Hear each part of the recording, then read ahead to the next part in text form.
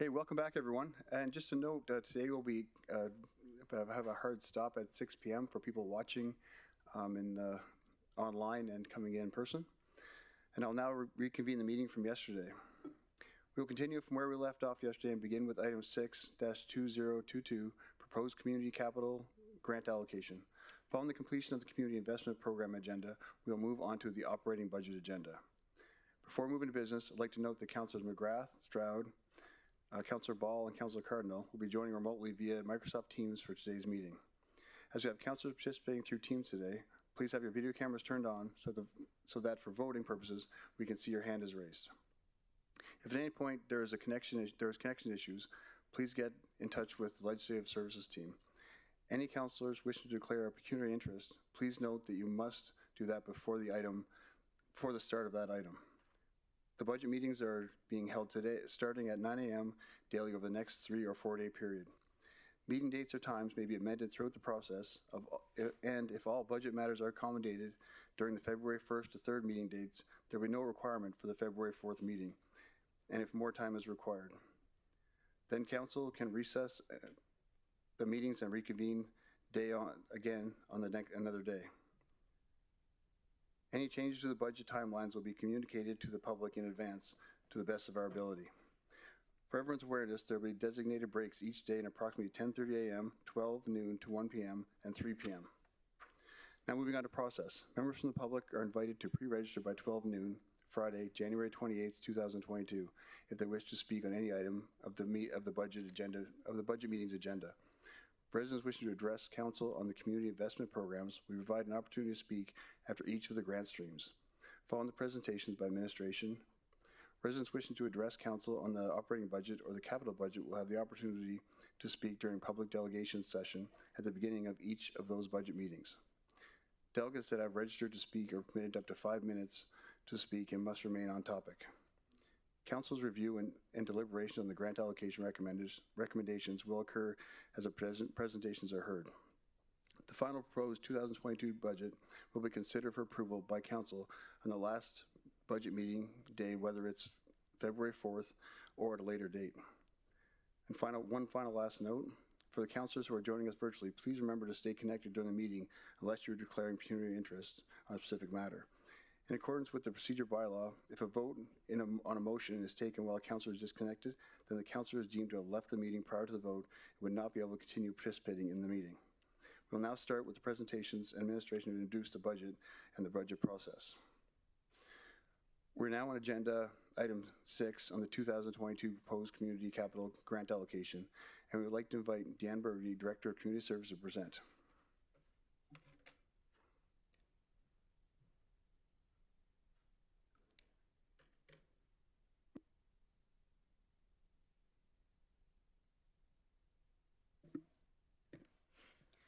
Good morning, Mayor and Council.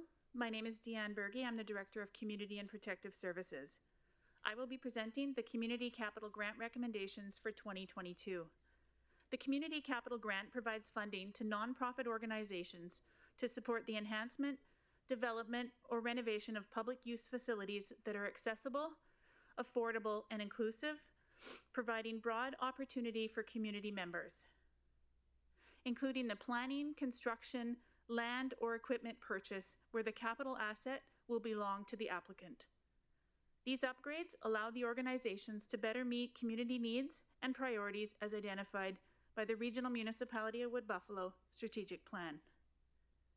One community capital grant application was received and is being recommended in accordance with the Community Investment Program Policy FIN 220. The administrative recommendation is that the Fort McMurray Golf Club receive a community capital grant totaling $85,965. That concludes my presentation. Thank you. Thank you, Deanne. Are there any questions from Council?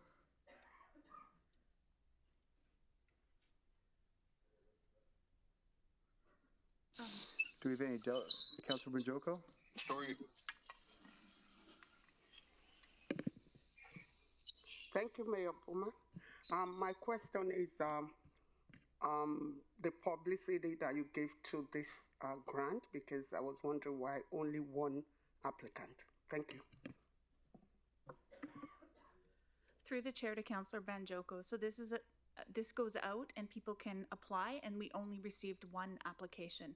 And I should also note that Dave from the Fort McMurray Golf Club is on the line if there's any questions of the Fort McMurray Golf Club. Do we have any delegates for this item? Thank you, Mayor Bowman. We have no delegates. Thanks. Councillor Boussier? Yep. Thank you, Mayor Bowman. Through the chair to Deanne. So their actual request was 171930, but they only qualify for the 85965. Through the chair to Councillor Boussier, that's correct. The Community Investment Program Policy, Section 5.3, says that there's only 50% of funding for capital projects. So the organization has to have 50% of the funding, and then the municipality could provide up to 50%. Okay, thank you. Okay, I'd like now to hear from Fort McMurray Golf Club. I'd like to invite Dave Callum, General Manager, to come forward to present.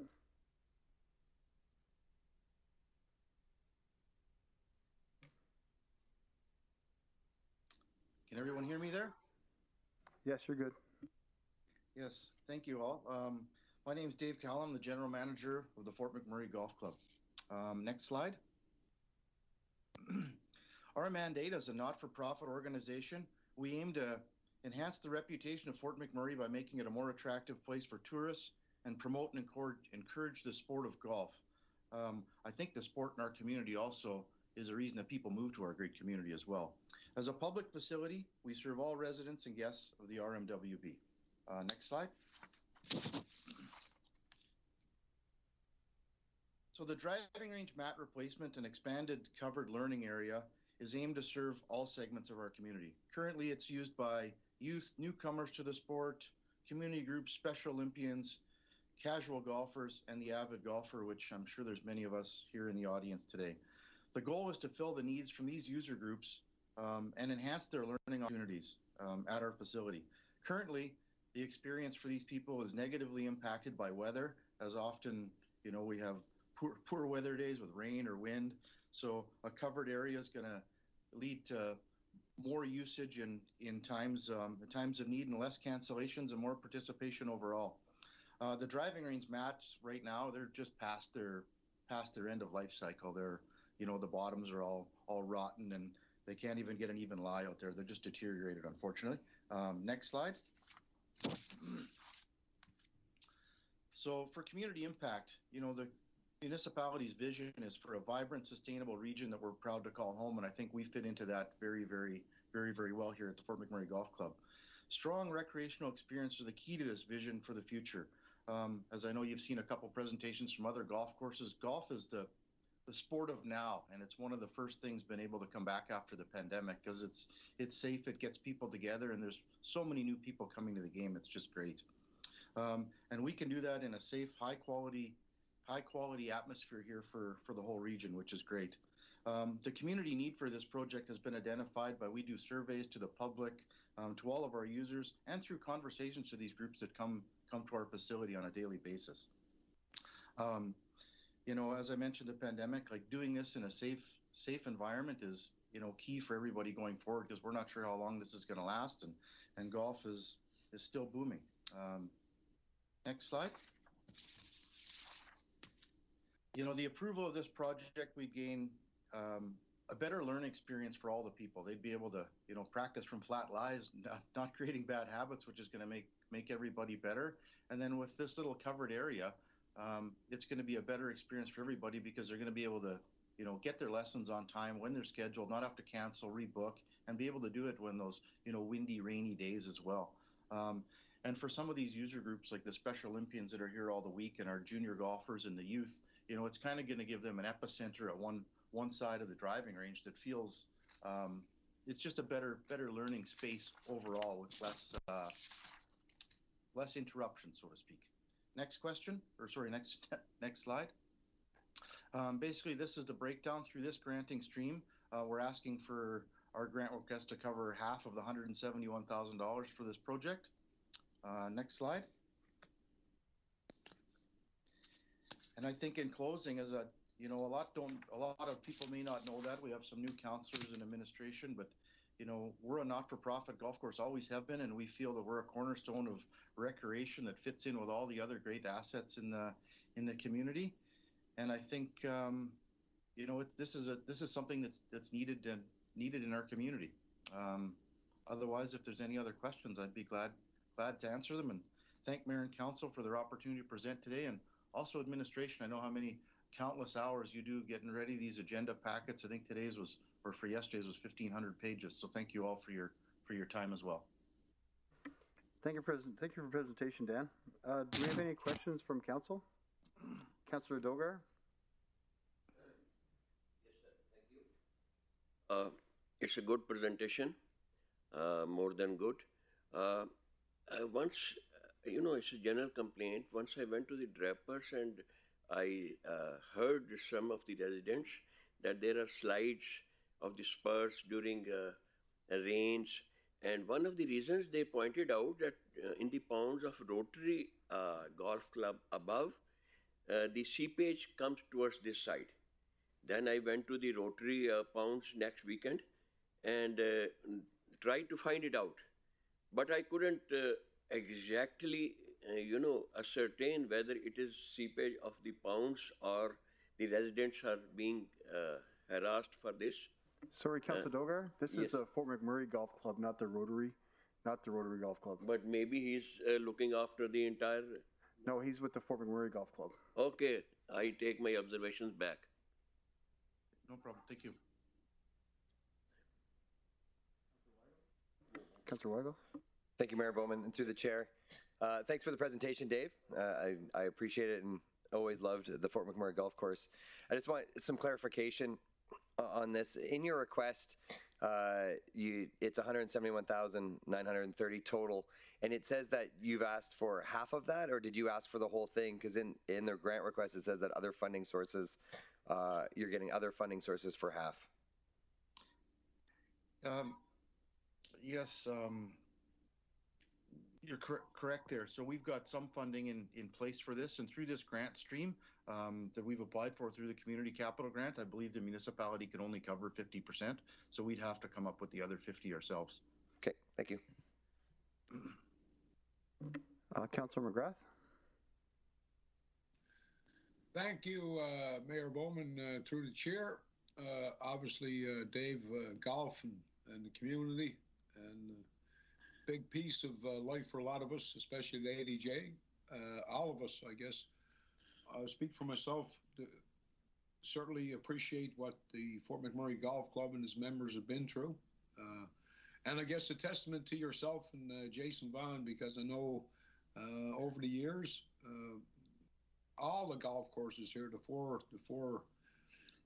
people we have running them are bringing the community together, and not a big request. And I think the myth is out there that it was a private club, which is not. And I'm glad that you're here today. But to see the kids from Father Merck and McTavish and those guys do their golf academies, grow our community, and all the sponsorships. I guess my question is, was there any provincial grants through COVID that allowed to in succession to grow our youth programs through your club? Was there any new monies given by the province?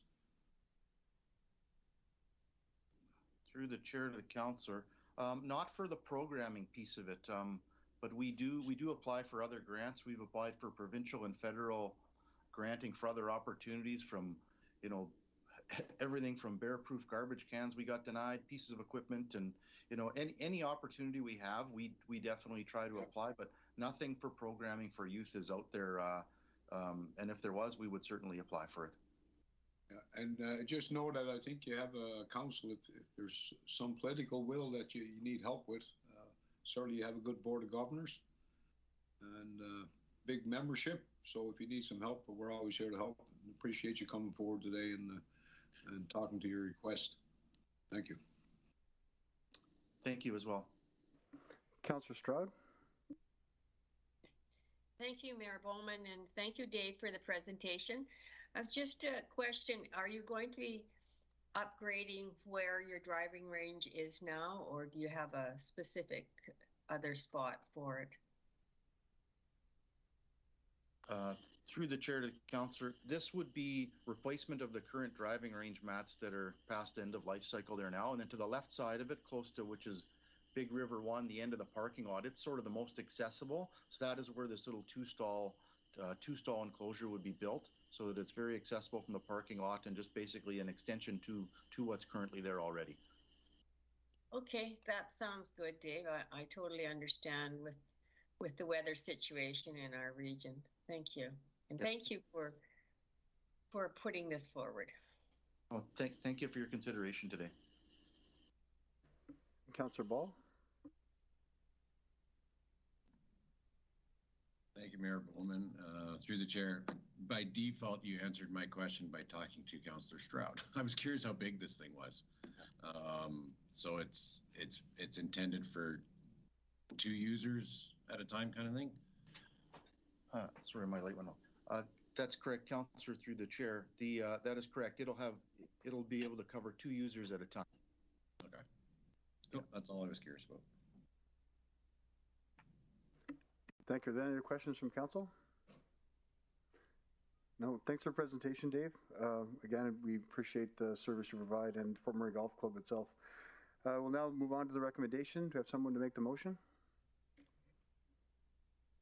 Councillor Majoko.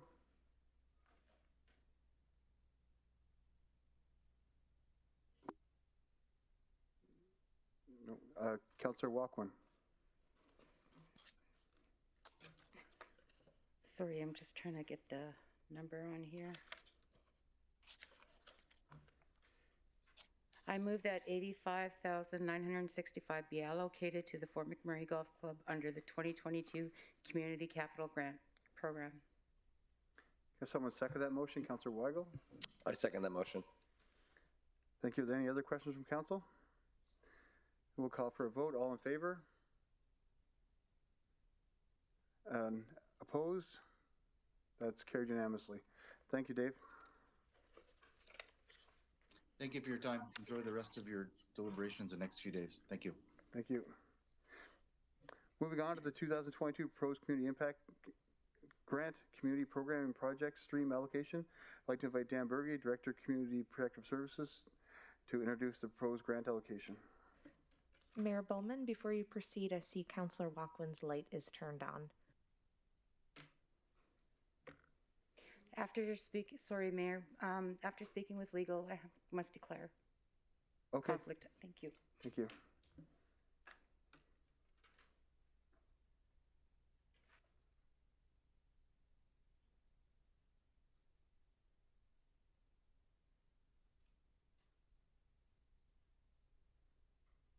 Whenever you're ready, Deanne.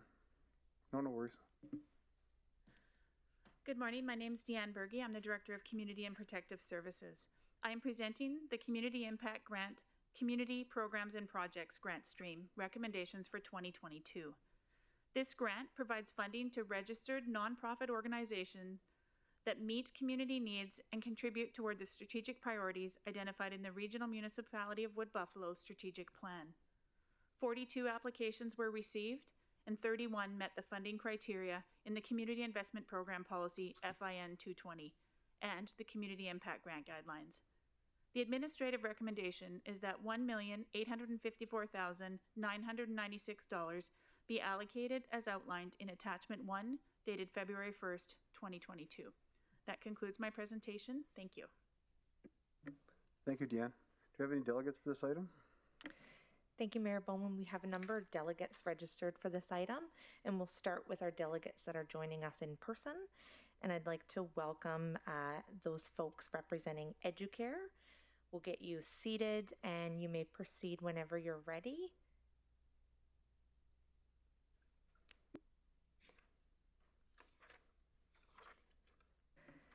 And once you get situated there, you'll have 5 minutes to make your presentation to council. And please make sure you introduce yourself for the record. Thanks so much.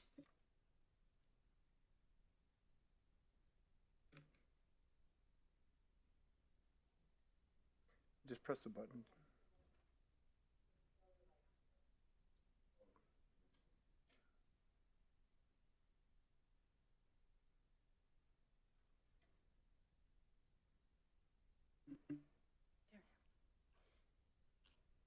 Hello, my name is Danielle Lidstone, and One I'm here. second, sorry, Danielle.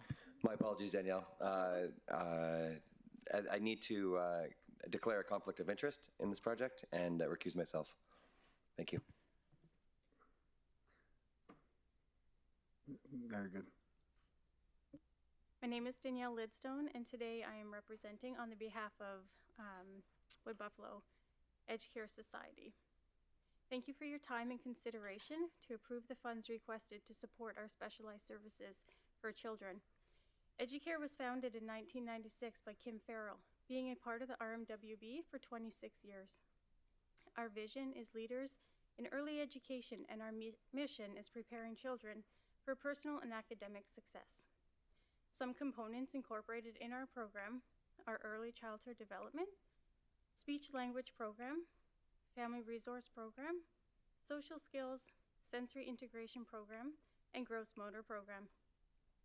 Today we are seeking funding to continue the specialized components of our program that make us a unique center, such as our speech-language program, speech pathologist contracted through Play with Words, our gross motor program, physiotherapist contracted through Cell Physical Therapy, and our family resource program, component that provides workshops and programs to Educare families and the community. Educare received government funding through Northeast Alberta Child and Family Services from 1996 to 2019. In 2019, the government changed the criteria for this funding. We did not fit the new criteria, as our program was restricted to children ages 3 to 5 at a maximum number of 25 kids per class. In order for an organization to be successful for this grant, they needed to offer programs to the broader community, including all ages. Educare's objectives for our specialized services are to assess and identify children with mild, moderate speech delays and provide specialized programming, identify children with sensory processing disorder, ensure proper sensory integration therapy is provided, and help parents understand SPD and incorporate therapy at home. To enhance family wellness, provide support and/or referrals, and provide opportunities with parents to interact with other adults. Our speech-language program is the only program like this offered in the RMWB. SLP is hired directly by Educare, provides individual assessments, treatments, and home parent support. Speech and language goals identified are then built into the classroom through learning activities. SLP also provides parent workshops that are open to families and the community. At the beginning of the school year, 27 students, 56%, were identified as needing speech and language intervention.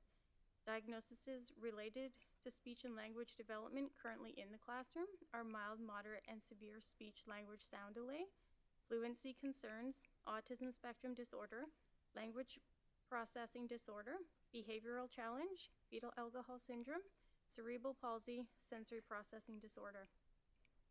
Educare's Family Resource Coordinator is a liaison between home, Educare, and community agencies. Providing home visits gives children a familiar face in school and provides parents with the opportunity to address any questions or concerns about their child, family, or the program. Family Resource Coordinator provides workshops to families and the community. Sessions have included child-infant CPR, healthy sleep habits for children, self-esteem in children, and many more. Our gross motor program enhances the opportunity for children to learn physical therapy through movement and play. Studies show kids who have good motor skills at age 6 are more active during their leisure time at age 26.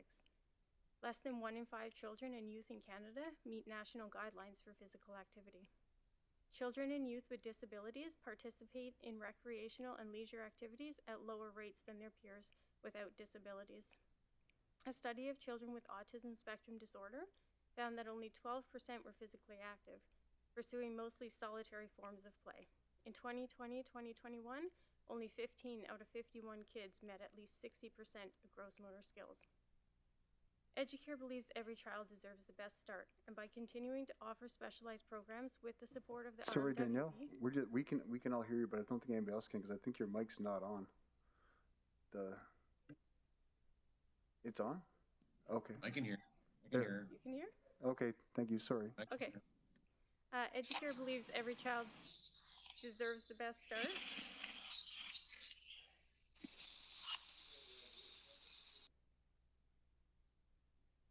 Now there's a problem. It's good now? Good? Okay. EduCare believes every child deserves the best start, and by continuing to offer specialized programs with the support of the RMWB, we can do that. We thank you for your time and consideration. Thank you, Danielle. Are there any questions from council? Councillor Stroud? Thank you, Mayor Bowman. And to the presenter, how long has your program been in effect in the municipality? For 26 years. 20, okay. And I'm just wondering why you only do 3 to 5 year olds. So right now we are a preschool-based program. So 3 to 5 is your preschool age. And we actually did have, for quite a few years, we were seeking funding and we were fundraising and things to hopefully be able to offer services to the wider community. And what happened was that we lost our major fundraisers, which was the Shamrock Shindig, if you are familiar with that. And then we had lost our major provincial grant, and we've kind of been at a standstill to be able to offer our services to more of the community. So right now is for the 3 to 5 year olds, is it available throughout the region? Yes, absolutely. Okay, and where do you operate out of? We're actually really lucky to have a relationship with the public school board, and they offer us space inside Composite School, just in the basement to the back of the building, and that makes it so that we can have an affordable lease. Thank you very much. You're welcome. For your presentation. Councillor Gradison? Thank you, Mayor Bowman, through the chair. I'm very familiar with EduCare. My kids went through the program. You provide a phenomenal service. And I have absolutely no doubt that every aspect of what you described is very much needed in our community. And again, this sounds like a provincial responsibility that's unfortunately not being taken by the province. And we've unfortunately had to hear many cases of downloading from the province for a very needed service, be it Alberta Health Services or Child Protective Services. Either or, those programs are designed to fund and fulfill all of the areas that you've described. And part of what's really difficult as a counselor is I cannot in any way, shape, or form deny the reality of what you're saying and the truth of what you're saying and the need of what you're saying. Those developmental milestones are extremely important in the lives of our children in developing and creating an opportunity for them to have a much more productive life. The problem is sometimes where does the money come from? Like we know, and I certainly know it should be coming from the province. And part of the struggles that I'm having as a counselor is they're downloading services onto us and we only have this much of a purse, you know, and you're not the first one. And you're not the only one. It's in streets and it's in roads and it's in environment and it's in all kinds of areas where the province isn't doing their job. But we as a council are certainly advocating, but it's getting more and more difficult. I certainly at this point just wanted to acknowledge your program, its success over the many years it's been operating. You certainly had a tremendous influence in my children's lives. And I thank you for your continued service. In terms of the funding at this point in time, that's going to be another question, but thank you for your presentation. Thank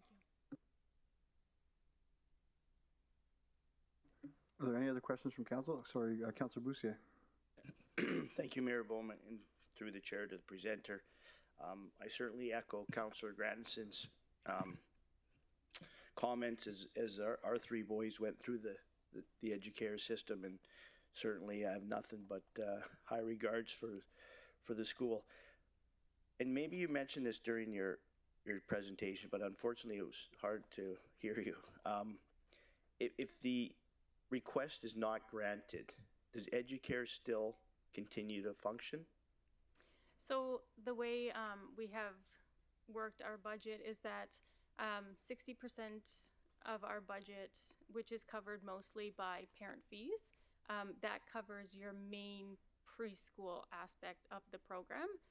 And then the funding that we're looking for is the extra that we provide, the specialized services. So like the physical therapy, the speech language and stuff like that. So it would make Educare's dynamic completely different, as we would still offer our basic programming, but we unfortunately would not be able to offer our speech language, physiotherapy, and things like that.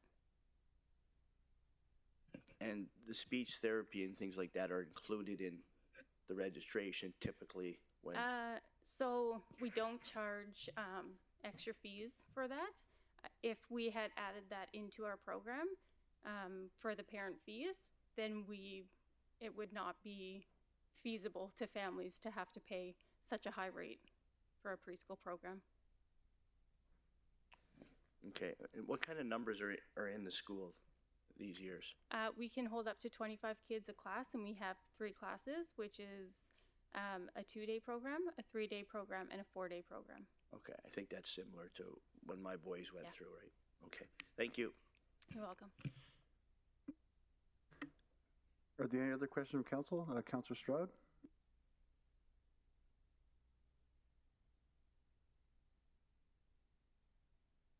Sorry, Mayor Bowman, I should have lowered my hand.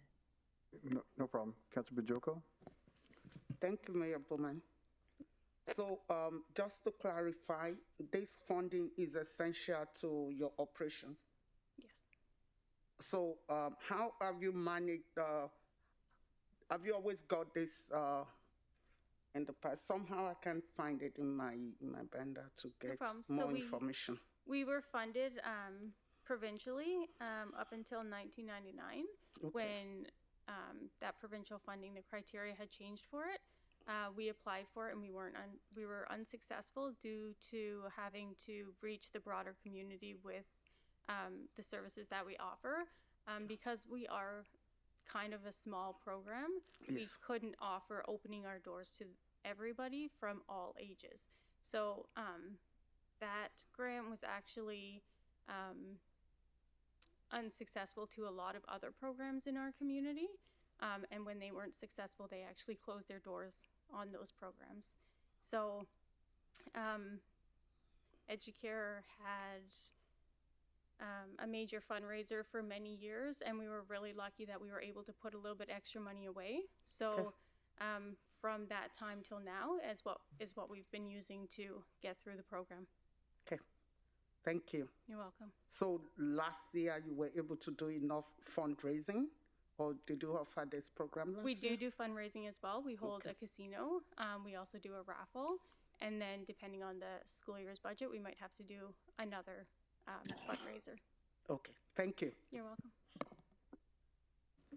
Councillor McGrath? Thank you, through the chair. Just thanks for your kind of know what your program is, and certainly the Shindig is a big funder that helps out kids that have challenges, and appreciate what you guys do. My question is like to the rest, and I know you guys are a pretty frugal organization.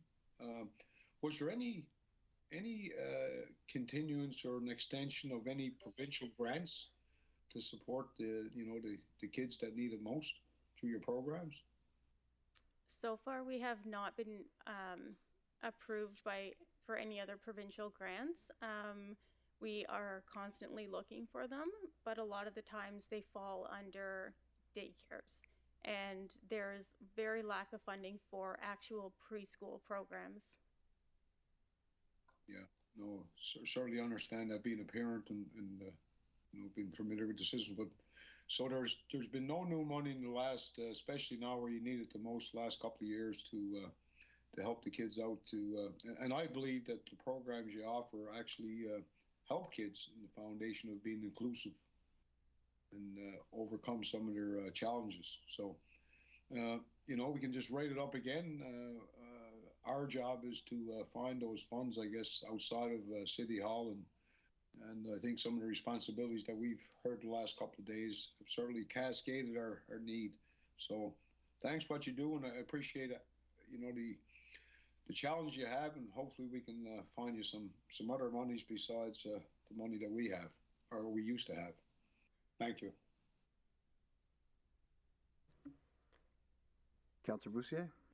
Yeah, thank you, Mayor Bowman. Just to the presenter again, did you try funding through United Way or the Wood Buffalo Foundation? At one point, we couldn't get United Way funding when we our provincial grant. Since then, we have not. We get a little bit of United Way funding through the parents who work at Syncrude or Suncor. From their paychecks, they can donate, and it can come straight to Educare. But you haven't tried the regular route through United Way? Not through the bigger United Way, no. Okay, and then what about the Wood Buffalo Foundation group? Have you? I don't believe so. Yeah.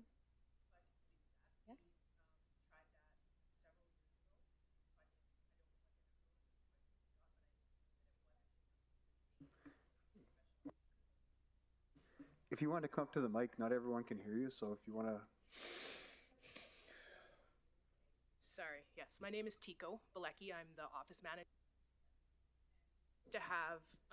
We had applied in the past before I took over this position for the Wood Buffalo Community Foundation, but the funding that we received wasn't enough to sustain the specialized programming that we're talking about today. Although we didn't apply for the United Way grants, we had speak to somebody, and they had advised us that because they had such smaller funding throughout the past 3-4 years, that they too had to could not help as many organizations as they once did. Okay, thank you. You're welcome. Councillor Gradison? It just occurs to me in listening to your explanation that some of your previous applications were while you were getting this provincial funding. With the absence of that provincial funding, perhaps a United Way application next year and the other funding that Councillor Bussier spoke with might start to generate collectively a little bit more towards your needs.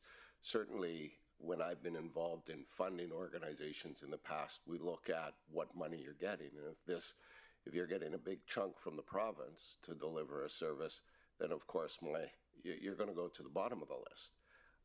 In the absence of that funding, you may climb the list, and they may be a little bit more receptive to providing this kind of service in the future. So something for you to consider moving forward.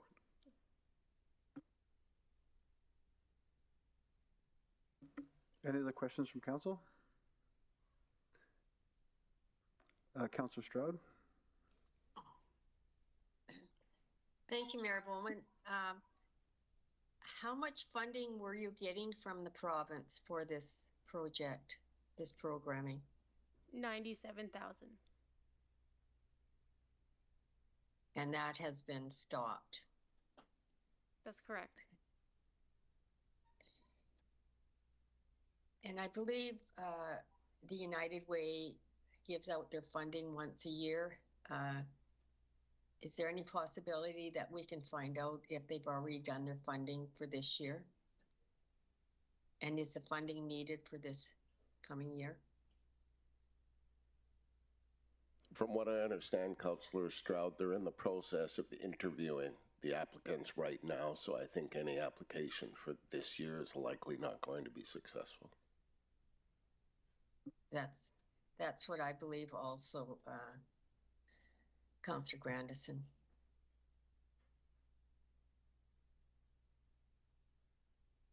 I just need understanding from the presenter that the funding is needed for this current year. Yes, the funding is from our fiscal year runs from December to December. Okay, and I I totally understand the province has reduced much of the funding for even for daycare and these specialized programs. So I'm going to put a motion forward that 80,000 be added to the 2022 Community Impact Grant, community programs and project stream allocation to be allocated to the Wood Buffalo Educare Society for Educare Early Intervention. Thank you. Thank you, Councillor Stroud. Can I have someone second that motion? Councillor Banjoko? I second that motion. Thank you. Thank you, Councillor Banjoko. Councillor Stroud, do you want to speak to that motion at all? I believe this program is very much needed in our region due to the vastness of the region and isolation of some of the communities. I think this program is very effective to get our young children going into grade 1 in a much better position. Thank you. Thank you, Councillor Stroud. Do you have any other questions from Council? Councillor Banjoko? Thank you, Mayor Bowman. Mine is also a comment, is to support the motion, why I did. I believe given the impact of this on even one child, we should please consider allocating the extra 80,000, and also with the all the information the presenter got today, I believe they will be able to plan and apply for funding through other channels prior to the fiscal year next year. But this is, to me, critical, and I believe we should support the program. Thank you. Thank you, Councillor Banjoko. Councillor Gradison? Thank you, Mr. Mayor, through the chair. The challenge I have with this, I have absolutely no doubt, none whatsoever, that this is a need for our community, for our children, for this organization. None. I do not deny that. And I actually will go so far as to say I believe they're much more worthy of the funds than some of the funds that I approved yesterday. I absolutely categorically believe that as well. I, as a new councillor, am inheriting a system that was created before I got here. So many times yesterday, I was not in favor, but our administrative process that exists right now put forward recommendations of approval, and I did not feel in a position to challenge the reality and the integrity of that system as it exists right now, because that came before me. I certainly will next year, but this year I didn't feel like I could. So I find it difficult to say that I put my hand up and said yes yesterday following recommendations from administration and our existing process, and now today I'm going to ignore it. It just feels contradictory to me, despite the fact that I absolutely believe that you're worthy of it. At some point in time, you know, our saying yes to funds, you know, we're responsible for the municipal tax base, not the provincial tax base. This is a provincial responsibility, and we keep stretching the municipal tax base to do things that the federal government and the provincial government should be doing. We have a process in place that, again, I tried to follow yesterday, despite my own misgivings, and yet today I'm now being asked to ignore that same process. So I find it very conflicting and very challenging, despite, you know, my heart. You're pulling on my heartstrings. And believe me, I'm as conflicted in my own mind, and I appreciate Councillor Stroud's and Councillor Banjoko's desire to help out. I'm just so conflicted in what my job is supposed to be as a municipal councillor, looking after the municipal tax base. That's the only comments I can make related to this. Thank you, Mr. Mayor. Thank you, Councillor Gradison. Councillor Boussier? Yeah, thank you, Mayor Bowman, and I obviously echo Councillor Grandison's thoughts and comments.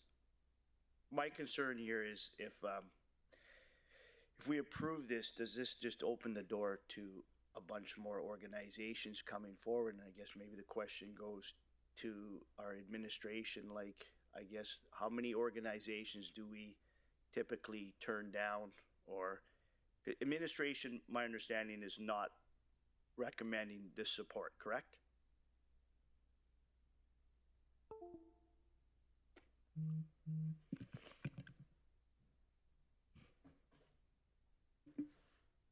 Through the chair to Councillor Broussier, that's correct. This application has not been recommended for funding due to the community investment policy. So it's seen as a provincial responsibility, not a municipal responsibility. How many applicants do we typically get, like the Educare, in a year or during the? Through the chair to Councillor Broussier, do you mean for a provincial responsibility? Yes. I don't have a number off the top of my head, but we do receive them, and we've actually, if you look in your agenda package, all of those, some of the agencies that have not been recommended for funding are provincial responsibilities. That's one of our criteria.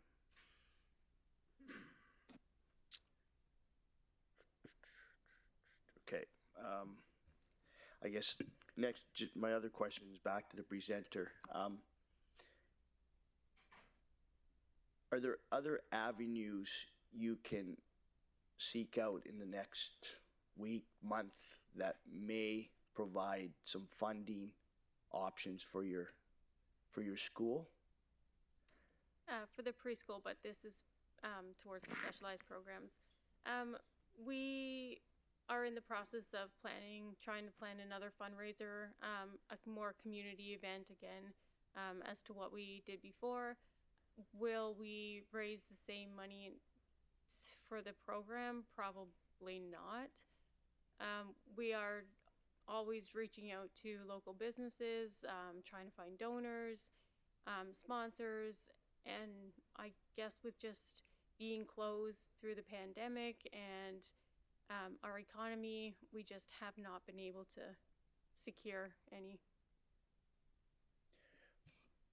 What's a typical, so do you have a trimester system, or is it just a regular school year from September to April? What is the it's a school year from September to May. Okay. End of May. So what type, how much, the 80 grand is for all of 2022, I assume? Yes. What would it? From December of 2022, 2021. 2021 to December of 2022. So what would the funding be required just to take you through till September? Because school's out in June or whatever, correct? So this would take us through until this would take us through until we're done in April, and then our expenses are almost none from April, May, June, July, and August, and then again from September, October, November. Okay, so what would be the funding requirement to take you to the end of the April, I guess? You indicated that the school's done in April, or you're... I don't have a breakdown of the hours that we would pay just for those months right now. Okay. How quickly would it take you to get those numbers? Not very long. I would just like to know what the numbers would be required if we were going to vote on this just to the end of the April. Because you recess in April, start up in September, correct? That's correct, yeah. Okay. That I mean, I don't know.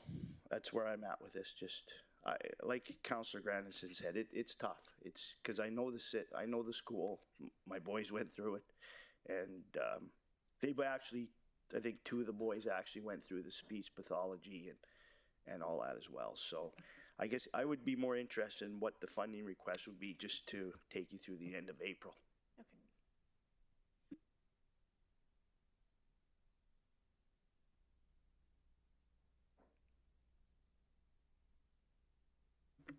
Councillor Gradison?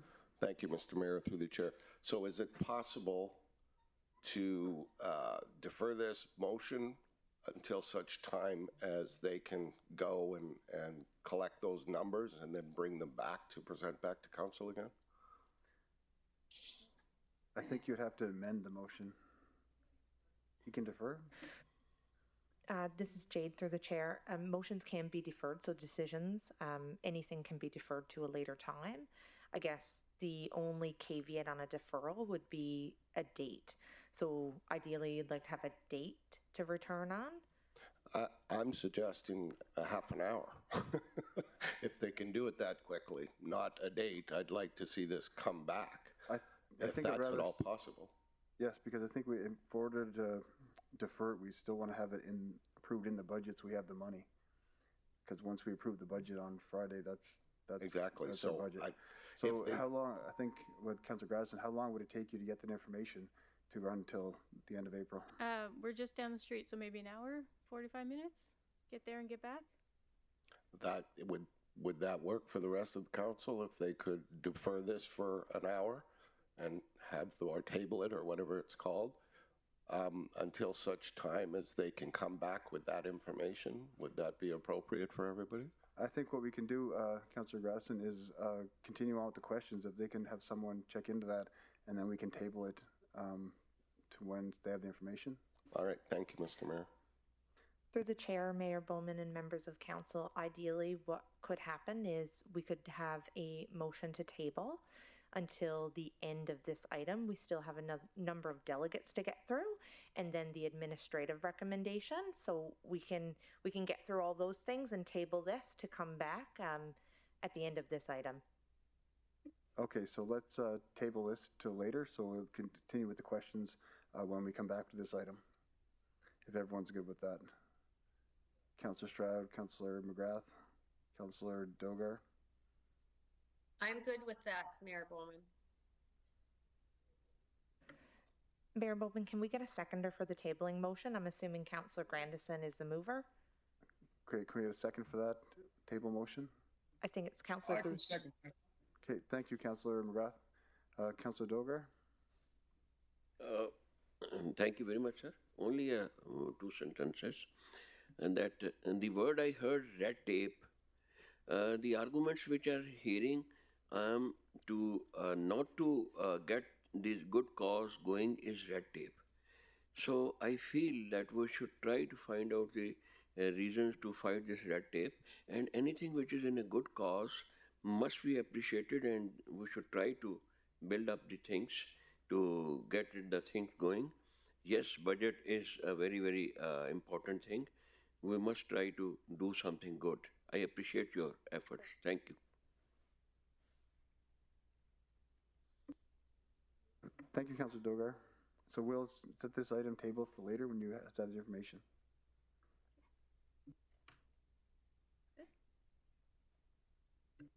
Mayor Bowman, we need a vote on that.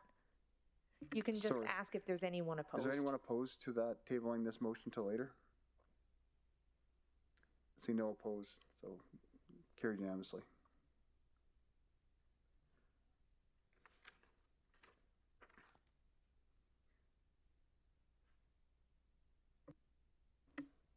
And our next delegate?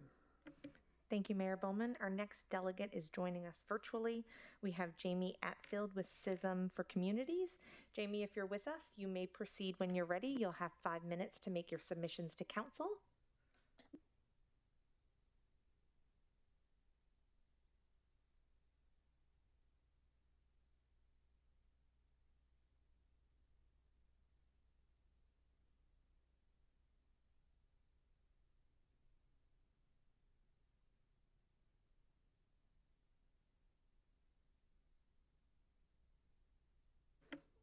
Hi, Jamie. If you're with us, you're on mute.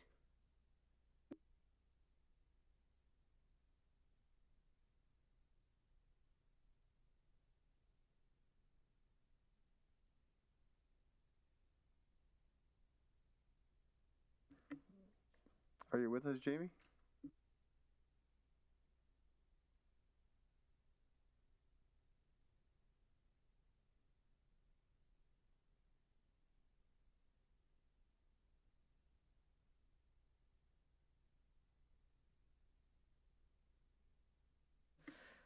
Mayor Bowman, what I'll suggest while our team reaches out to Mr. Atfield is that we go to the next virtual presenter that's on our list, Okay. and then we can circle back afterwards, if that's okay. Yes, for sure. Thanks. So our next delegate virtually. No. Hello? Hi, is this Jamie? It is, yes. Hi, Jamie. It's Jade inside the council chambers. So, Mayor Bowman, members of council, we have Jamie Atfield from CISM for Communities. Jamie, when you're ready to proceed, you'll have 5 minutes to make your presentation to council. Thanks. Oh, thank you.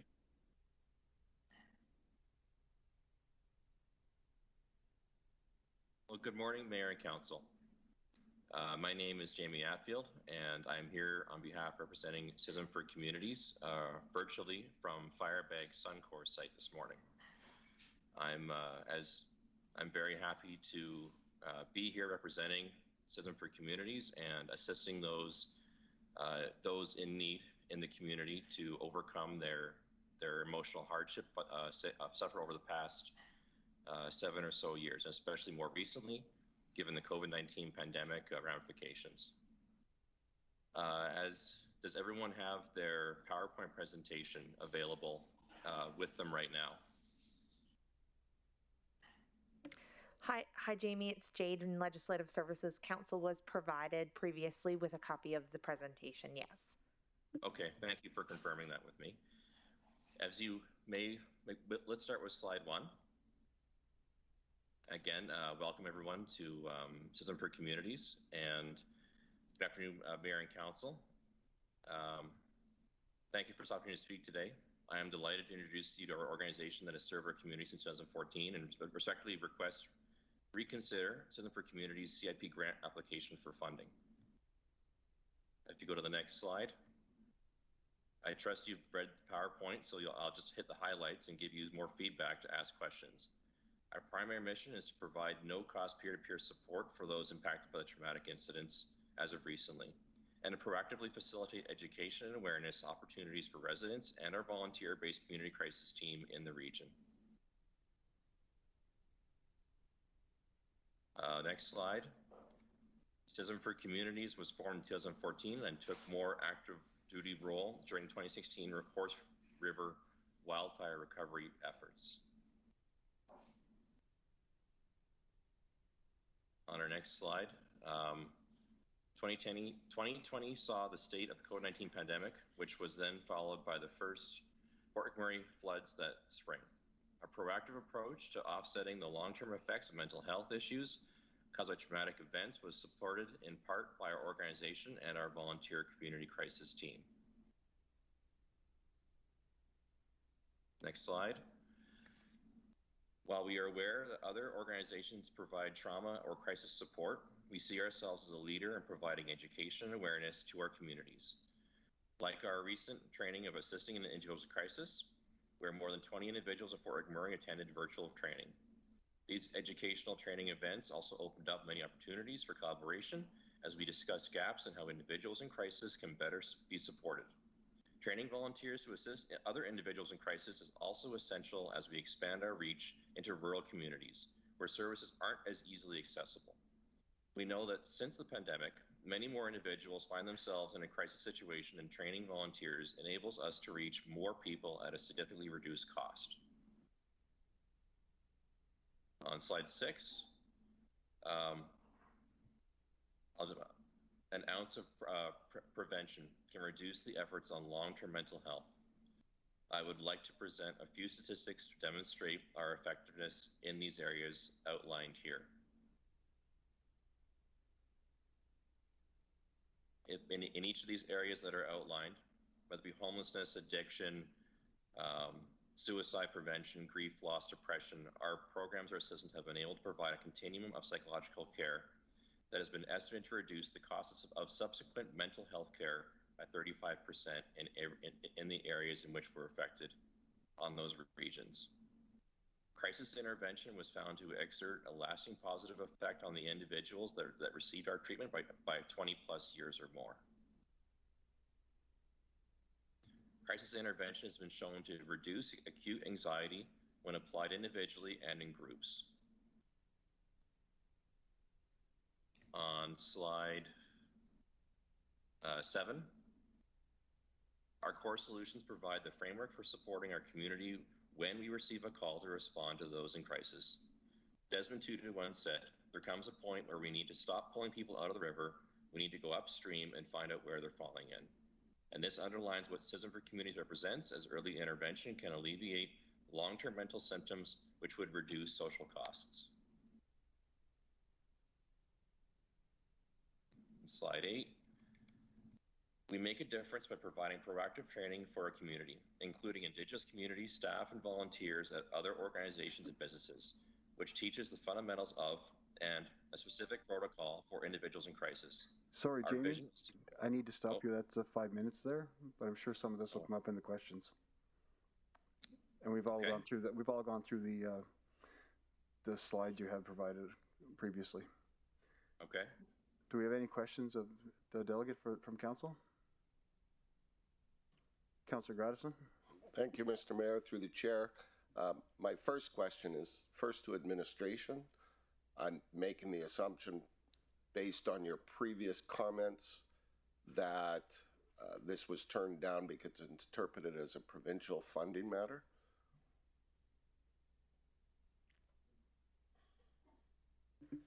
Through the chair to Councillor Grandison, administration doesn't recommend this agency for funding due to what we perceived as a duplication of services. Okay. So, thank you very much, Dan. So, part of my problem, and again, I'm going to address yourself as the presenter. I'm very familiar with the program. As you know, I am partially trained through CISM. We as a, and you probably couldn't hear me with the last presenter. However, I had indicated that at a certain point in time, so we're working, this new council is working with a system that was created by previous council and administration, and we're working through what's been a council approved process. And I'm very challenged to be in a position to challenge the integrity of that process to any great degree. And I'm challenged not to accept the recommendations of administration in this matter because, I approved people yesterday, and I said the same thing yesterday or this morning that I'll say again. There may have been some funding yesterday that I may have chose to look at differently, but I wasn't here when the bylaw was created and the administration did the work, and I didn't feel it was my role to disrupt that at this point in time. And I still feel the same, despite the fact that many of the comments that you put forward, I agree. And I mean, we could have 100 different services in the community that provide to a certain aspect this same kind of intervention, and we only have so many tax dollars. And administration and the process is designed for us to manage those tax dollars the best we can. So I know there wasn't much of a question in there, but simply my thoughts to put forward, and that's the best that I can comment at this moment in time. So thank you for your presentation and your continued efforts. Thank you, Councillor Gradison. Is there any other questions from council? Councillor McGrath? Thank you, through the chair. Just a typical question that I'll ask. Was there any new monies come from the province or the feds? Because if the spirit of community grants is responsible of provincial and feds, we wouldn't have much to do today. We're funding mental health supports. But anyways, my question is there any provincial money that was added to because of the, I guess, continued services that you would say that your uptake in the services in the last 20 months would be, you have several requests and the request of us for funding, but how much new money did you get from the province for your programs? Through the chair to Councillor Grandison, thank you for your question. And what I will say is that since 2020 pandemic has started, we have begun rebuilding Citizen for Communities since its initial inception in 2014. And in that time, what we found is our experience, which we've earned since the 2016 wildfires, have proven to be beneficial on a larger, more provincial scale.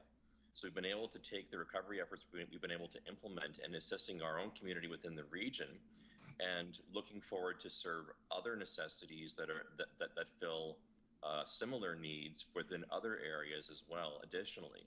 So that has meant that the opportunity has arisen to participate and work with other crisis intervention teams and apply for other additional funding to help scale and work with those provincial partners as well. So to make clear, to put in layman's terms, RMWB will always be our home. It will always be where our heart is. It's always where we hang our hat. It will always be where we want to serve the most. And we want to work with the province and deliver them our good community efforts and what we've learned through experience through our own traumatic events, to help them in turn where we have grown as well. We want to duplicate our success within this region to other regions and give them a helping hand at the same time. Did the province give you any new monies in the last couple of years? Not at this time. We have applied for other grants to assist, but we have not received any monies that I'm aware of. No. Have you applied for, like, in say the second, third, fourth quarter of 21? Did you apply for any grants through to the government of Alberta through your MLAs that you got turned down for? I believe there might have been an application in late 2020 that may have come back or been that we would have seen returns in early part 21, but that was not that grant at that time with that particular team was not approved. Mm-hmm. But we feel with a new ED as being rebuilt as we are, with a whole new set of eyes on things, we can really come through and serve everybody else for a while to come. Mm-hmm. Well, I certainly appreciate what you're doing, and like I say, going forward, if the spirit of community impact grants are going to be solely the ones that are not tied to the responsibilities of other governments, we're going to be out of work. So I appreciate what you're saying today, and hopefully we can certainly harness some support to get you some dollars that should be coming from other venues, but we have to look after the health and safety of our own community, I guess, for now. That's what we're elected to do. Thank you.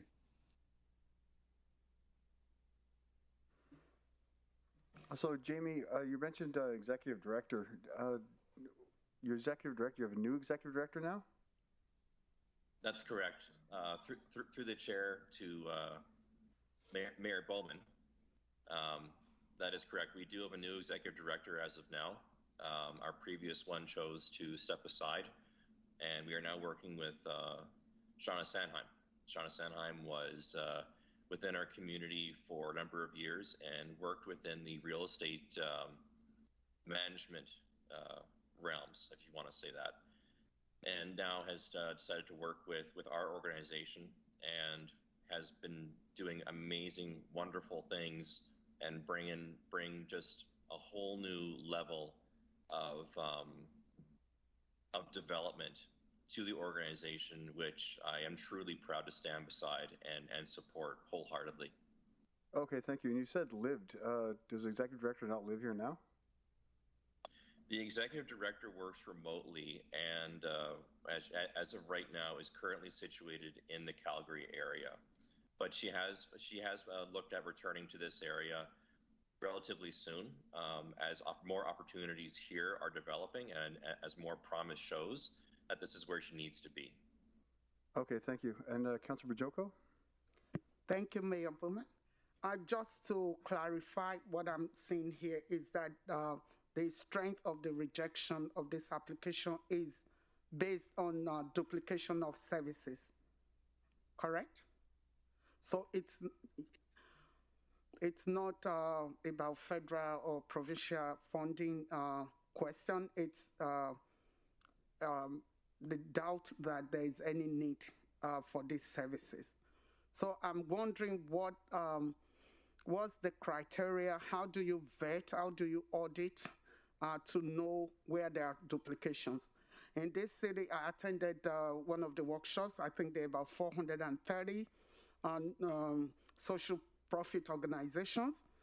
So certainly some will sound like a duplicate or duplicates, because if someone were to be providing services in Timberley, for instance, and another is starting up in downtown or Anzac or Abasand, I wouldn't say that is a duplicate. So geographical location, demographics, and so many other factors.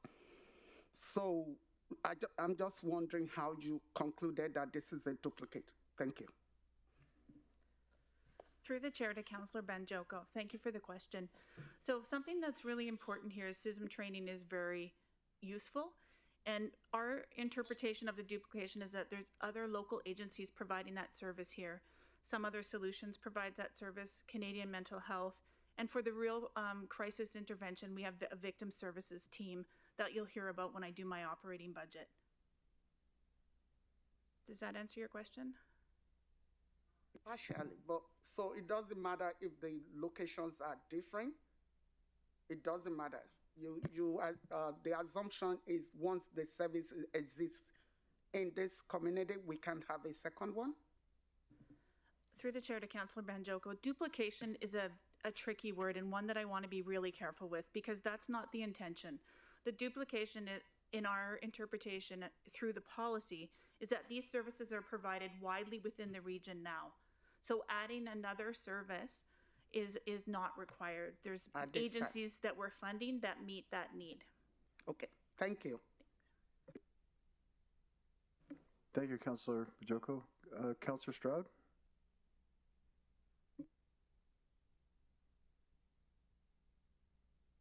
Thank you, Mayor Bowman, and to the presenter, thank you for your presentation, Jamie.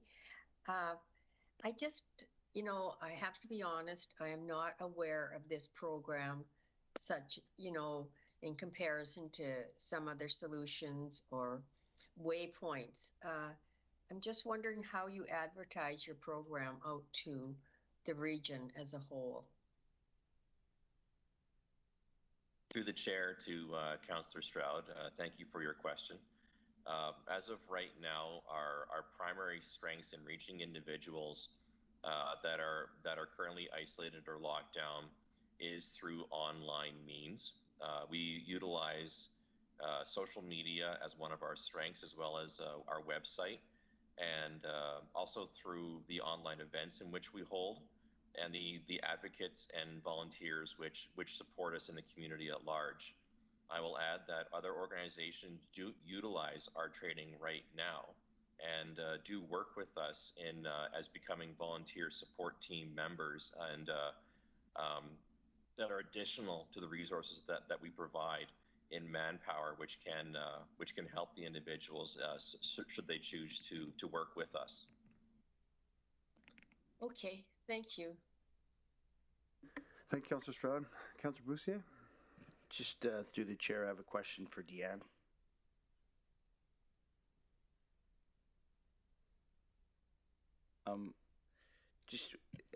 This gentleman said the same thing a lot of the other presenters have mentioned. They apply for grants and that. So my question to admin is, are we aware of how many grants they apply for, these different organizations? Is that one of the requirements when they submit for funding, what kind of homework they've done? And then, like I think Councillor Grandison mentioned yesterday, do we as an administration provide, if they haven't applied or they've only applied to one out of maybe 4 or 5 different avenues of funding, do we assist with suggestions on apply for this, this, and this? Through the chair to Councillor Boussier. So in the grant application, there is a request part that asks how many grants have you applied for. So Norma and her team do a great job of saying, here's opportunities that are available. The province and the federal government send grant opportunities to us. So with some of the social profit agencies and ourselves, we can look at doing it, and I noted it yesterday in our lessons learned from how this goes forward, because the counselors asked great questions around where's this funding coming from. So we do work with agencies on funding from other levels of government or even other entities or communities, and we actually have a funders group that gets together that includes industry. So agencies have an opportunity to come forward and speak to that group about things that they'd like to have funded. So we're really trying to open that up and be more effective. Okay, so on the application, they indicate they applied for 2 or 3. Do they have to provide evidence of a rejection letter or any kind of communication with the levels of or funding levels they're applied for? Through the chair to Councillor Broussier, there isn't the requirement at this point to ask for that.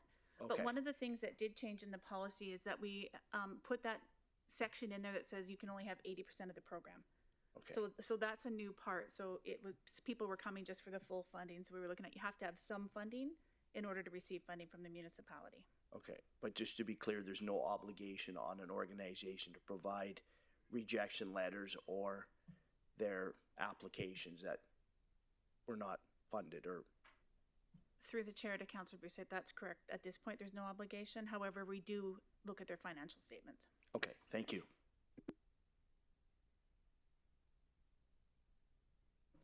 Councillor Gradison? Thank you. Just stay there, Jan. I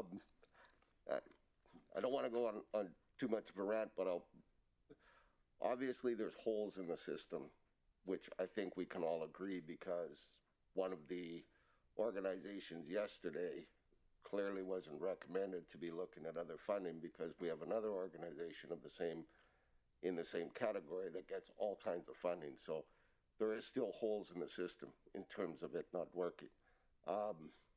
In regards to that, the motion that I brought forward that we'll be speaking to at the next council meeting is hopefully an attempt to start to fix some of those holes for ourselves as an administration in the community. Having said that, in all of this, mental health is a provincial and a federal responsibility, period. Always has been. We as an organization have been filling in many of those gaps with the municipal tax base.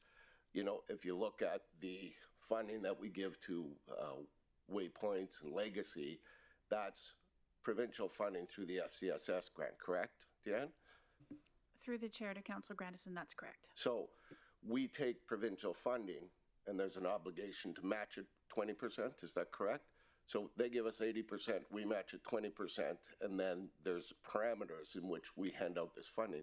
So we are actually administering provincial funding for these programs versus municipal tax base for these programs, right? So any of these things are really provincial responsibilities, and I think for me, I look at them as a steward of the municipal tax base. I look at them and go, where do we draw the line? You know, I was elected to take care of this municipality's tax base, not the provincial tax base. That's who you elected an MLA for. You know, so this is where I struggle with these kinds of conversations. But I just wanted clarity that in addition to other organizations that we fund providing these services, would the interpretation of administration to our existing process also identify this as a municipal or as a provincial responsibility? Through the chair to Councillor Grandison, it's an excellent point around the provincial funding, because they're basically, they call it a community entity. So give the money to the community and let the community decide what's working for that community locally. So yes, some of the items are a provincial mandate, but what does tend to happen is the door opens wider and wider, and then we're paying more than the 20% that we're supposed to. So it's a, you know, a lot of time is spent, and this is a difficult process for administration too, me coming forward speaking against these agencies that are providing really good services. So we look at it strictly from the policy and the guidelines. How does this fit into what we're doing? How many of these services do we have locally here with businesses where people can walk in? How much does this service cost? There's a lot of factors that go into the interpretation. It's not perfect, by any means, and I think we can continue to make this process better and better. Thank you, Ms. Berge. I agree. It is not a simple process. I agree that administration, to the best of their ability with the directions that they've been provided through bylaw from council, has been trying to administer. Where I struggle is you're absolutely correct. There are many. Does CISM have a place? Do they have a value? No question about it. But where do we draw the line? The pool is only this big, and the province continues to download, and we, through our generosity and historically a much broader tax base, have been more willing to absorb those costs because the needs in the community. The reality is that's changing. And I'm sorry I'm saying this all now in the middle of this presentation, but it's all relevant to the decision, in my opinion, which is why I'm saying it. So again, you know, I believe CISM has a value and everything else, but in my mind, it's a provincial responsibility, not a municipal. And I just wanted to explain to my colleagues, if they didn't know, that some of the funding that we handed out to support these types of services is funding that's generated from the province and then perhaps expanded beyond the 20%, but still funding intended from the province to provide those services that the community decides, correct? Through the chair to Councillor Grandison, that's correct. Thank you very much. Thank you, Councillor Grandison. Councillor Dogar? Thank you, sir, to the chair. For this presenter, I would certainly say a good presentation, and thank you very much. But I would advise him and or recommend it to the administration that whenever anybody requests for, any organization requests for a new funding, about 3 months or 4 months before, prior to the budget session, they should put up their request also and intimate to the councillors that they want to apply for this thing.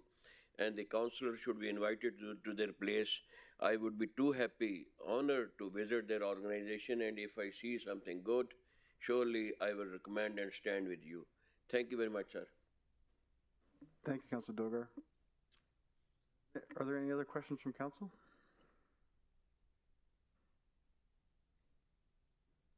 No, seeing none, then thank you for your presentation, Dan. Jamie, sorry.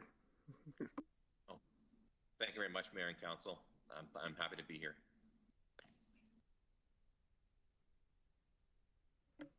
Thank you, Mayor Bowman. Members of Council, our next virtual presentation or submission, I will say, under delegates for this 7.1 comes from Gail St. Denis with Safe Community Wood Buffalo. Gail, if you're with us, you'll have 5 minutes to make your submission to Council. Please proceed when you're ready.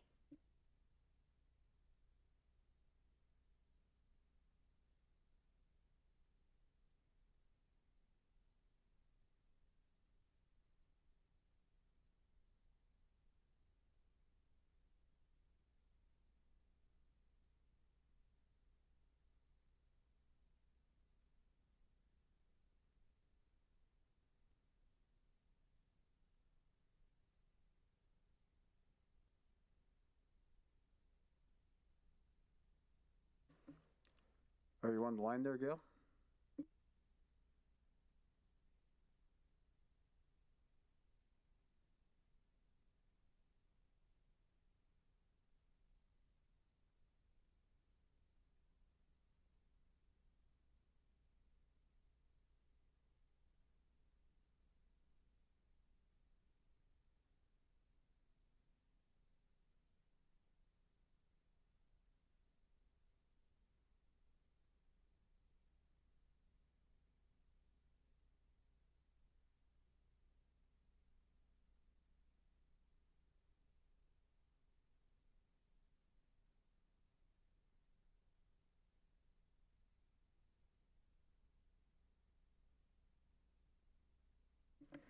Hi, Gail. A member of the Community Services team will be giving you a call to walk you through how to unmute yourself.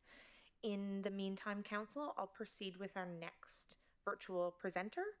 We'll go next to Sheldon Germain with Water Ski and Wakeboard Association of Alberta. Sheldon, if you're with us, you'll have 5 minutes to make your submission to Council. Please proceed when you're ready. Thank you. Good morning, Mayor and Council and members of the administration. My name is Sheldon Germain. I'm currently serving as the president of Water Ski Alberta, and I'm also the president of Water Ski Wood Buffalo, a new association that we're just setting up. I just wanted to thank you for the opportunity and just say to you, have you ever had an opportunity to do something that no one else in North America is doing? Because this is a special opportunity for us as a community. It is a special opportunity to spread the joy of sport to our residents of this community. And it's the only program in North America that is using this kind of technology to teach the sport of water ski, wakeboard, and wake surf. This is our chance, Council, to make a major impact for families and for kids. And I just wanted to let you know that I worked well with the administration and they recommended it, except there's one issue for the denial today, is that Water Ski Wakeboard Alberta does have an operational reserve that's beyond its annual budget of $168,000. Water Ski Wood Buffalo does not have its society formed yet, but Norma Shaw and the team, your team, has offered to help me to get that set up. We've been so focused on setting up the technology and getting kids on the water that we just need to spend a little more time with that. So the request today is asking the RM to join us as a partner. Currently, Water Ski and Wakeboard Alberta and the Make a Diff Foundation has paid for the technology, the capital equipment. Syncrude Canada has paid for and supported the ski equipment, the helmets, the ski boards, the surfboards, and all of that. Local Midline Power Life has given us gifts in kind. Water Ski Canada has approved an insurance provider for us. And the RRC has written a letter of support for this endeavor. Of course, it helps the community, but it also helps the RRC because we rent pool lanes from the RRC. The $7,500 that I'm asking for from Council today helps support us with pool time. It helps us develop sustainability in the community through a coaching program.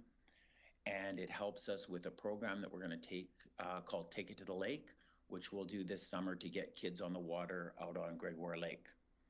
We have been operating for 3 sessions in 2022. We already have 62 members of our community have already signed up for the club. We have been 100% filled every single Sunday morning that we've operated. We are creating partners with ATC to bring rural and Indigenous kids into the program. We are working with the Anzac School principal to bring their kids into the program.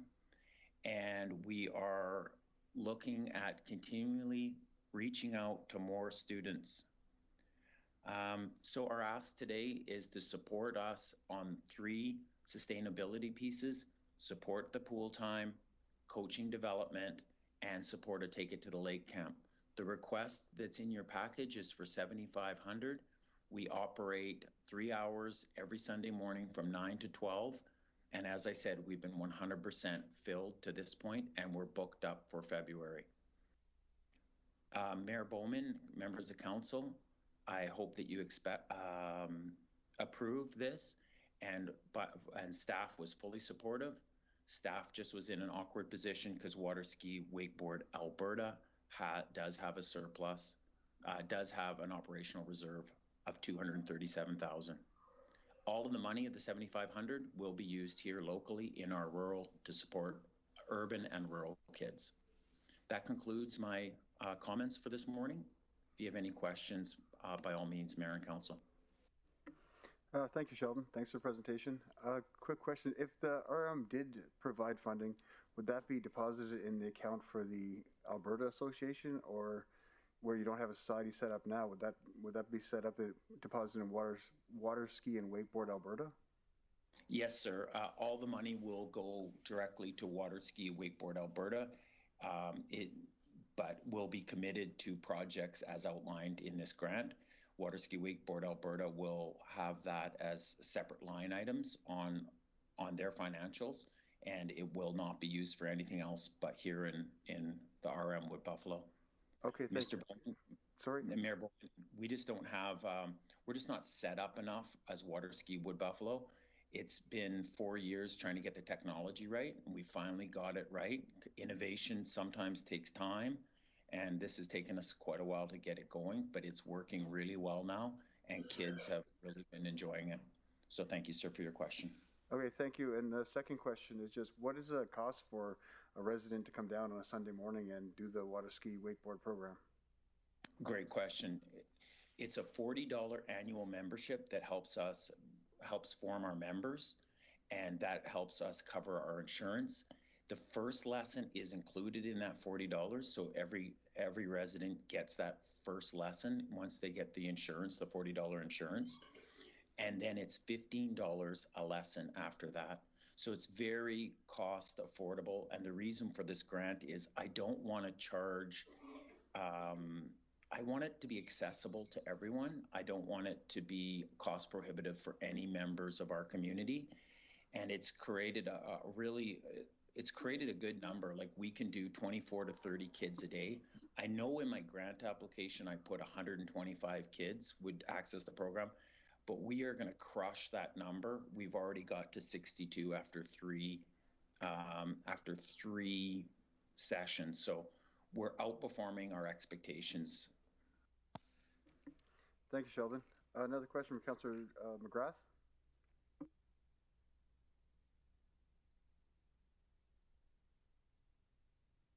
Well, thank you, Mayor Bowman. I guess I have a question, but before that, I got to tell you, Mr. Germain, most people know we're friends, but we're foes sometimes. But one thing you've always had right in your life was helping kids, not only just my own three, but thousands of kids. And this is another first that you bought into the community at your own will. And I know your family sacrifices lots of time for this water scheme because I know you like trophies and free gas. But your heart's in the right place, and you know, to go to Mac Island and actually see that, you know, it's incredible. And the small request you asked today is not about, I guess, the money where you're spending, because everybody knows if you're giving Jermaine $1, he'll find $1.10. And what I guess what I like about it most is when you were hammered about Mac Island, you had a vision, and it's become the hub of our community, and probably the reason why some of us enjoy the place more after 40 years. And, you know, I guess I'm surprised that we go through this length, but it actually affords me the time to personally say publicly, Jermaine, you're an asset to the community, especially to the kids. And I've seen it firsthand as a trustee, and even your wife. So keep on helping the kids, because Lord knows they're the people that need it. Because old guys like us, we can take a beating just like you gave me in '97. So I appreciate what you're doing. Thank you. Thank you, Councillor McGrath, for your kind words. And in 2004, when we put McDonald Island redevelopment on the table that you're at today, and council stood up and supported it, never did I imagine that we would be the first place in North America to run an indoor water ski program. But the technology is amazing, and it's been 4 years of hard work. Never got a nickel for it, but I'm proud when I see those smiles on kids' faces, and it makes it all worth it. So thank you, sir, for your kind words this morning, and I really appreciate it. Thank you. Thank you. Thank you very much. Councillor Dogar. Thank you, sir, Sir Mayor, and thank you, Sheldon Germain. You have been very kind to come here, and I talk very briefly. Your conduct has, in the past, has been above the board. What all said Keith McGrath, that you are a role model for the children, not for the children, for the grey-headed like me also. And I try to copy you, what all I had been watching you in the community on the council. Thank you very much. Thank you, sir. Very kind of you. Councillor Gradison. Thank you, Mr. Mayor, through the chair. Good morning, Sheldon. I have a couple of questions for you. First off, what is the amount related to the technology to get this up and running? How much did that cost? It cost about 45 to close to 50,000. It was a very difficult system to start. If I knew how difficult it was before I started, I probably wouldn't have done it. But how I look at it, Al, is our community is about innovation. If Dr. Carl Clark gave up on us, we would have never had the Canadian oil sands, and we would have never been the city we are and the region we are today. So we're a community about innovation. We're a community about rolling up our sleeves and getting it figured out. So once we set out to do it, we had to achieve it. It's taken 4 years. I've learned a ton about engineering. I'm lucky that my son Drew and daughter Ellie and daughter Anya are so supportive and so intelligent, because they've helped me with a lot of the program. But Al, to your point, it's an expensive program, and we failed a lot in setting it up. But I wanted to make sure that it was safe, and it is. It's passed the Canadian Indoor Water Ski National Standards Safety Audit Program, and it is ready to go. And the technology is working very smooth now. We still have the odd glitch here and there, but it's getting better each and every week, and we're continually making improvements. The capital cost of this project was funded by Water Ski Wakeboard Alberta, and it was also supported from a grant foundation called Make a Diff Foundation. All the labor, ordering, all of that was donated from myself and other members of our community. And we also had a gift in kind from Midline Power. So it is an intensive system, but it works really well, and it's so exciting when you see the kids ski on the pool. One young girl that did a video of her first ski ever. It's got like 15,000 views on Facebook, and it's got comments from all over the world saying, "Wow, what a beautiful pool! Where is that?" And we get to say with pride, it's in Fort McMurray, Alberta, part of the regional municipality of Wood Buffalo. Thank you, Sheldon. All of these things that you speak of, I don't doubt, and I don't think most of my colleagues doubt in any way, shape, or form. You as an ambassador to the community, all of those things, that I have no doubt. Here's my next question, and it's a real simple one. If council were to approve this year, would there be a problem next year, or will you fix the glitch? It's so good question, Al. The request for council today is to help support operating. So the glitch, the mechanical, the capital, we're going to continue. Water Ski Alberta. That's not the glitch I'm referring to. You were saying that the only issue is setting up your independent board here in Fort McMurray separate from Alberta. That's the glitch I'm referring to, sir. Oh, thanks. I apologize, Councillor. You're correct. Yes, Norma has coached me extensively, and she knows how slow my elevator can go to the top floor sometimes. So she's been gracious, and she's going to help us set up our Society for Water Ski Wood Buffalo. Now that we have the program running, like I said, we already have 62 members after 3 weeks of operation. We will get that set up, Councillor, and have a local club. My commitment to you as the president of Water Ski Alberta is that this money will be earmarked for our program locally. I will make sure of that, and we'll follow up and set up a society for next year is our goal. So thank you, sir, for your question. Apologize that I didn't quite get it right away. Well, that's okay. I used your word glitch, so I understand why you went there. So thank you very much, Sheldon. Thank you, sir. And Councillor Ball?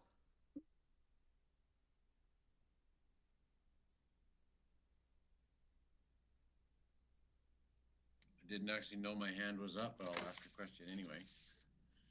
Can you hear me or? Yeah. Oh. Hi, Sheldon. How are you? Good, sir. Long time no see.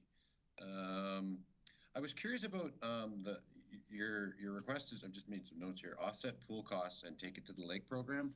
So is that just the two things you're looking for funding for? The third thing is where my head goes, Councillor Ball, is that we need a sustainability system, and that's going to be through coaching development. So one of the things that I want to do is coach the kids, but I also want to develop coaches within the program, because at some point I would like this program to continue long after I'm gone. So from a sustainability point of view, sir, there is coaching development that's going to be included. And what that will look like is we're going to bring a coaching facilitator up to Fort McMurray to help train some of our local residents to make sure that they get coaching certification, so that when I for some point in time in the far future, when I leave or pass away, that there's somebody there to keep running the program. So there's a couple sustainability pieces in there, sir, as well. So that would be just to start the sustainability piece, obviously. So okay, yes, sir.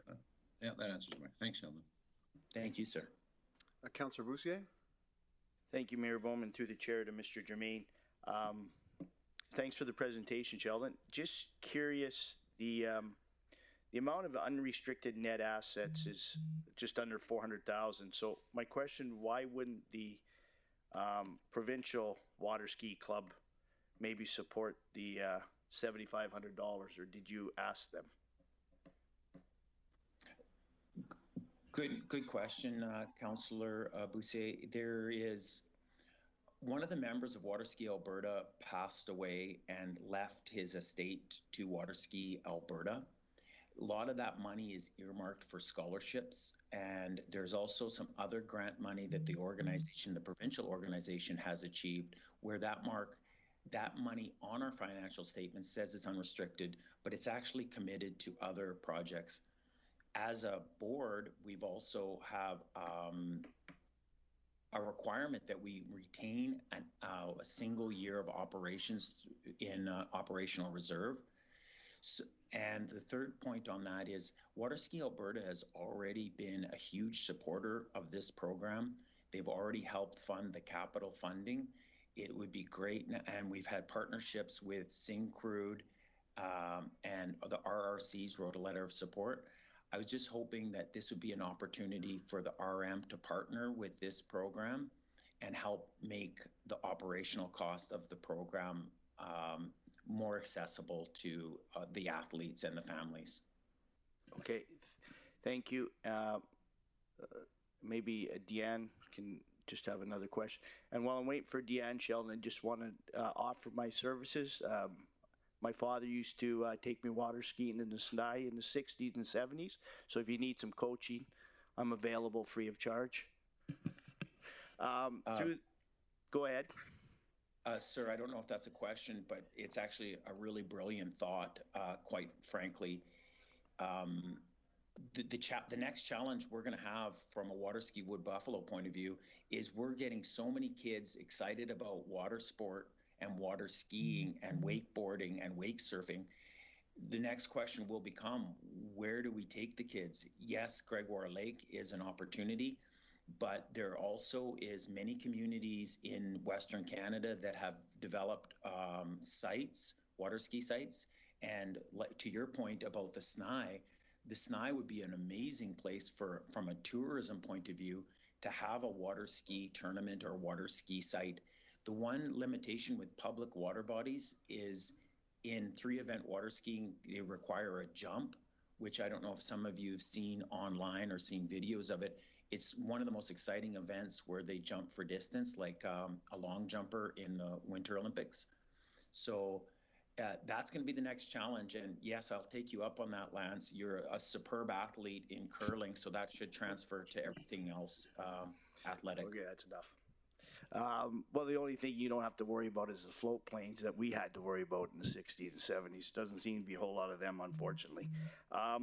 My question through the chair to Deanne is, Mr. Germain has commented that the our administration recommends it, yet on the piece of paper that's provided, it doesn't say that. So I'm just looking for confirmation. Through the chair to Councillor Bussier. So according to the application and the policy, this does not meet because of the financials. Because of the financials of Alberta Yes. water ski. However, we understand that the circumstances, we'd actually asked the applicant to get a letter from their auditor to put the finances in perspective, and then we would have had it approved had we received that before this came before you in council, because it does meet other than that financial piece. Okay, and you did get the letter, just it was late. Through the chair we haven't received it yet, but we are working closely with the applicant. Okay, thank you. That's all I have. Thank you, Councillor. Councillor Banjoko? Thank you, Mayor Bowman, and thank you, Mr. Germain. And I must also say that you played a key role in the life of especially my son, who I told you to deal with him anyhow.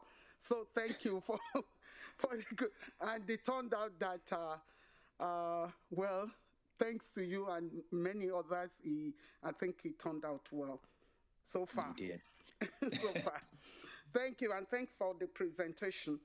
After listening to all the presentations, the questions, and responses, I would, I don't know if it's okay to move the motion that we go ahead and add 7,500 to the budget plan for CIP, subject to receiving the letter from the applicant. So I would like to move that motion so that we don't spend another hour on 7,500. Thank you. We have a few questions from councillors. Councillor Bajoko, if you want to go to those first. I didn't get that, Mayor. What was the comment, Mayor Bowman? Yeah, Councillor Gradison. Thank you, Mr. Mayor. Mine was just really quite simple. Sheldon, having experienced this in the past, just a piece of advice for you, despite the letter. All you have to do is put in your minutes that it's a restricted item, and your auditor will in turn identify those as restricted items to prevent you from ever experiencing this again. Okay. Through the chair to Councillor Grandison and Banjoko, we can, but what we would have to do when we looked at it from the auditor's point of view, there's 237,000 in water ski Alberta. That was what triggered, to Deanne's point, that we are ineligible because of your SIP policy. What I'm asking for, Mayor and Council, is the understanding that the Water Ski Alberta, because of a state gift and because of an operational restriction, which we could get a letter from in the minutes, which is no problem. I think the bigger point here is that this money is going to Water Ski Wood Buffalo to support operations here in Fort McMurray. So, and next year we will have a society set up for water.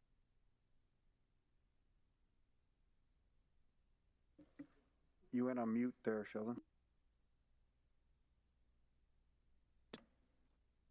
Oh, sorry. All I was going to say is that the provincial organization has 237,000 of unrestricted dollars, which will not meet your policy. So I could get a letter from the auditor and it'll just say that we have this 237,000 that is held because of an operational requirement of Water Ski Alberta. Just like you guys at the municipality hold an operational reserve account, so does Water Ski Alberta. What I'm asking for today, Mayor and Council, is to accept the fact that the provincial organization was used as our grant applicant, but the money is going to go to Water Ski Wood Buffalo, which we are going to set up a society, to Councillor Grandison's point, for next year. We could get a letter, but the letter will just say that we have 237,000 in unrestricted, and our annual budget from a provincial association point of view is 168,000.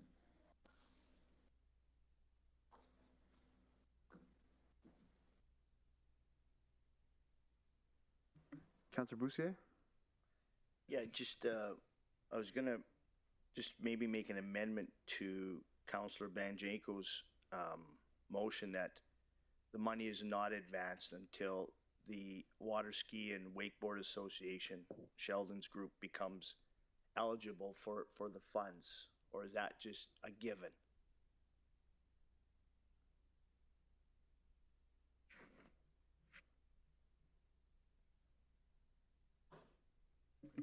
Through the chair to Councillor Boussier, it would be ideal if it was added to the motion, because it could be part of the agreement. And I believe it has been. Okay, it's hard to understand sometimes when people have masks on. I didn't hear what you said, Deanne, sorry. I'm sorry. There you go. So yes, it can be added to the motion, and then that would be part of the agreement, so that we do not give the funds until that letter is in possession. And I do believe that it's going to be part of the motion. Okay, thank you. Councillor Stroud? Thank you, Mayor Bowman. So I believe my question first is to administration. So the financial position, the unrestricted net assets exceed the annual operating expenses. So that is the reason why it was denied. And to Sheldon, if that note is put onto the motion, your letter from the auditor will still say that you have 237,000 in your as your unrestricted net assets. So I believe it would need to be a straight motion for you to actually get the funding rather than the additions onto the emotion. Is that correct, Sheldon? Yes, sir. Yes, ma'am. Councillor Stroud, you nailed it. I'm flat out telling you that as the president of Water Ski Alberta, we have an unrestricted reserve that was because of, first of all, because we went a few years without a executive director. Second of all, is the organization is trying to save up money to be involved in supporting the organization's growth. And the third is we're always worried about provincial funding and casino funding. So we've made the decision as a board of governors at the provincial level to have that reserve. So you're absolutely correct. The letter will just say that Water Ski Alberta is in this financial position that makes them ineligible according to your policy. Your administration said to me, the only way we could get this is if council was to make the decision to overrule the policy, and council has every right to do that. But what I'm trying to say is this is going to be used locally. It's going to support local kids, and I'd be happy to have that needed support from the RM Wood Buffalo. Yes, Sheldon, as in the past, we've overruled the policy, and I think in this situation, this would be the only way that you could actually get the funding. Thank you. Thank you.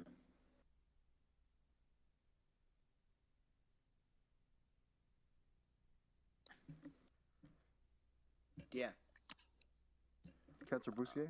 Yeah, just to speak to Mr. Germain's comments, can Water Ski Alberta, maybe Deanne can help, can they not restrict a portion of the assets, whether it's to whatever Sheldon said, maybe it's a new boat, or maybe it's development of water ski wakeboard in Alberta? Like, I guess I'm confused here. So through the chair to Councillor Boussier, the letter simply will put them into the criteria that meets the policy. So even if they have a bylaw that says we have to have this much in our bank account, that's all we need. So the letter is not to make it difficult. It's just to show that this organization keeps this amount of money in their bank account because of this, and they have a bylaw passed. That suffices. So we just need to understand we're funding organizations that don't have the money to provide the programs.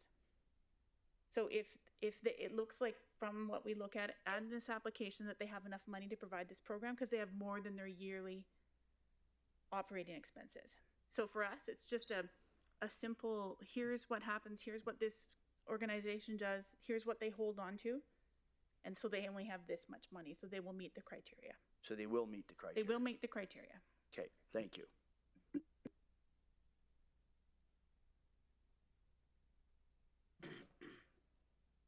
Councilor Majoko? Okay. Thank you, Mayor Bowman. So I then would go ahead with the motion. I, Funke Banjoko, move the motion that 7,500 be added to the 2022 Community Impact Grant, Community Programs, and Project Stream Allocation to be allocated to the Water Ski and Wakeboard Association of Abada for funding from coaching, development, and they take it to the lake camp for residents in the regional municipality of Wood Buffalo, subject to receiving a letter from the auditor confirming the restricted funding. Thank you. Thank you. Can I have someone second that motion? Councillor Stroud? Mayor Bowman, I still have another question. I'm just trying to ascertain, the question is to administration. If the letter comes back, Deanne, saying that the unrestricted net assets is 237,000, would that not still be over the limit of the expenses?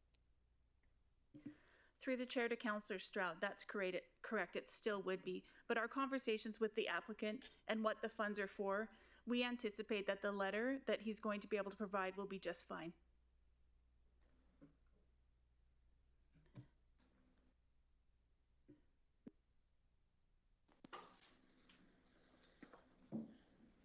Can I have someone second that motion then? Councillor Dogar? I second the motion. Thank you. And Councillor Majoko, would you like to speak to that item then?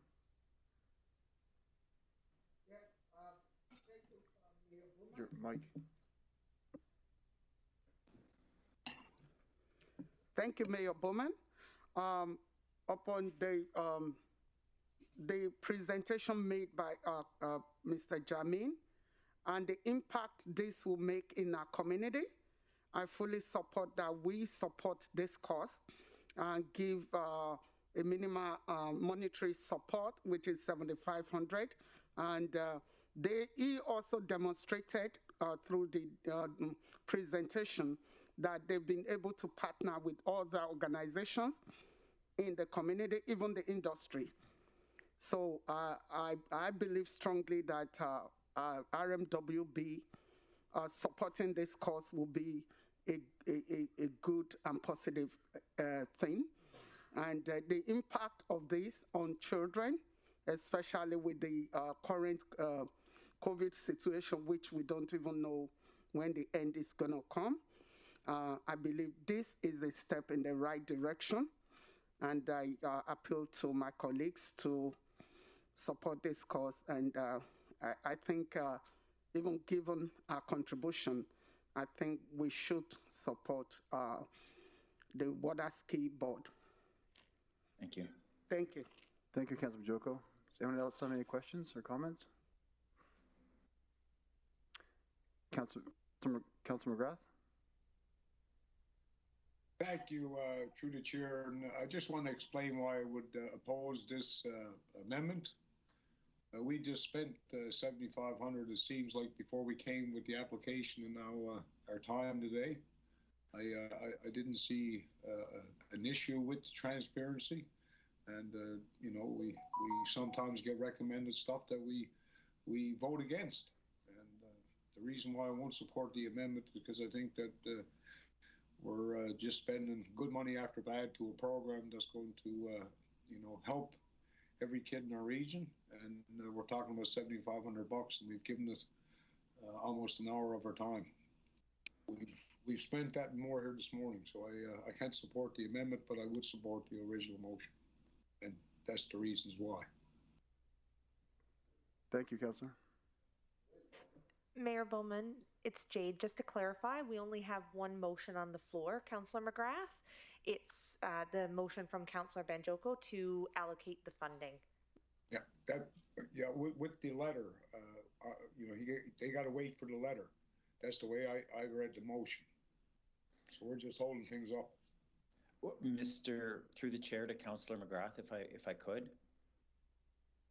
Go ahead, sir. Yes. Sorry, Mr. Mayor, is it okay if I speak through the chair? Yes, of course.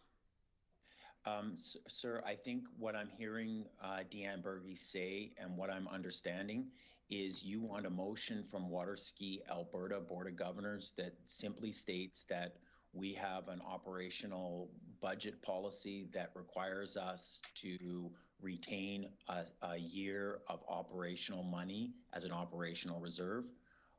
That motion we can create and send to you. What I was saying and what Councillor Stroud was picking up is that the auditor will not be able to pick that up until the next year when we have it on our financial statements. But in the meantime, if the municipality would accept a motion from Waterski Alberta that says that we have this requirement, a self-committed, a self-restricted factor in our financials, and a commitment from the Waterski Alberta Board of Governors that this money will be used to serve this program in Fort McMurray, the Syncrude Indoor Water Ski program through Waterski Wood Buffalo, then I'm okay with the motion, but I just want to clarify that will be suffice for your administration to release the funds to run this program. I think Councillor McGrath's point is that it's a little bit extra onerous steps, and I understand that, but I also understand that you guys are trying to work within a policy and support your administration and be transparent, and I'm all for that. So I have no problem getting that motion for you if that's what's required. And if we support the motion with the upcoming letter, there won't be any kids miss out on the program that want to be part of the program between now and the time you get your funding? No, I'll continue to operate the program with the commitment from you guys, and I will work to get the letter into the municipality as soon as I can, sir. But thank you. And through the chair, my apologies, I should have said that before. Through the chair, I appreciate what you're saying, Sheldon, so now I'm more comfortable that the kids won't be at a loss. And I know that they have a really good program at MI Kids down there that can afford some applications. So appreciate what you're doing. Thanks for the clarity. Thank you, sir. Councillor Stroud?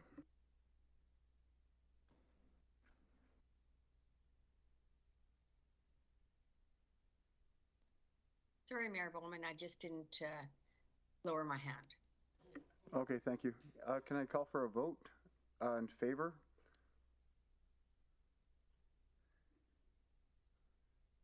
Anyone opposed? Councillor Cardinal, I didn't see your hand either time. I don't know if it disappeared. Thank you. That's carried unanimously, the motion. Thank you, Mayor and Council.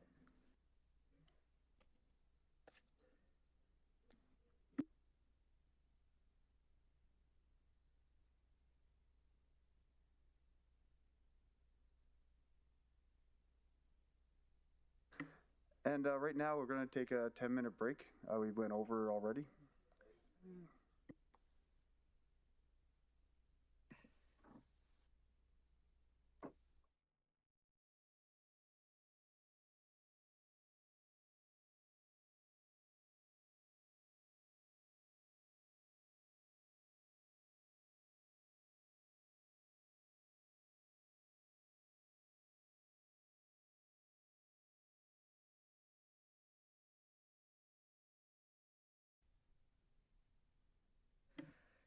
Members of council and those joining us on Microsoft Teams, we're ready to go live whenever you are, Mayor Bowman. Thank you, everyone. Welcome back. Councilor Bussier. Thanks, Mayor Bowman. I noticed the ladies from Educare are here, so maybe we can bring them back. I have someone second that motion. Councilor Brunjoko. Second that motion. Oh, sorry, Jane. I second that motion. Thank you. Thank you.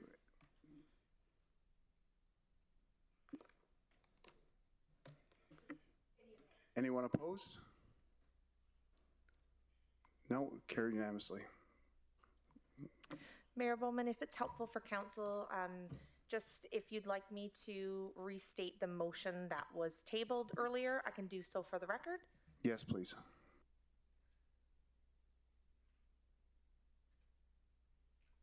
So the motion that was tabled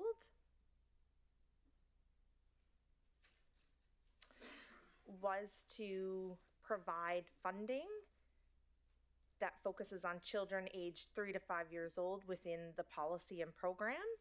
And actually, Mayor Bowman, I don't believe that motion was actually outlined and moved for the record. I believe we tabled this item to be resumed at this point in time for more information. So once the delegate presents that further information, I can help craft a motion for council. Okay, thank you, Jade. So if you have the information there, Danielle, you can go ahead.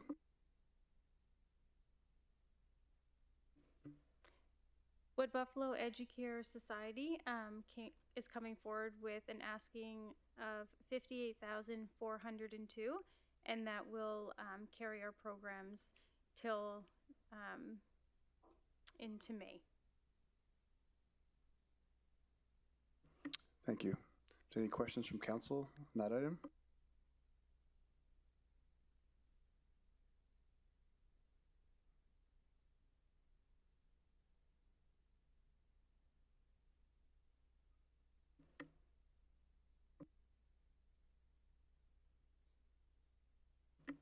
Councilor Bussier? Yeah, just is 58.2, and that 58,400. 400, and that's to the end of the 21-22 school year. Yes, which ends in May. Okay.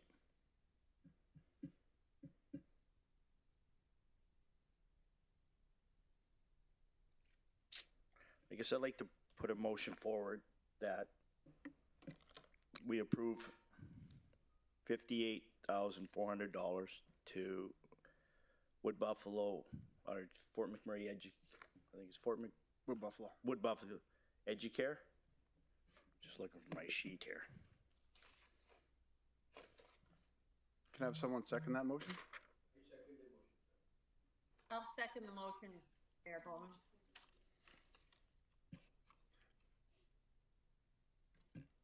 And we have and would you like to talk to that motion, Councilor Bussier? Yeah, I guess I would just put a caveat that between now and the beginning of next school season that the board and the staff work very hard at seeking out other funds, because to be honest, it will be very difficult for me to approve another ask given the situation. I think there are a couple of other opportunities for funding. I believe United Way and Wood Buffalo. So hopefully your group can work hard and just secure some funding for the 22-23 school year and forward. And yeah, I put my motion forward and hopefully have the support of fellow councilors. Thanks. Do you have any questions for Councilor Bussier, anyone? Councilor Gradison? Thank you, Mr. Mayor, through the chair. I'm wondering, Councilor Bussier, whether a friendly amendment that suggests that we not even address this, that this is the end of this application and that we not entertain this again next year. I believe that our administration has the capacity, as does Few Social, in terms of helping organizations to seek secondary funding opportunities. Not only would I not be in a position to support this next year, I'm not even certain that I'd like to address it again next year because it's, as I said earlier, a very heartfelt, difficult task, but I believe maintaining the integrity of the municipal tax base is what I was elected to do. And I really don't want to be in this position again if I can help it. Councillor Boussier? Certainly I have no problem with the amendment. I'm just wondering if we have the authority to stop them approaching administration next year to do that. I guess I'll let Deanne, I guess we can't probably stop organizations from coming forward. Now whether it makes it to council is, I guess, the question I have.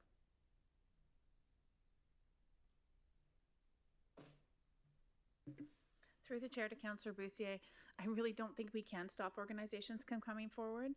Where that responsibility would lie within the approvals that council does next year.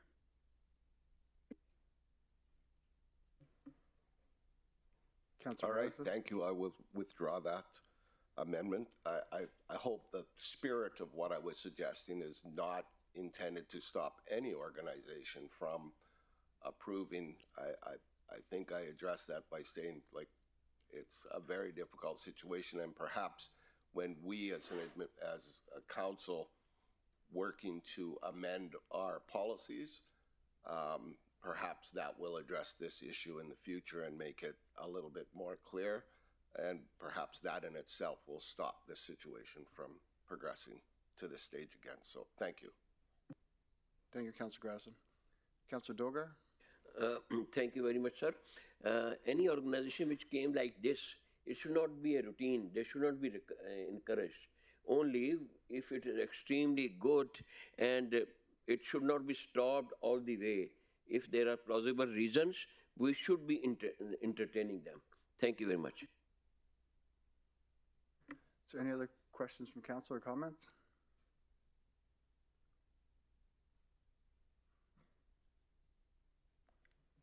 I'm seeing none.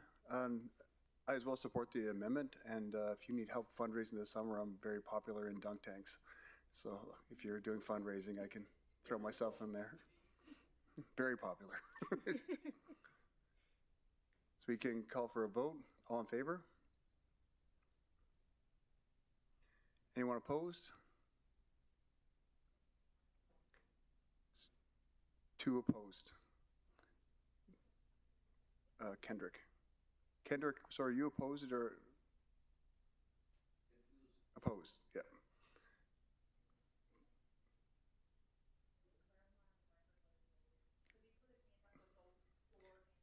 Okay, can we clarify for the record, Councillor Cardinal, are you for or opposed?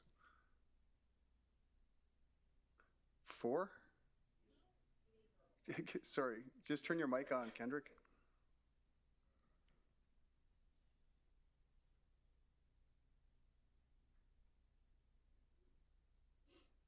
I am for it. Thank you. Thank you. So it's carried, 1 opposed. Thank you, Dan.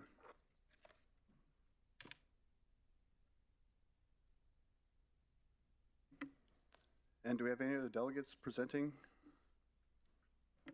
Thank you, Mayor Bowman. We do have a couple more delegates with us virtually. We'll start with Gail St. Denis, Safe Communities Wood Buffalo. Gail, if you're with us, you have 5 minutes to make your presentation to council. Please proceed when you're ready. Thank you. Thank you. My name is Gail St. Denis, and I'm the Executive Director for Safe Community Wood Buffalo. And I'm requesting to Mayor and Council to approve our requested amount of $80,000 for the 2022 funding term. Our organization's mission is to make Wood Buffalo the safest region in Canada to live, learn, work, and play. We do that through road safety and childhood injury prevention initiatives, such as Family Safety Day, We Love the Winters Here, in-school presentations, child passenger safety, bike safety, the party program, iDrive, National Teen Driver Safety Week, National Day of Remembrance for Road Crash Victims, and impaired driving campaigns. Some of our program outcomes over the last few years, specifically throughout the pandemic, we did 268 virtual car seat inspections. With comparing those numbers to pre-pandemic, they are very similar. We have done in 2021 1,815 bike safety presentations throughout the schools. Sorry, that's how many students participated, and that's individual students. And we did cover 2,774 students with Halloween safety presentations. And 71% of recorded child passenger safety inspections are installed or being used incorrectly. So clearly there is some safety and injury prevention initiatives that still need to be accomplished in the Wood Buffalo region. 71% of car seats are not being used correctly. And according to Canadian statistics, injury is the leading cause of death for people ages 1 through 34. Motor vehicle collisions are also the leading cause of death for ages 0 to 19. Some of the things that have changed since the pandemic, I'm going to just do a quick funding history. 2018, we received 60% of our funding through the municipality at $161,000. In 2019, the CIP funding policy changed and to a maximum of $100,000. We were given 3 years to adjust to the new maximum level. So in 2020, we received $134,000, and in 2021, $121,000. In 2022, the CIP policy changed again to be a maximum of $80,000.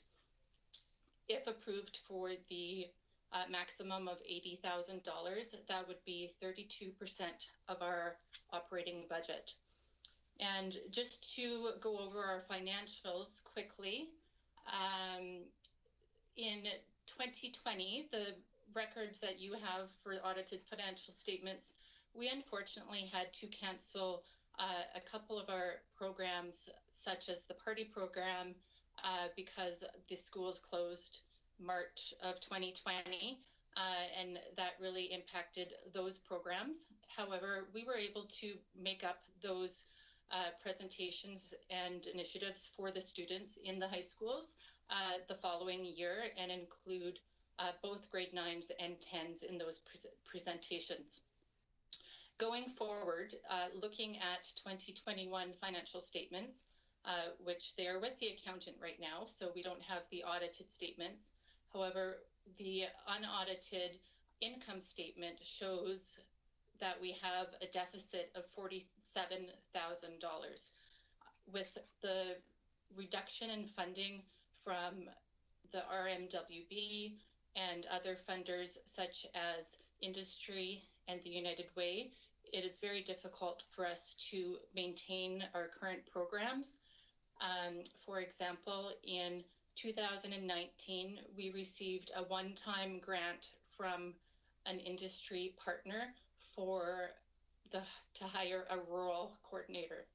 And because it was a one-time grant in 2020, that was partially between that being only a one-time grant and the pandemic, we no longer have a rural coordinator to serve the rural communities.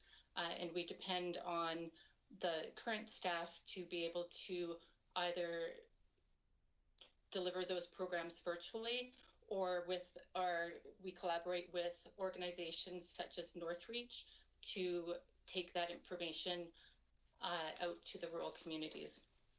And lastly, I just want to mention that we have been serving the Wood Buffalo region since 1992. Sorry, Gail, you've gone over the 5 minutes there, so we have to hopefully address the rest of it during questions. Absolutely. Thank you. Thank you. Have any questions from council?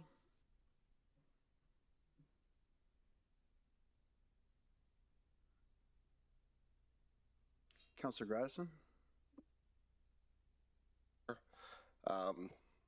First, I have a couple of questions, but first, unfortunately, I don't have the entire application, Deanne. Can you please describe to me what the reason for the turn down was so I understand that? I believe it was financial.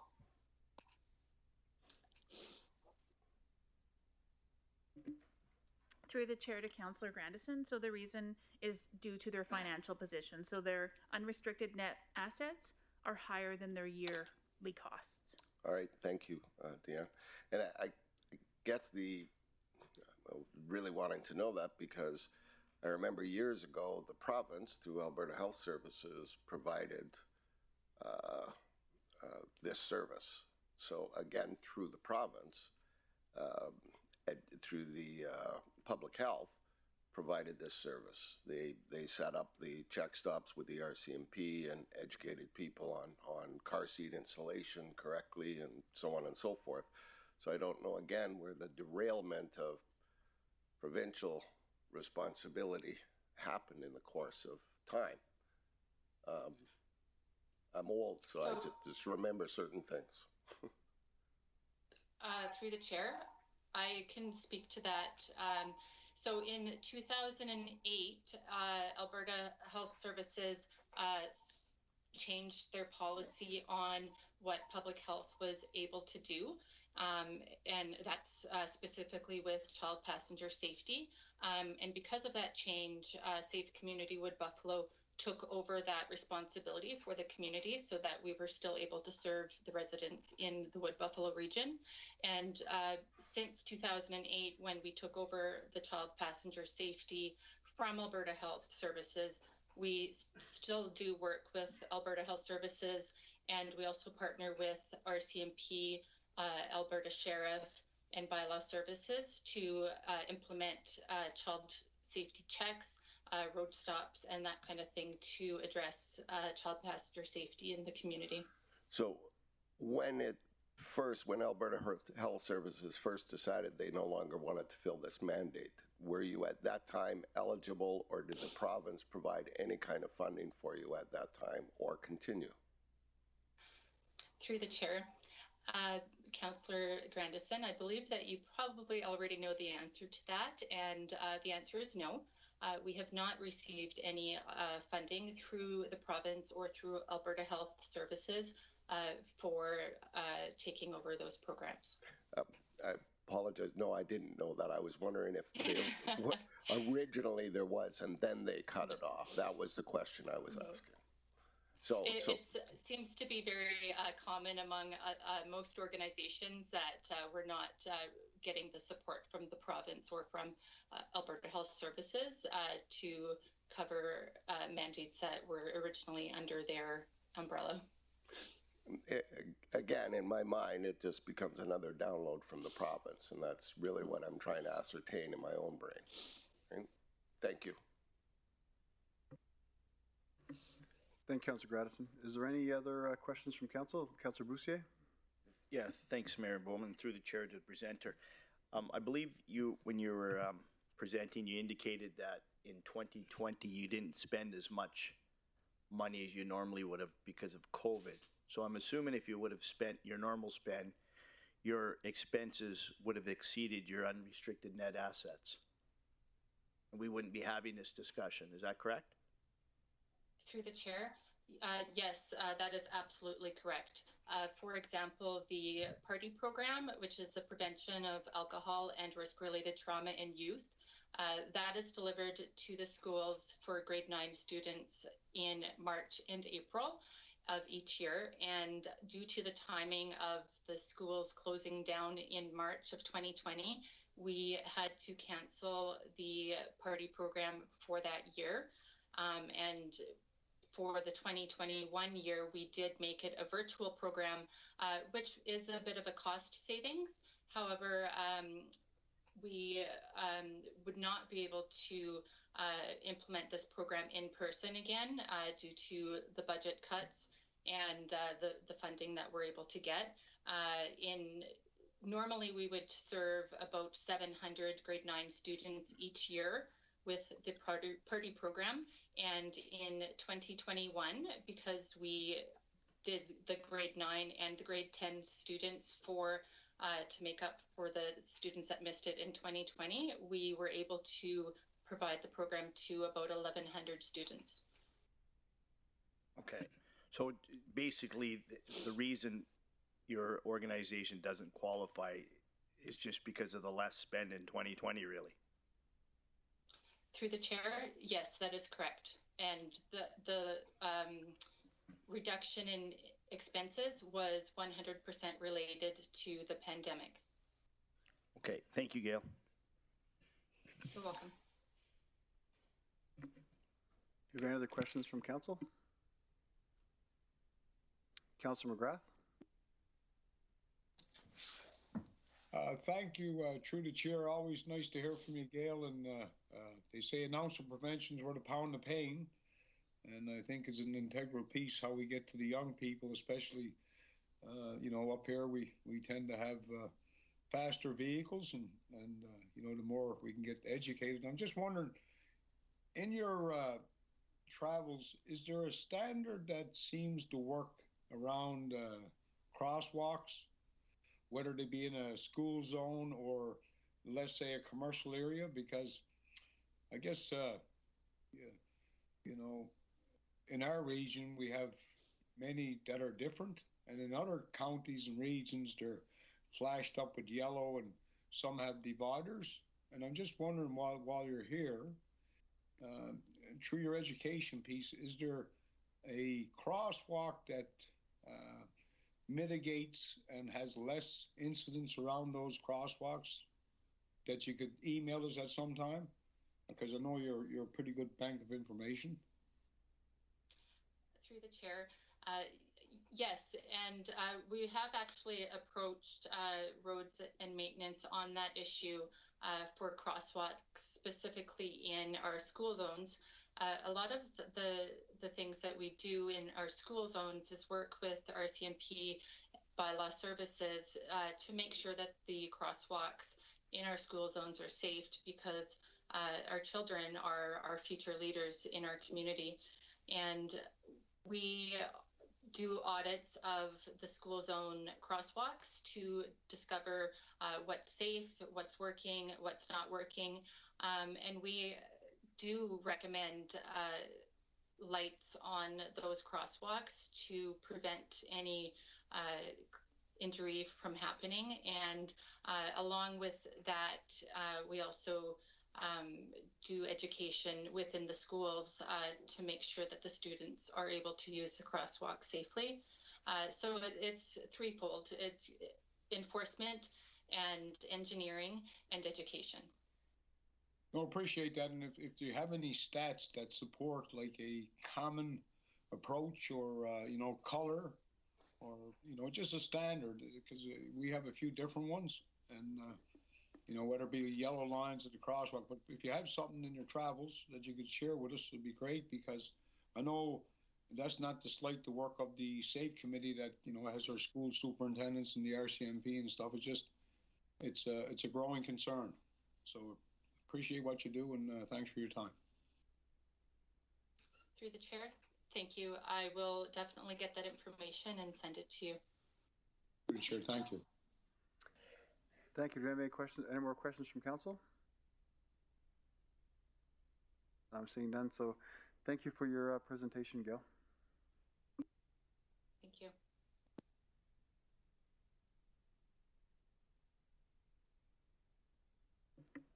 And moving forward, do we have any more delegates? Thank you, Mayor Bowman. We have one more delegate on the line. We have Chelsea and Chad representing the Anzac Recreation and Social Society with us.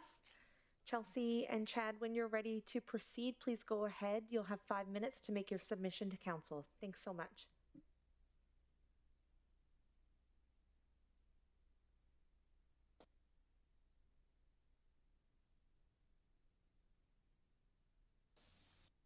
Hi. Do you guys have our PowerPoint?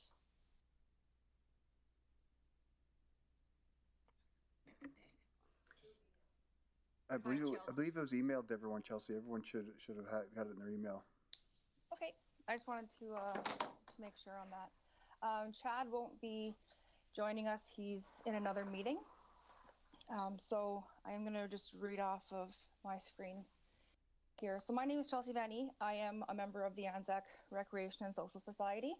Our mission is to provide recreational health and wellness and cultural opportunities in a positive, creative environment to promote individual well-being while enhancing our community. We strive for this in all of the programming events that we plan and facilitate. And we have been board for many years, originating in 1987. So one of the things that we wanted to talk about was basically our funding. We were turned down for our grant applications. We do a lot of events and programming within Anzac. So a couple of the slides that I want to go over first are our youth hockey camp and In the Sticks hockey charity tournament. This is a full weekend of hockey at the rec center. We facilitated a youth hockey camp for the kids on a Friday where we had volunteer coaches. We raised all of the money for this ourselves. The In the Sticks hockey tournament was attended by 5 teams within the RMWB. The money that we raised through the hockey tournament will roll into next year's youth hockey camp. And the feedback that we took back from this was very positive. A lot of the parents really enjoyed it. A lot of our kids in the community got to skate for the first time, play hockey for the first time. We also went through COVID, just like everybody else, but COVID didn't stop us. It made us work a lot harder. We did a lot of virtual programming. Our volunteers made over 120 boxes for letters to Santa. Santa and the Anzac Fire Department delivered them throughout Anzac to all of the youth. Santa, we did a virtual reading where Santa would read the kids' stories over Zoom. We also had a little bit of a birth that we like to call Anzac, Active Anzac. So it was a brainchild from one of our volunteers to get our community members out and active. So through COVID, a lot of people were getting stagnant. This Active Anzac is basically where you go out, you participate in multiple activities, take a photo of yourself. We get a lot of parents that will send photos of their kids playing hockey, photos of their kids building snow creations, send it in. Every week we do a draw. And and then we do the Spread the Love Valentine's Day. We had an Easter bunny that went door to door dropping off Easter crafts and supplies to the youth.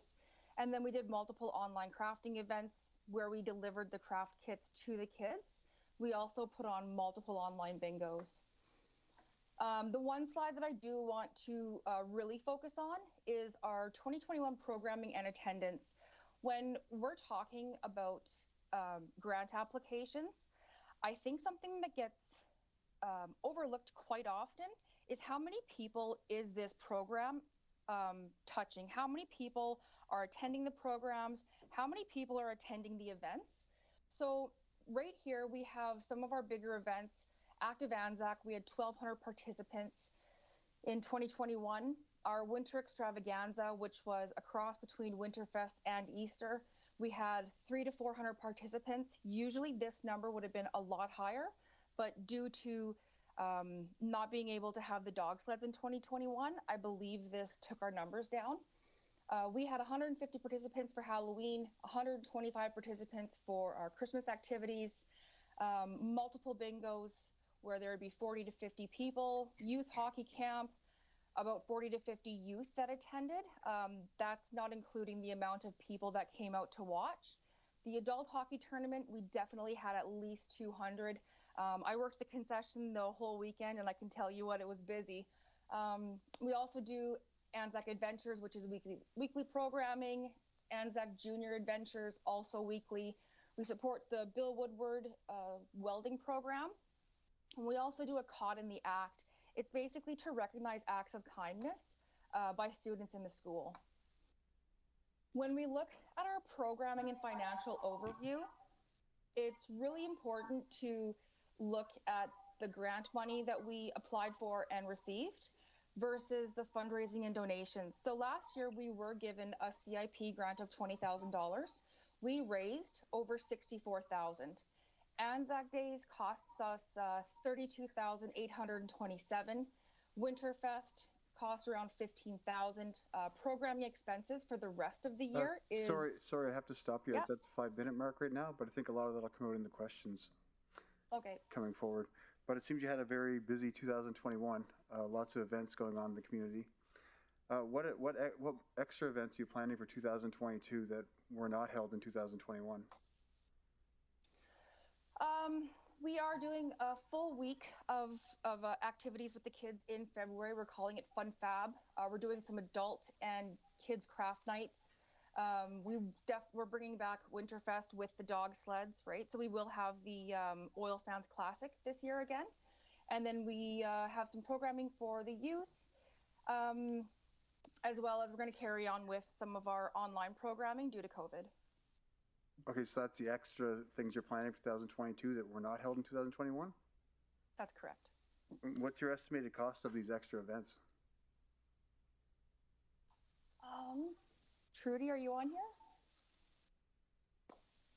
I don't have that information. I'm terribly sorry. I was not prepared for that question. Yes, Jane?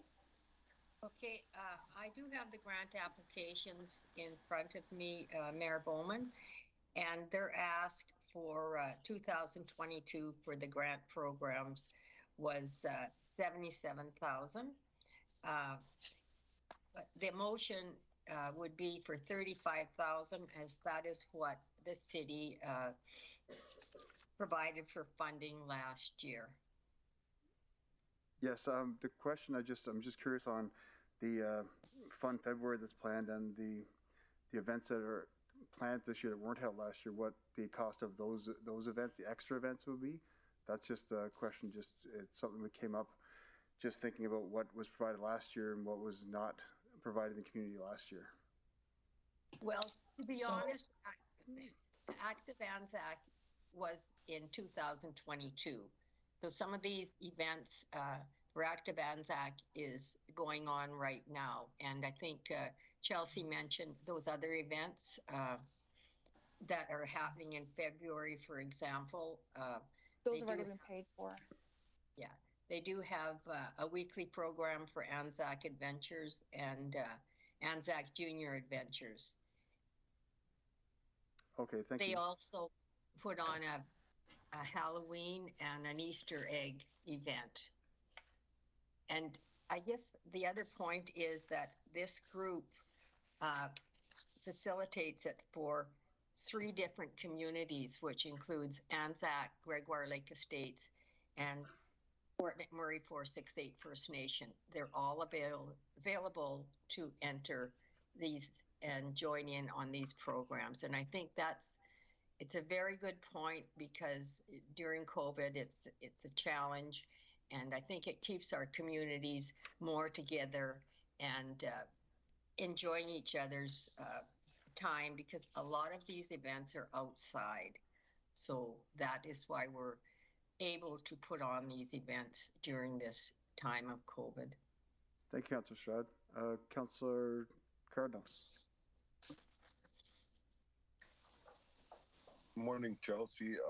Great presentation. Sounds like you're passionate about what's going on in the community. I very am. Jane's there for backup. Jane, awesome job. I just wanted to say good job on the presentation and good job on working on all the wonderful things in the community. So thumbs up. Thank you. Councillor Gradison. Thank you, Mr. Mayor. Again, my first question, I have a few, is what was the reason again? The reason for what? I'm sorry, this is through to administration. I apologize. Sorry. I just need some clarity for something. Through the chair to Councillor Grandison. So I just want to clarify something. Right now we're working on programs and projects. And so some of this presentation has brought events into it as well, but we're not at that stage in the agenda yet. We're just on programs and projects. Councillor Stroud did have the correct amount. That's for programs and projects. And administration doesn't question the value of these programs at all. The reason that it wasn't approved is because of their funding or their actual financial position. Okay, thank you. The only reason I'm trying to get caught up and understand it's a fairly complex and a number of things. So I remember in the old days, the municipality always supported Winterfest. The municipality always supported Anzac Days, Anzac Recreation and Social Society. I used to get a grant from the municipality. I think Councillor Gradison, that is our next item number 9 is their events. I made the same mistake. Okay, so obviously I don't know what I'm talking about. I did the same thing. Do you mind if I speak on that briefly? Sure. Yes, certainly. So we used to get an operating grant from the RMWB. When the RMWB switched to the CIP model, we actually quit getting grants. So we have not received a grant from the RMWB since 2017. We did receive one last year for $20,000 for events, and I believe that was for Winterfest and Anzac Days. But we have been operating since 2017 solely by our volunteer efforts and by fundraising. Okay, thank you.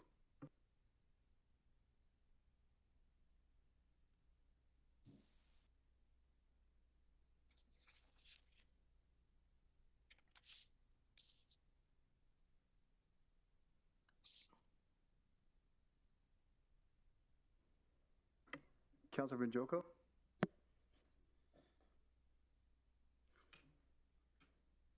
Thank you, Mayor Bowman. Thanks for the presentation and the response to our questions. I just want to zero in on the reason why this application was rejected. I'm a bit distracted with what that's going.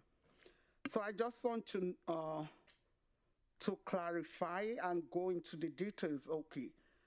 Because their unrestricted net assets exceed their annual operating expenses, correct?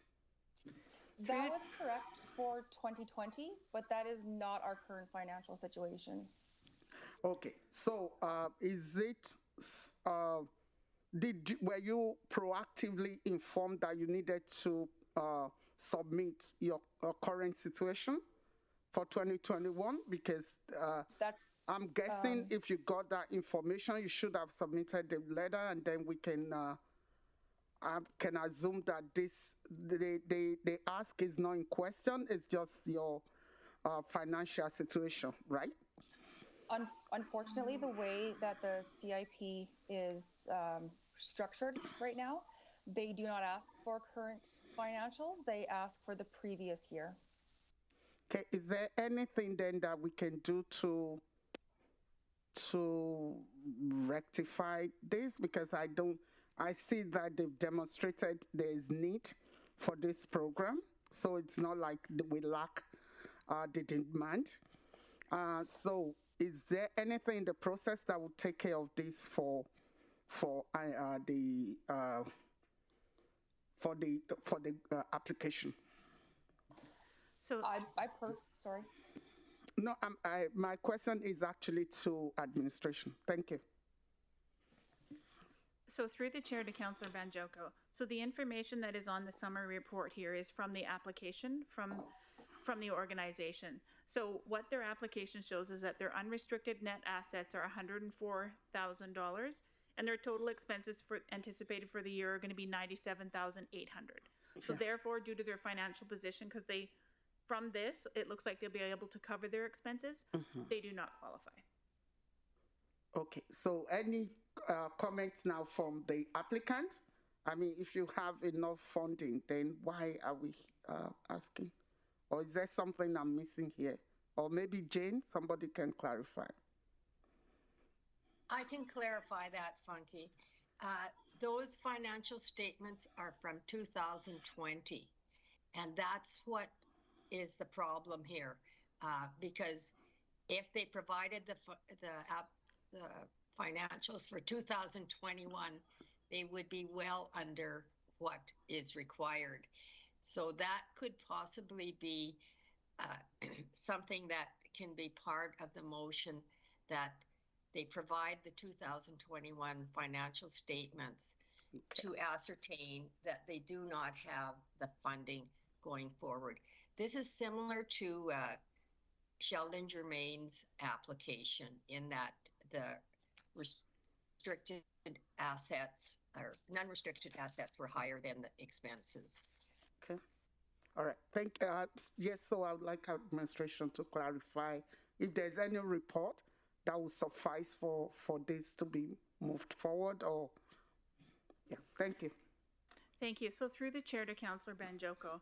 So in a normal year, we would be doing budget in October, November. So it would be impossible to have that year's financial statements. So that's why we have the financial statements as requested. Okay. And this is, we don't know that they have restricted assets. Like, administration would have had the conversation with them saying what's restricted. We talk to people about this when we call them to say, here's what our recommendation is and here's why. And you did that already? We called each organization that was not being funded and talked to them about why they weren't being funded. Okay. Thank you. Councillor Roussier? Yeah, through the chair to Deanne.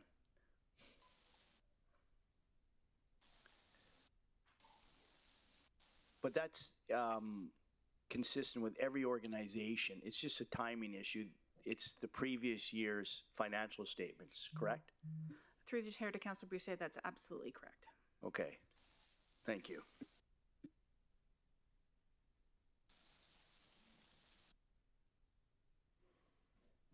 Councillor Gradison? Thank you. Sorry, Deanne, you got up and left before the mayor could answer me. I apologize. I'm giving you your exercise. As Councillor Boussier had just indicated, it's a timing issue, and this has come up a few times in conversations that I've had with organizations that, and certainly amongst our colleagues, be it this budget or even our operational budgets, where we as councillors need to see the actuals, even though they're not audited at that point in time, so that we can get a clearer picture when we're making approvals. So having said that, was this organization able to supply to you their actuals, or did they choose to, or did you ask for their actuals? I know it's not part of the process. I'm just trying to clarify in my own mind whether we went to additional efforts to try and adjust for the timing issue that's happened because of the election. I would hate to see an organization not be funded because of timing, because of election. Like, that just doesn't seem appropriate to me. So through the chair to Councillor Grandison, I'm actually, my colleague Tony Elliott, the senior manager, is going to speak to that. Thank you. Good morning, or good afternoon, through the chair to Councillor Grandison. The conversation that we did. Can you speak into your mic? Sorry. I can barely hear you. Sorry. The notifications went out to the organizations in mid-January.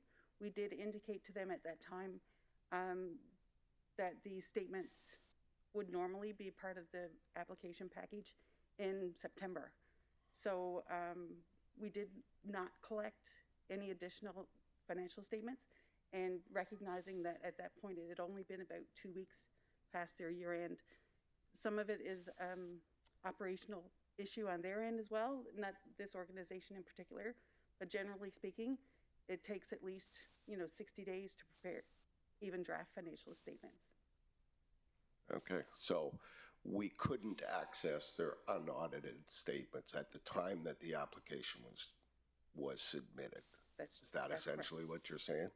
Now, had you had those unaudited financial statements in your possession now, while you were reviewing this application, would you be looking at it differently? We do accept draft statements if they're available. So again, I go back to what Councillor Boussier said. It's very much a timing issue because of the election, correct? Because we're doing the budget after instead of before. So we could be potentially, as counselors, not approving an application because of the election, essentially.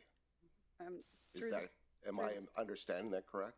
Through the chair to Councillor Grandison, the grant application process actually closed in September. So that really did not impact, the election didn't impact the grant process.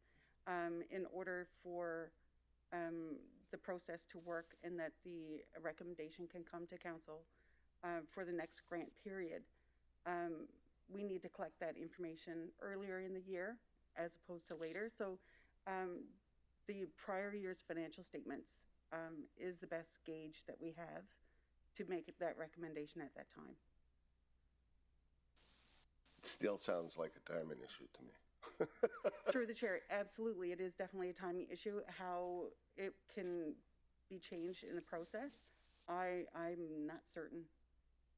Okay, thank you very much. And I recognize the challenges that administration has with the program.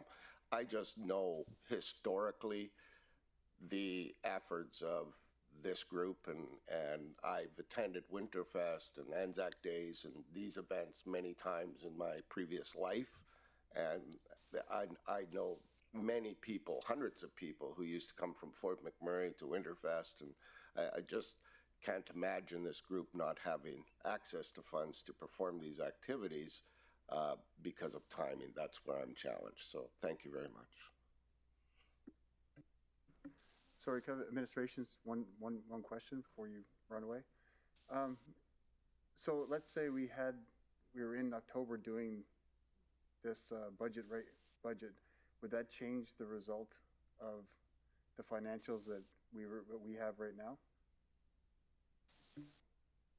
To the mayor, if we were doing this in a normal This process, was in October, yeah. Would there be any difference in the results? then the organizations themselves wouldn't know what their year ends unless it was just a projection at that point. Right. Again, that's why we have to collect the prior year's financial statements. It is the best gauge that even the organization can look at that point. Okay, thank you. Councilor McGrath?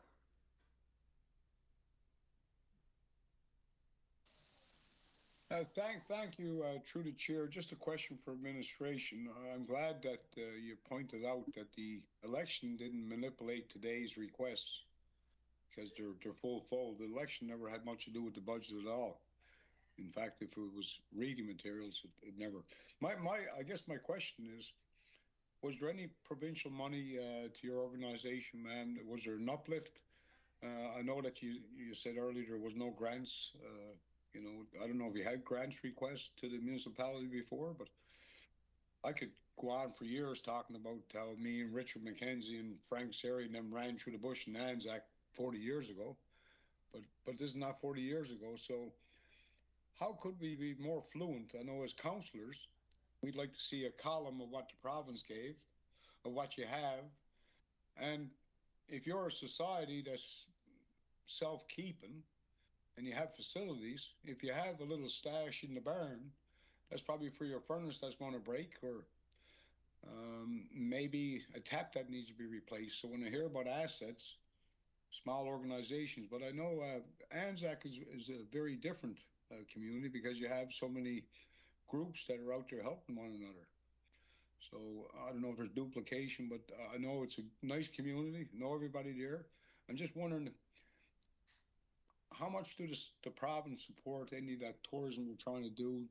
You know, is there any new monies from the government that's recognized, or any monies that we could, you know, help you penetrate through Indigenous Service Canada, you know, something like that? Something as elected officials, we could get you some grants or help to get them.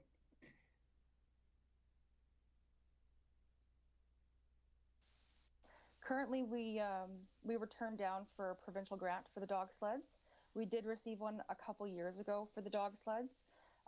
The years that we did apply for the grants every single year, 2017 through to today, we were turned down based on financials. We are sitting in a position right now where if we are not given the funding, then we are going to have to dissolve our board and close down. We have made have tried to make some investments in our new community hall. I'm sure that you're aware that our old one was torn down, and we are in the process of trying to rebuild. But we have exhausted our bank accounts and our funds. And right now, the programming that we have that's going to be going on for the month of February is money that we have fundraised. And if I would have been able to finish the rest of my presentation, one of the things that I did want to point on is we fundraise more than what we are given in grants. Our volunteers work extensively, tirelessly to make sure that we have proper programming for our community, the First Nations, Gregoire Lake Estates. But we will have to dissolve if we are not successful today. Yeah, well, so it's, so this is typical because I've been down this road before. So the heavy is on councillors today. If we don't approve this, then tomorrow you're going to shut down. It's almost like the jewelry stores in town. But we shouldn't have to come to this, And when I hear about facilities, well, I'm not going to gain any friends here, and I never 3 years ago. We have more space available to us, to our partner corporations, that we see funding requests for $100,000 a year for rent in one place, and we have empty buildings. We have a brand new Camp Yogi that we support somehow.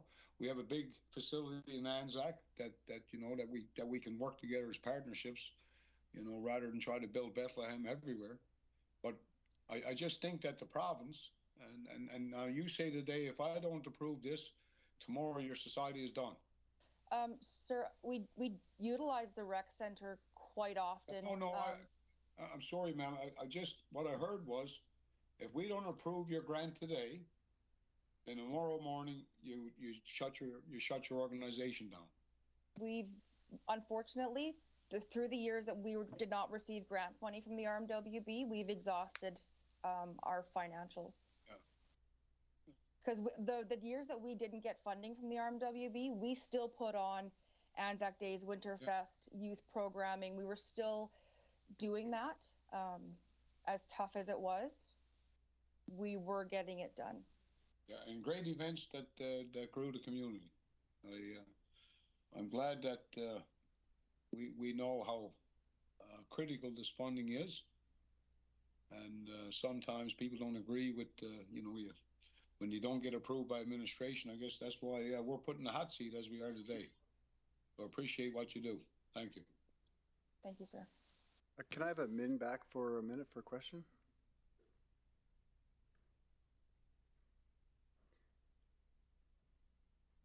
And I think just from clarity, it may have been my fault asking about events, and it was in the presentation, events were in the presentation. I just want to clarify through admin what this grant stream is and what the funds are allocated to. Because we got off on talking about events and dog sledding, and I don't believe that is what this grant application is for. So through the chair to the mayor, correct, this is one grant stream that we're talking about right now, and it has been blended with the events. So the 2022 grant request for Anzac Recreational and Social Society, which facilitates programs and events for children, youth, families, and seniors in the Anzac Recreation area. They're working with the RMWB on the rebuild of an Anzac Community Center and have contracted an engineering company to complete the feasibility study, pre-design, and final design of the community center. And they're ineligible again due to their unrestricted net assets exceeding their annual operating expenses. Thank you. Councillor Boussier? Yeah, through the chair to Deanne. So just so folks are aware, when Councillor Grandison is talking about timing and budgets, and every organization understands that they need to present their year prior financials, correct? Through the chair to Councillor Boussier, it's part of our application process. Okay. And it doesn't matter if your year end is a January, February, March, April. It's the same for every organization, correct? Through the chair to Councillor Boussier, that's correct. Okay, and these groups, and unfortunately the one prior to this was the same situation. They had unrestricted net assets that exceeded their ask. Therefore, they're denied by you folks. Through the chair to Councillor Brousset, that's correct, because looking at this, what they want to do for 2022 can be funded by their own money rather than grant money. Correct. Okay. So when these groups come forward, they're aware that they can take some of their net assets and dedicate it to a furnace or a bus or a capital item that would bring down their unrestricted net assets. That's correct, right? Through the chair to Councillor Brousset, that's correct. When the agencies are spoken with, when they are receiving, whether they're being referred for funding or not, those conversations are had. Okay. And I would like to assume that whoever these organizations use for accounting services would they not explain that to these groups? Through the chair to Councillor Brousset, it's always difficult to assume. It's what? It's always difficult to assume. Oh, I know, because I know what it does to both of us when we do. It's difficult because, again, you're looking at this operation or group, like the last one, had significant net assets, and now we're being told that they may have to shut down, or they're shutting down tomorrow if we don't grant this. So I guess, how do they go from 104 one day to 0? Or through the chair to Councillor Brousset, I couldn't answer that question. okay, neither can I guess. Thank you. Councillor Stroud? Thank you, Mayor Bowman, and to administration. So Deanne, as similar to Sheldon Germain's request in that the net assets were higher than the total expenses, would a letter from the auditor be acceptable as the same as Sheldon's grant application? Through the chair to Councillor Stroud, if that was the case, then yes. Thank you. Okay, then that's what we could possibly work it the same way we did Sheldon's application. Thank you very much. I appreciate that. Councillor Grandison? Thank you, Mr. Mayor, through the chair. Just stay there till we finish this one. So, in my name, rural, we're all given a grant. There was a grant given to Conklin, grant given to Anzac, grant given to John VA, grant given to Fort Chip, etc. All of that history has now been rolled into this current CIP program because in those days, the rural communities, which I assumed was part of the amalgamation agreement, that the municipality continue the funding levels that were provided to these communities through the ID pre-amalgamation, and that they were continuing under that agreement. And if I'm correct with that, then I'm not quite understanding how it got turned into something different because, or perhaps I'm wrong and that wasn't the agreement, but when I was involved many years ago, that was my understanding. So I'm not quite sure how it got turned into this, unless I'm mistaken. Do you know if I'm mistaken?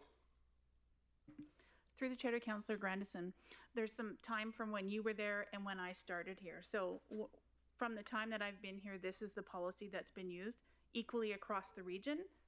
And one of the criteria is individuals' financial position. So if they have enough money to fund the programs and projects, then we do not recommend funding. Thank you, Dion. Perhaps through the chair to CEO Doyle, are you familiar with, because again, I'm going back many years to amalgamation and the 10 years that I operated, which is part of why I'm confused in this process. These grants were automatic, provided as a follow-up to what the ID was providing these communities as an agreement within the amalgamation agreement. Through the chair to Councillor Grandison, I'm under the same understanding as Deanne was. Prior to that, I'm unaware. Maybe see Tony's come up. Maybe she has some historical information that I don't. So maybe we'll let Tony speak to it a bit. I would appreciate that. Through the chair to Councillor Grandison, there have been some changes in the way that the municipality gives out grants within the last 10 years with the creation of the CIP policy in 2014. So built now under the CIP program is the accountabilities and the application process. So it's not necessarily a blanket $100,000 to a community. The applications come in, and we do have some statistics. There is actually much more than $100,000 now going into each hamlet for different community programs. One exception might be Janvier, where there's community programming being delivered by our IRR. So there has been some changes. So every grant that goes out now must come through a grant applicant who then must qualify through the CIP eligibility criteria. Okay, which I'm forgive me for my questions. I'm just trying to get acclimated to to the new realities from the reality I once lived. So thank you for your answers. Thank you, Councillor Gradison. Councillor Stroud? Mayor Bowman, can we take a short recess? I'd like to craft the motion similar to what Sheldon's had said for, just a moment here. Okay, I've got it already. Thank you. Thank you. Go ahead. Thank you, Jade. Yeah, that's credit to our administration how fast they are. So thank you. Thank you. I'd like to make the motion that $35,000 be added to the 2022 Community Impact Grant Community Programs and Project Stream allocation to be allocated to Anzac Recreation and Social Society to facilitate programs and events for children, youth, and families in the Anzac Recreation area, subject to receiving a letter from the auditor confirming the restricted funding. Thank you. Can I have someone second that motion? Councillor Banjoko? Thank you, Mayor Bowman. I second that motion. Thank you. Thank you. Councillor Stroud, do you want to speak to that motion? Yes, as we work with 3 separate communities in the Anzac area, as I stated before, many of these activities bring our communities closer together, and these events really help us, specifically through this COVID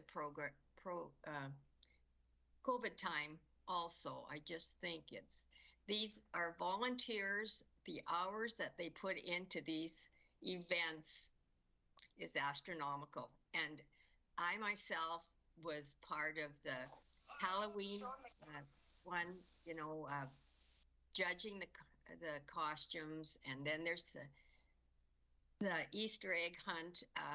All of these bring our communities closer together, as we can be isolated out, further from the municipality, and we do not have the opportunities for some of the residents to go into Fort McMurray for the events that are taking place there. Thank you. Thank you, Councillor Stroud. Councillor Cardinal?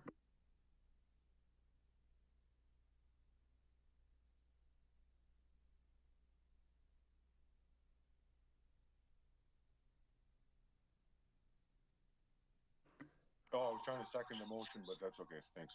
Okay, thanks. Councillor Stroud, you have something else to add? Thank you, Mayor Bowman. I've lowered my hand. Thank you. If there's no other questions or comments, we can go to a vote. Mayor Bowman? Sorry? I'd ask that we pause on the call for the vote because Councillor Banjoko is not inside the room right now. Okay, we'll wait for a minute. Councillor Boussier? Can you just confirm, can you reread the motion?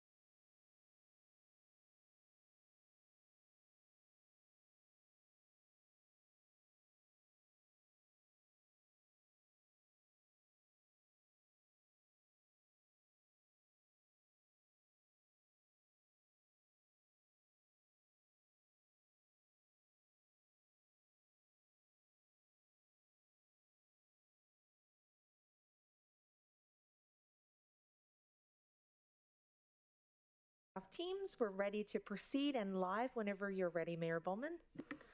Thank you.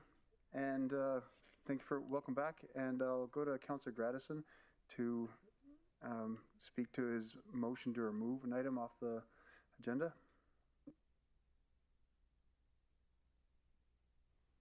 Thank you, Mr. Mayor. So I had indicated a motion to remove an item off of the agenda, the Fort McKay Recreation and Culture Society. I would like to rescind that motion after conversation with our administration and review of our current CIP process. It is my understanding that they are fully within their rights to make this application. Therefore, I would like to remove it, and we will be addressing the CIP process with a new committee in the future. Thank you, Mr. Mayor. Thank you. Councillor Boussier. Thank you, Mayor Bowman.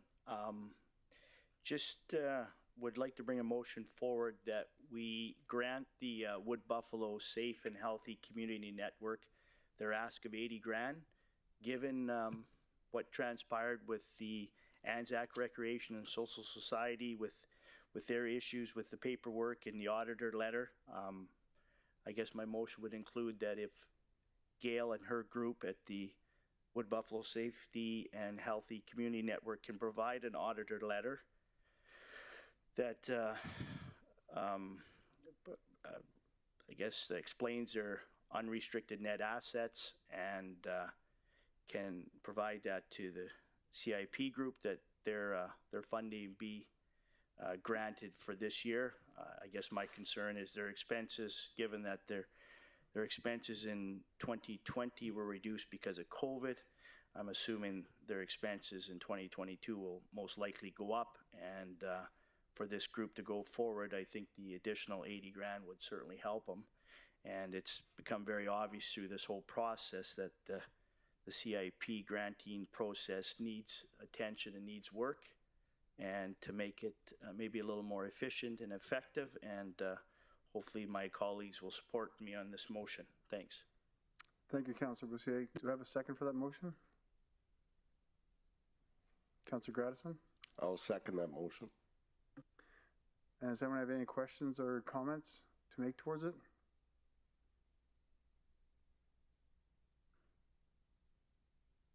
I'm seeing none, so I can call for a vote. All in favor? Councillor Stroud? That's carried unanimously. Thank you.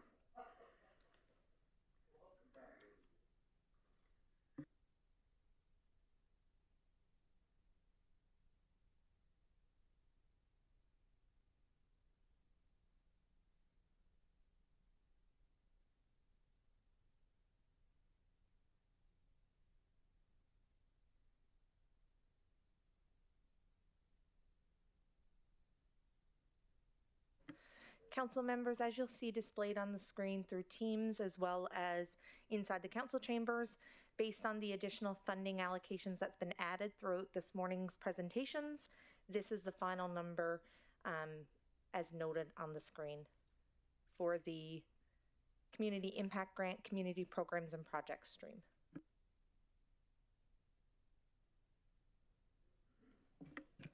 I'll make the motion that $2,035,896 of the Community Impact Grant, Community Programs and Project stream be allocated as outlined in the amended attachment 1 dated February 2nd, 2022. Thank you, Councillor Boussier. Can I have someone second that? Councillor Bunjako? I second the motion. Thank you. Thank you. Motion's carried.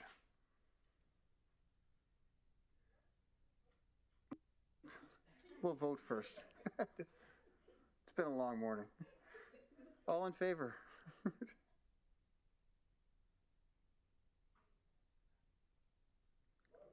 Councillor Stroud? Councillor McGrath? Okay, carried unanimously. Thank you. Now moving on. Okay.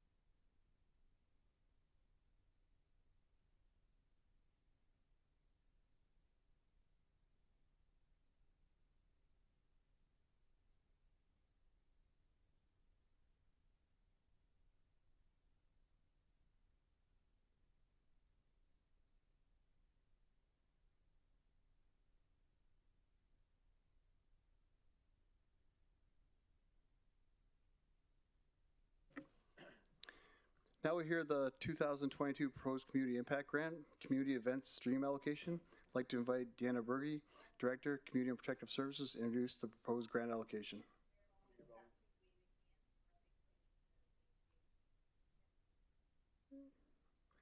Councilor Bajoko.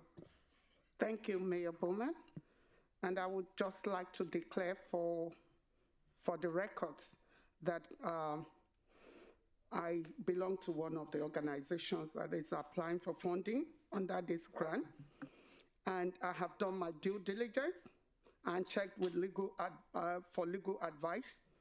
And it has been determined that there is no pecuniary interest, no monetary interest, and I can proceed with the meeting. Thank you. Councillor Walkwin. After speaking with legal, Mr. Mayor, I have to declare. Okay.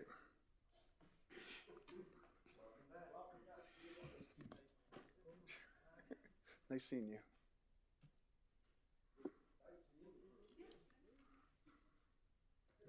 You're good, Deanna. Good afternoon, Mayor and Council. My name is Deanne Berge. I'm the Director of Community and Protective Services.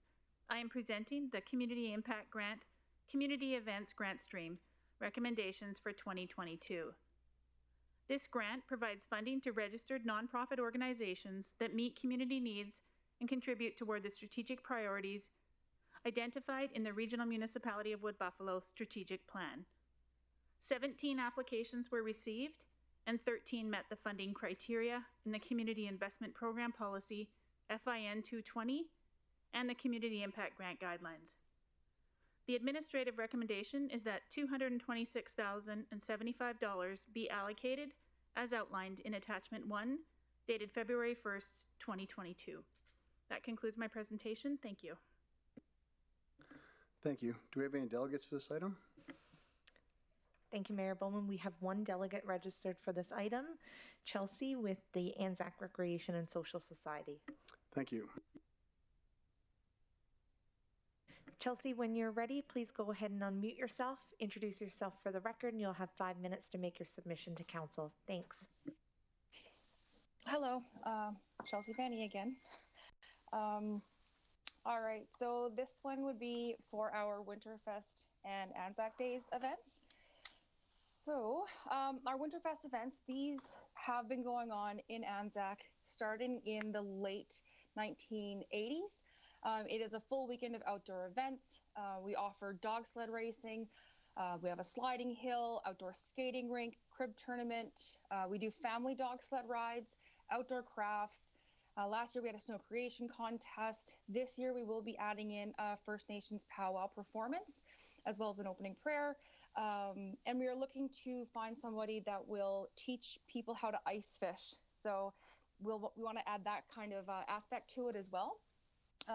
This event brings spectators and participants from the RMWB, as well as several provinces and territories for the dog sled races. We bring them all into Anzac. It showcases our entire region, showcases our community's heritage, our traditional way of life, and our rich culture. For Anzac Days, we have a pancake breakfast, an opening prayer and healing song from traditional drummers, talent show, hula hoop contest, jigging contest, open mic. It's an all-day event, games, rock painting, fire show, outdoor movie night, blue ribbon contest, tie-dye shirts, magic show, bike rodeo, petting zoo, mystery for all ages, and other community organizations facilitate the adult crib and bingo. We have also prior had a baseball tournament that went over very well. We did have to cancel it due to COVID the last couple years. So this one right here, the events and programming financial overview, we already went over it the last time I presented. So our expenses were $32,827. We did receive a $20,000 grant last year from the RMWB, and then again we fundraised $64,652 ourselves. We do have the highest volunteer hours between the 4 executive board members. We invest 80 volunteer hours every month for an annual average of 960. We limit our administrative costs, including office rental, manpower costs, so that we can put more money into programming and the services for the youth, children, and families. We fundraise for most of our programming and events, and as I said last year, we did raise more than what we received in grants. We do have many partners and sponsors throughout the region: Fort McMurray First Nation 468, Fort McMurray Group of Companies, Will Like Tiny Tots, Anzac FCSS, Anzac Fire Department, Bill Woodward School, Anzac School, RCMP, Athabasca Tribal Council, Syncrude Canada, Suncor, CNRL, ConocoPhillips, CNOC, Blackwoods Energy, Enbridge, Caria, and the Anzac Rec Center. The Anzac Rec and Social Society has not received RMWB CIP grant funding since 2017, with the exception of the CIP funding in 2021 for some manpower dollars and support for both the Winterfest and Anzac Days events. Throughout the 3 years of no funding, Anzac Rec and Social Society was able to maintain programming and events for the children, youth, and families within our region. Our current financial situation is not a reflection of the 2020 financial statement submitted in the application process. I had to go really fast because I didn't want to lose my 5 minutes. You did well. You only had 3.5 minutes. Hey, rock on. Thank you for your presentation again and reiterating some things you brought up a few hours ago. Just a question. So last year you fundraised approximately $62,000. Is that correct? That's correct. And had a CIP grant for $20,000? That's correct, for the events grant. And the events grant was for Anzac Days and Winterfest. Okay, and what's your estimated cost now? I'm not sure, I think I asked it earlier, but for estimated cost for the Winterfest and dog sleds for this year? Trudy, can you come on and answer that? Trudy Cockrell? Yeah, I can answer that. So the last time that we ran the dog sled races was 2019, and our cost at that time was $42,000. So we're looking at about a similar cost for this year. And that's just a dog sled race alone? That's not the rest of Anzac Days? That's all of Winterfest and the dog sled races. Yeah. Okay, do you have a figure for the Anzac Days including the dog race? 42, and I would say probably 68,000 for both.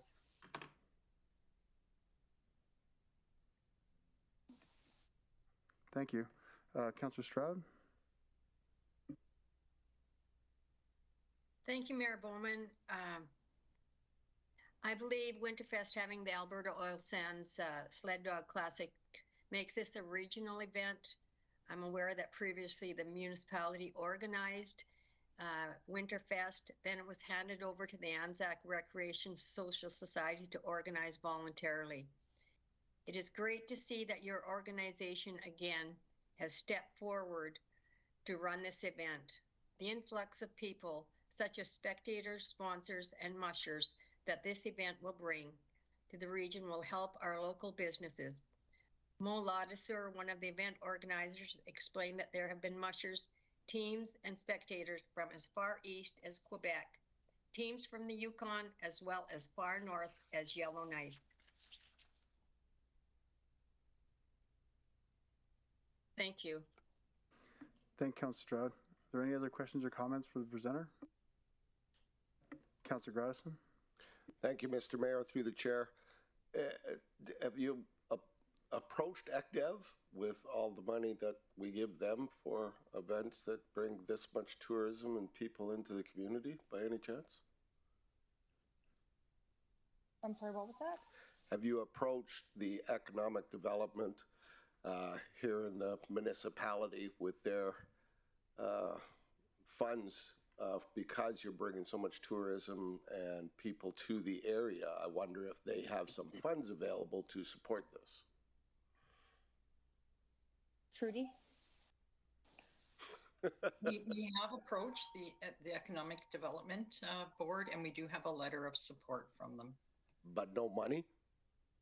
No money. Wow. Wow. Okay, thank you. The only other thing I'll say before I shut the mic off is that as Jane knows, and hopefully some of you, perhaps even you, Trudy, this is an event that I participated in many years in a row. I agree with you, the amount of people that have participated from other areas, but also people from the city of Fort McMurray and other areas in the rural participating. It's always been well run and a tremendous event. Thank you. Councilor McGrath.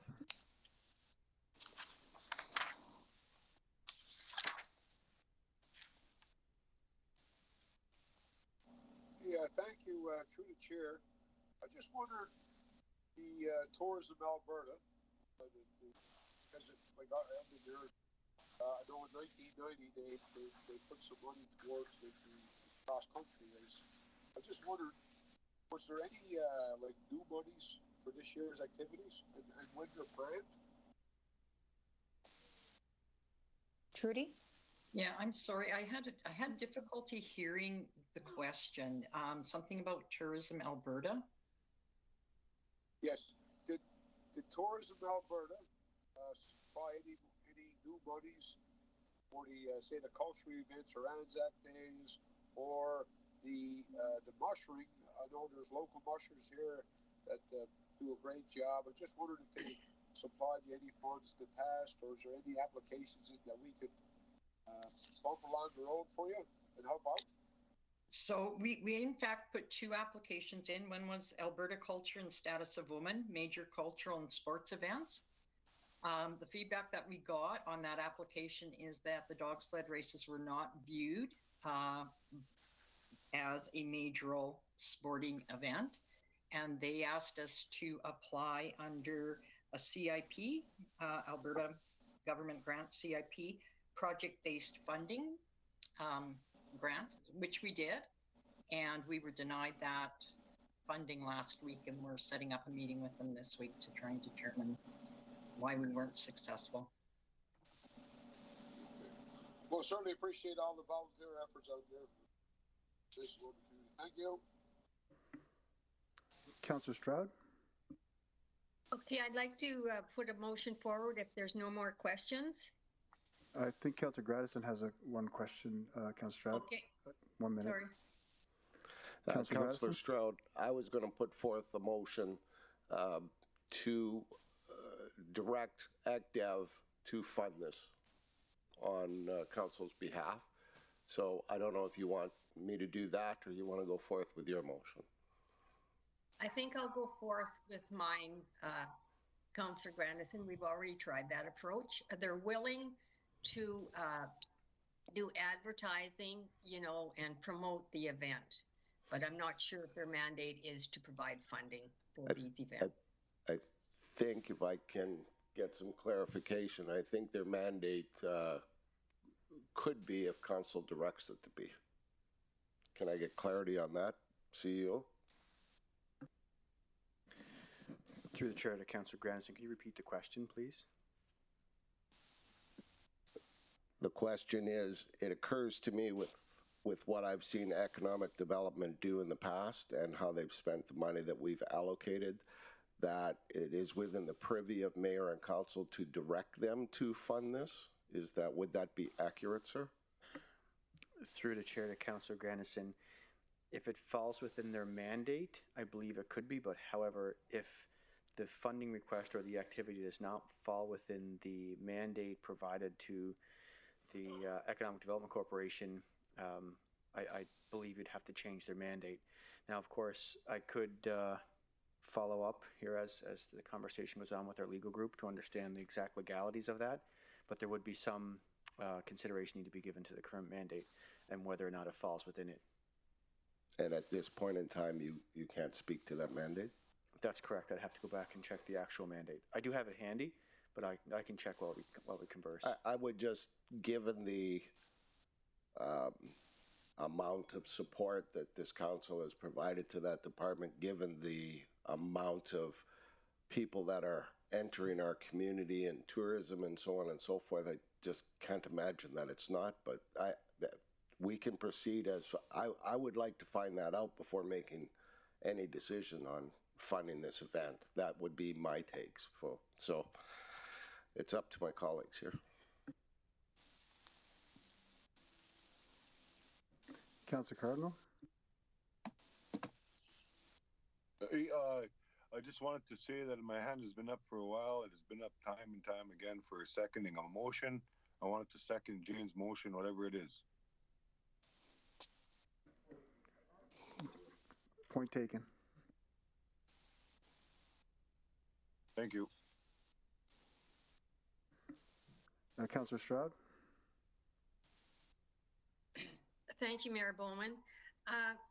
Yes, you know, if I would appreciate if the CAO could follow up on that, or else we can put it in the motion that the funding be allocated to the Anzac Recreation Social Society under Community Economic and Development. And if that doesn't work, then the funding would come out of this pocket here. So if we need to the CAO, Jamie, I'm sorry to bother you, but is there a time frame that you would need? Through the chair to Councillor Stroud, no bother at all. In fact, I've been sitting here through budget. I actually have some folks pulling the mandate of the Economic Development Corporation. I can't remember the full acronym at this point. One thing I'm trying to determine, I don't believe they give out grants, but they do have some funding, and that's what I'm trying to sort out from a legal perspective of whether or not they actually have the ability to provide grants, or funding, I should say. Yes, in fairness, I've never heard of it, but you know, I could be wrong also. Thank you. We possibly what Jamie, what would you recommend that we proceed with at this time? Through the chair to Councillor Stroud, to allocate funding, of course, in this particular regard, would be certainly up to council. However, as requested by Councillor Grandison, I'm checking the validity of the funding application from the Economic Development Corporation before council makes a decision. I do have folks pulling it, as I mentioned. That's probably going to be about 10 minutes.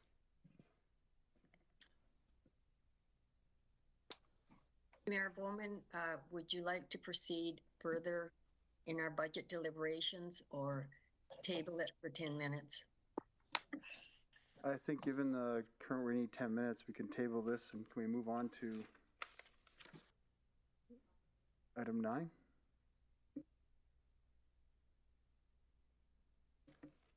So yes, we're going to table this until we get the information back, and so we'll move on to item 9. Thank you, Mayor Bowman. Make a motion, like Councillor Cardinal, you second, make a motion to table item 8 for 10 minutes while we get the proper information. I make the motion to table item 8 so we can get the proper information. Thank you. And the seconder, Councillor Benjoko. I second the motion. Thank you.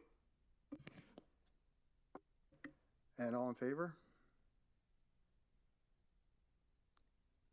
Kendrick, put your hand up. Councillor McGrath, I think you're frozen. No.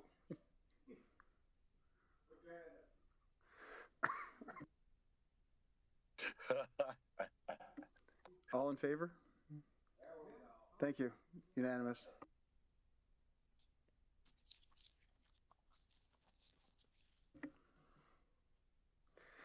Thank you, Chelsea. Thank you, Jane. And Trudy. Thank you. Moving on to the 2022 proposed community impact grant new stream allocation. I'd like to invite back Deanna Berge, Director of Community and Protective Services, to introduce the proposed grant allocation. Yeah.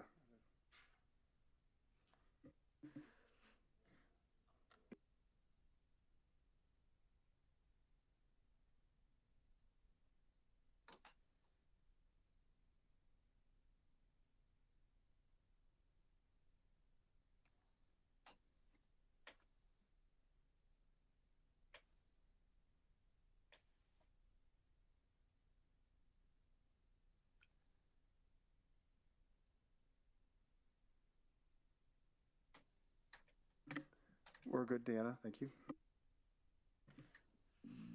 Good afternoon, Mayor and Council. For the record, my name is Deanne Berge. I'm the Director of Community and Protective Services. I am presenting the Community Impact Grant New Events Grant Stream. This grant provides funding to registered nonprofit organizations that meet community needs and contribute toward the strategic priorities identified in the Regional Municipality of Wood Buffalo Strategic Plan.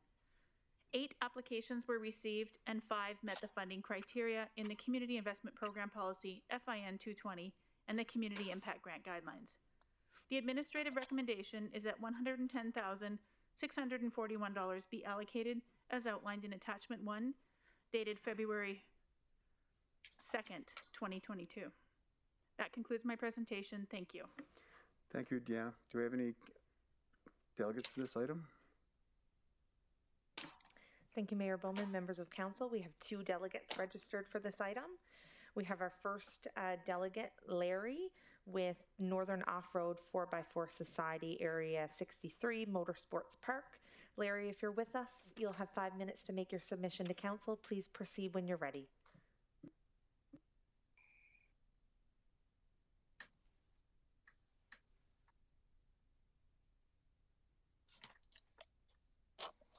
Hello, good afternoon. Thank you so much for this opportunity. We sincerely appreciate the ability to meet with you today. The Area 63 Motorsport Park is a 3/8 mile oval dirt track north of Fort McMurray on Highway 63. While this asset has been here for over 40 years, most Fort McMurrayites don't know it's here. Known as the fastest dirt track in Alberta, this hidden gem is just waiting for racing enthusiasts to bring it to life. And we want to bring car racing back to Fort McMurray and create a haven for many types of automotive fun in a fun, safe, well-controlled space. Area 63 Motorsport Park is a trade name for the Northern Off-Road 4x4 Society, which is a registered nonprofit under the Societies Act. Northern Off-Road 4x4 Society took over the racetrack lease in 2012 and has been restoring the facility to improve track surface quality and facility safety with the help of volunteers and sponsors who share the dream. In May of 2020, amid COVID-19 and the flood downtown, Area 63 Motorsport Park was granted its development permit as a spectator sports facility. Growth was slow but successful through the summer of 2020, and the summer of 2021 was the best season for this facility since about 1990. Our racetrack is back. However, there is still a lot to do, and it requires volunteers, sponsors, race fans, and drivers, all who can be voting members for our nonprofit, working together to make it happen. We need grandstands, continued improvements to track fencing, upgrades to the spectator area, and clay for the track. The future includes things like electricity, additional fencing, and security for the site, clubhouse, and office facilities. This is our first grant application and part of the steps we are taking to evolve our organization from a racing club to a facility operator. To do this, we need the community to support us and to know about us. The summary of the proposed event we have planned for this year, we're calling the Community Test and Tune, is a new event for Area 63 Motorsports Park. While we regularly host test and tunes with our members, we have never opened it up to the community and let non-members borrow cars and take laps on the track. We want to show everyone what happens behind the scenes, the safety features of the cars, and how easy it is to get into this. To date, we have not provided a fully prepared track, or fully prepared and water track for a test and tune event. We would like to include this in our future plan and attract spectators to watch our scheduled test and tunes. The event may be a fundraiser, but not for us. The grant will be enough to cover the major expenses that we will not have to charge fees to our drivers and spectators to participate, opening it up to all. We plan to partner with other local nonprofit and offer our crowd to fundraise for them, including any fees which we collect being donated. One approach we are considering is to require a donation, either small or large, is made to take a car onto the track. We have already partnered with the SPCA in a similar manner with the race event fundraiser for them in 2021. The grant is set up to ensure that we can commit to the plan early in the season when sponsorship and other details are uncertain, and get the word out and in everyone's summer calendar. Thus far, we have found a need to adjust event dates to accommodate schedules of our volunteers with critical skills and other similar challenges. This grant backs up the base cost so we can commit in the face of many unknowns. Happy to take on any questions at this time.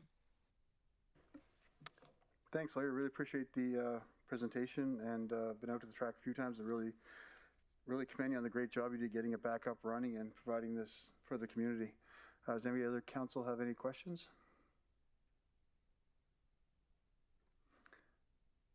I think you're good. I don't think there's any questions. Larry, thanks again for the excellent job you're doing. Thank you so much, Mayor. Thank you, Councillor. Do we have any other delegates? Thank you, Mayor Bowman. Our last registered delegate for this item is Nicole Gardner with the Willow Lake Community Association. Nicole, if you're with us, you'll have 5 minutes to make your submission to council. Please proceed when you're ready. Thank you.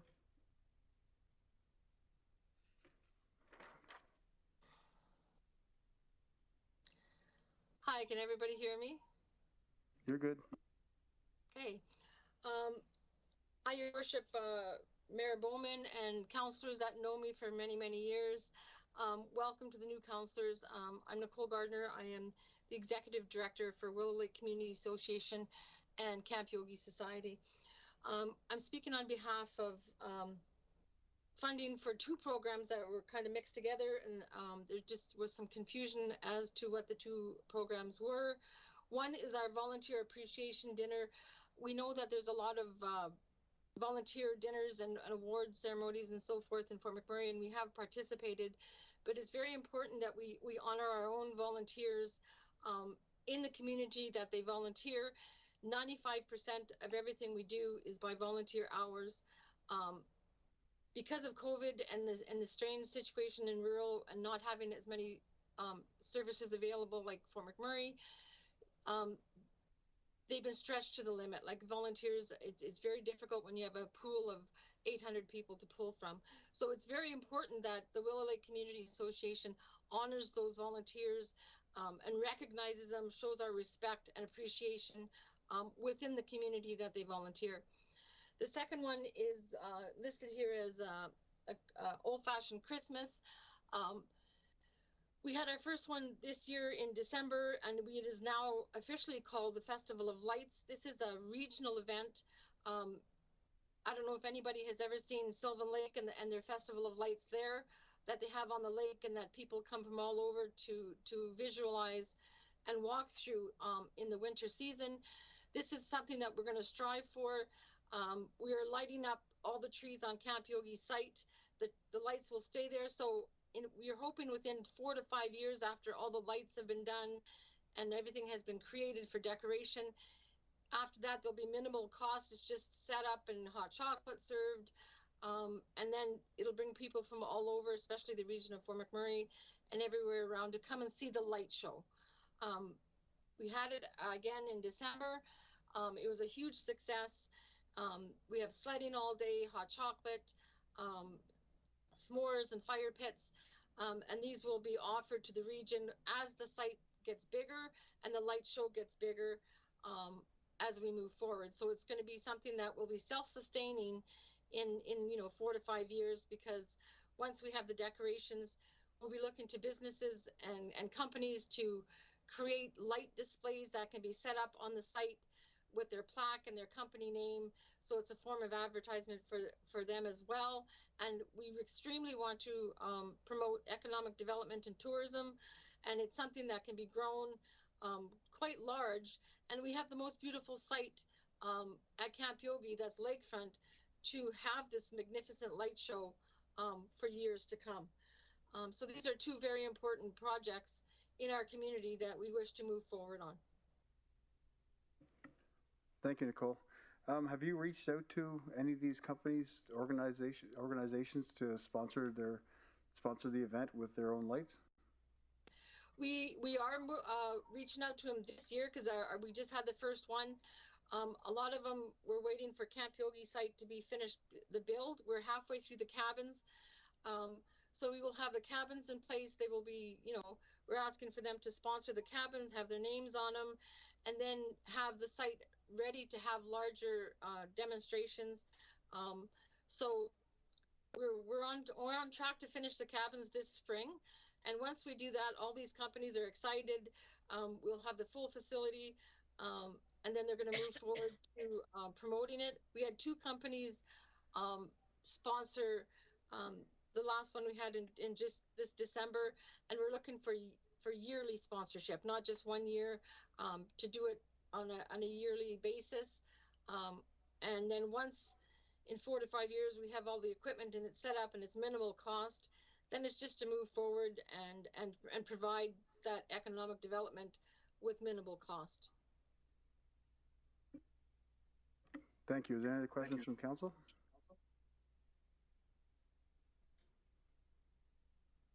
I don't see any. Thanks for your presentation, Nicole. You're welcome.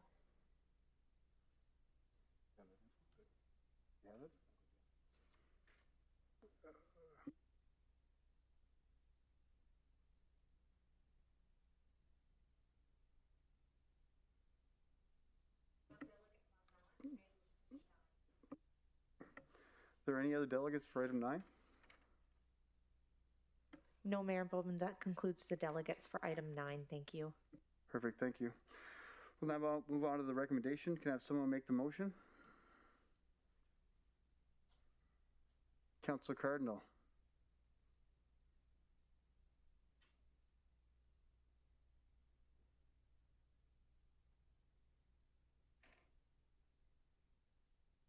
You're on mute.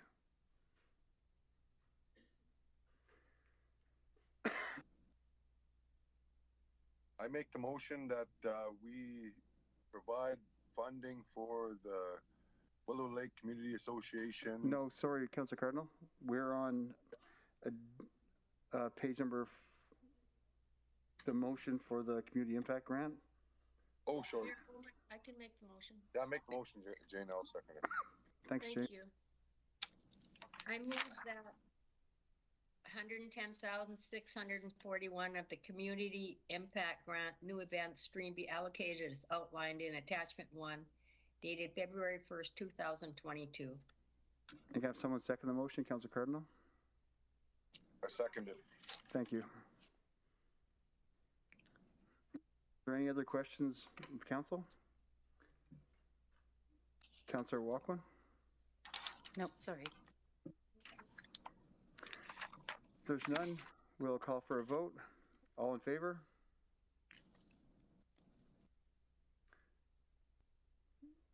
Councillor McGrath? All opposed? Opposed? Okay, thank you. That motion carried, 1 opposed. And if someone wants to lift the item from the table, we can go back to that one. I make the motion. Can I have someone second the motion? Councillor Walkwin?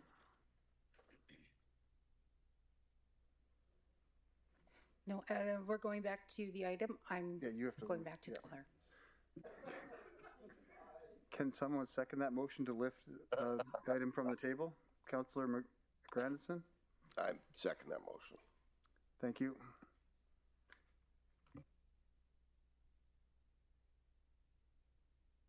Is anyone opposed?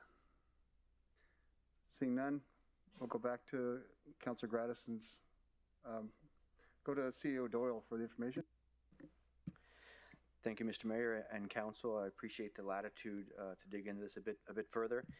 After going through the Fort McMurray Wood Buffalo Economic Development and Tourism mandate, as well as articles of association, there's no vehicle or mechanism that would allow them to administer a grant process. What they do is they work with the proponent in the creation of a business case, and if that business case would illustrate that there's economic benefit or spin-off within the community or within the region, I think that's what they would be weighing their funding on. Now that would, as an example, let's say it was the dog sled event, and there was some evidence that would support the use of local hotels as an example, that would be an indicator of that. I've spoken with the CEO, Kevin Weidlich, about this item, and that's what his advice was. I hope that addresses the question. Thank you, Mr. Mayor, members of council. Thank you. Councillor Grasson? Well, it addresses it. I'm not very happy with whoever wrote that, but thank you. Thank you. Councillor Stroud, if you'd like to make a motion. Yes. That $20,000 be allocated to the Anzac Recreation and Social Society under the 2022 Community Impact Grant event stream for the annual Winterfest and Anzac Days events, subject to receiving a letter from the auditor confirming the restricted funding. I'd just like to make a few comments. Sled dog racing has a storied history in the community of Anzac, with dog mushing events taking place on Gregoire Lake Estates since the 1980s and playing a major role in the Anzac Winterfest event. For many years, our region's cultural fabric is enhanced by community festivals and events such as the Oil Sands Sled Dog Classic. And we hope that residents from across the region and visitors from out of region alike will make their way to Anzac to support the competitors and their dog teams in March. We do get some from Fort Chipewyan. Councillor Cardinal. Thank you. Can I have someone second that motion? Councillor Cardinal, thank you. Yeah. Now, Councillor Stroud, do you have any more to speak to that item? I'm good, thank you. Thank you. Do you have any questions from council? When's the Winterfest? In March. March, nice. I'll send you the exact days. Thank you. Councillor Dogar? Yes, sir, through the chair. What all proposition the councillor brought it about Anzac, 20,000, just brought it in the notice of yesterday morning in the morning message. I wish she would have expressed it before. We are all in the council. At least I would have gone and seen what is the actual feasibility, what is the actual utility of the funds. I think we should encourage going to the ground, and we should, being if it's matter of the councillor, we must brought it to each other's notice. Thank you. Is there any other comments from or questions from council? None. Councillor Benjoko? I'll meet you there, Dokar. Thank you, Mayor Bowman. Mine is a comment. Please invite us for some of the programs. I think that's what Councillor Doga is trying to say. Please invite us, and as many of us as are available, then we should show our support. Thank you. Thank you, Councillor Banjoko. I did already express that to the Anzac Recreation and Social Society. We should be getting an invitation. Are there any other questions from council? And we'll call for a vote. All in favor? Councillor McGrath? Thank you. It's carried unanimously. Thank you. Thank you, Council. So where are we at? 10?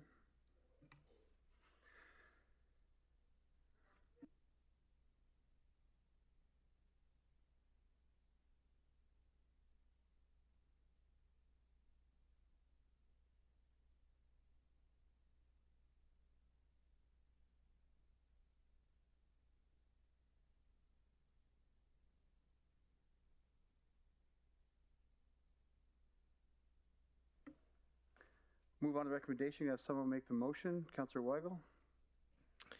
I move that $226,075 of the Community Impact Grant Community Event Stream be allocated as outlined in Attachment 1, dated February 1st, 2022.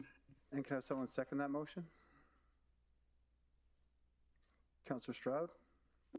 I'll second that motion, Mayor Bowman. Thank you. Thank you. Do you have any other questions or comments from council?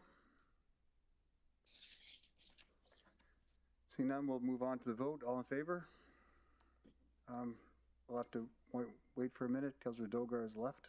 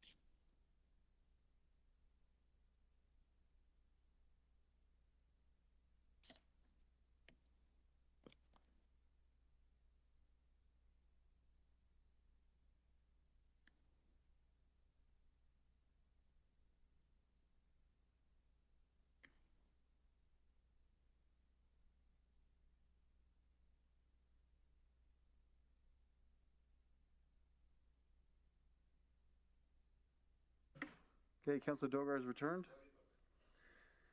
And call for a vote. All in favor? Opposed? That's carried unanimously. Thank you.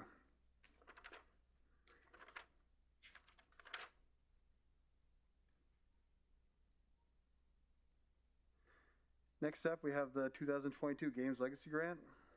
Again, we'll invite Deanne Burgery, Community Service. Please go ahead with your presentation.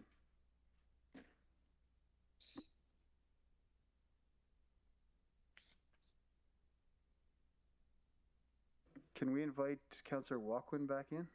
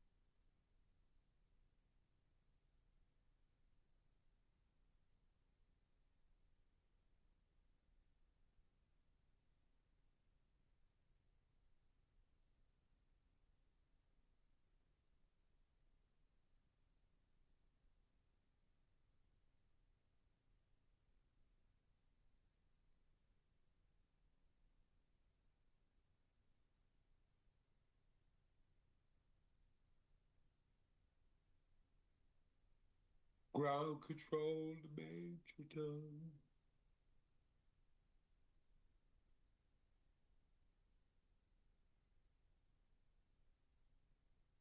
Mic test 1, 2, 3. Hearing check.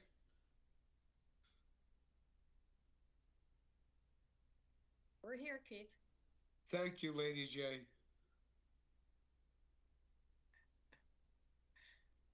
Unsure what's happening, but we're here. We're waiting for Councillor Walkwin to return. Okay, thank you. Sorry. It's okay. We might need, because of COVID, we could add another piece of bylaw saying we can have earbuds on when you're mobile. Go from one office to the next.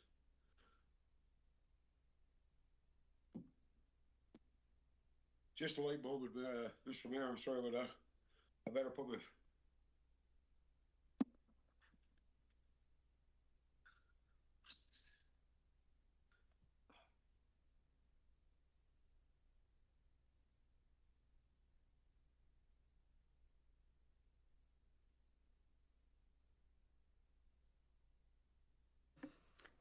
Thank you, Councillor Walkwin. We can proceed. Deanna, please. Thank you. For the record, my name is Deanne Berge. I'm the Director of Community and Protective Services. I am presenting the Games Legacy 2022 funding recommendations. The Games Legacy Grant aims to promote and encourage local talent, including participation in amateur sport, cultural activities, and the arts. There are two streams that may be applied for: travel and accommodations or developmental activities. 15 applications were received, and all 15 have been recommended for funding. This grant is offset by interest revenue earned on the Games Legacy Reserve. That's approximately $10,000 annually. This was established with surplus monies from the 1985 Alberta Summer Games, the 1992 and 2018 Alberta Winter Games, the 2003 Alberta Senior Games, and the 2004 Arctic Winter Games. The recommended motion is that $25,100 in Games Legacy grants be allocated as outlined in Attachment 1. That concludes my presentation. Thank you. Thank you, Deanne. Do we have any delegates for this item? Thank you, Mayor Bowman. We have no delegates. Thank you. Do we have any?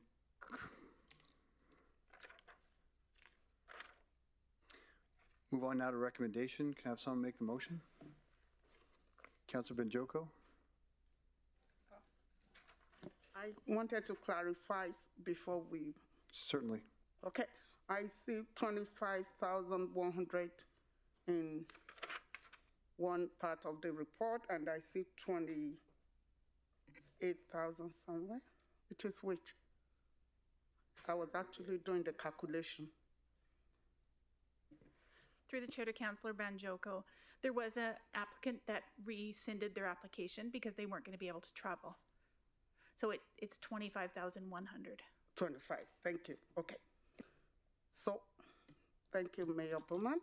I move that 25,100 of the Games Legacy grants be allocated as outlined in Attachment 1, dated February 1st, 2022. Thank you. Can I have a seconder, Councillor Stroud? Thank you, Mayor Bowman. I will second that motion, and I would like to ask a question if possible. Thank you. Yes. So the question is to Deanne Berge. Deanne, for example, if a young boy wants to attend a hockey camp, does this legacy grant include funding for that?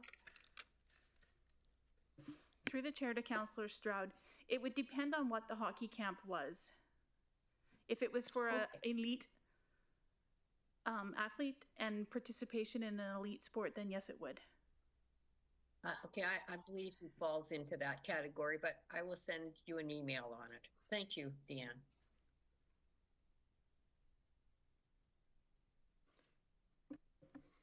There's any other questions on this item? I'll call now for a vote. All in favor?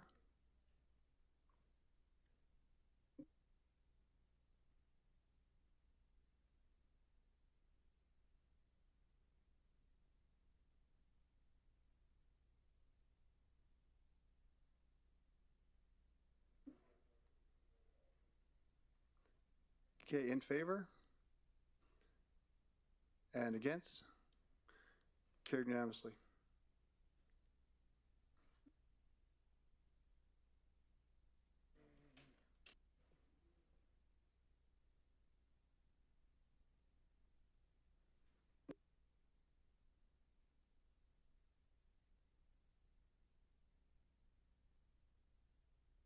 We'll now take a few minute break, everyone, to get set up for the operating budget.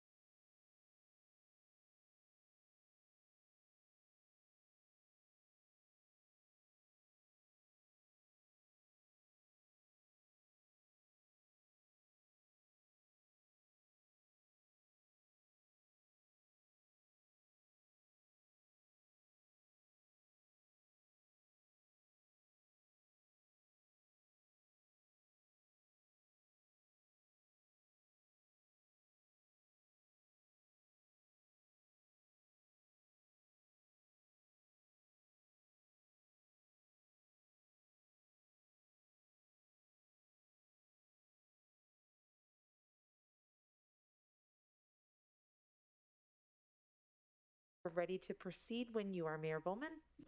Thank you. Up first today will be the delegation portion of the operating budget, which will be followed by council reviewing and proposed 2022 operating budget. As a reminder, this public delegation session is for members of the public who wish to speak to the 2022 operating budget. I'll call on our first delegate, Legislative Services. Do we have any registered delegates? Thank you, Mayor Bowman. We have 2 registered delegates with us virtually today.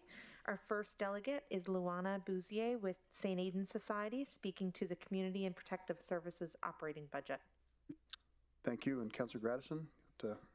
I have to excuse myself. I have a conflict. Thank you. And could you remain close? I will be right there, sir. Thank you. Councillor Bouzier? I have to recuse myself as well with the conflict. Thank you. And could you remain close as well?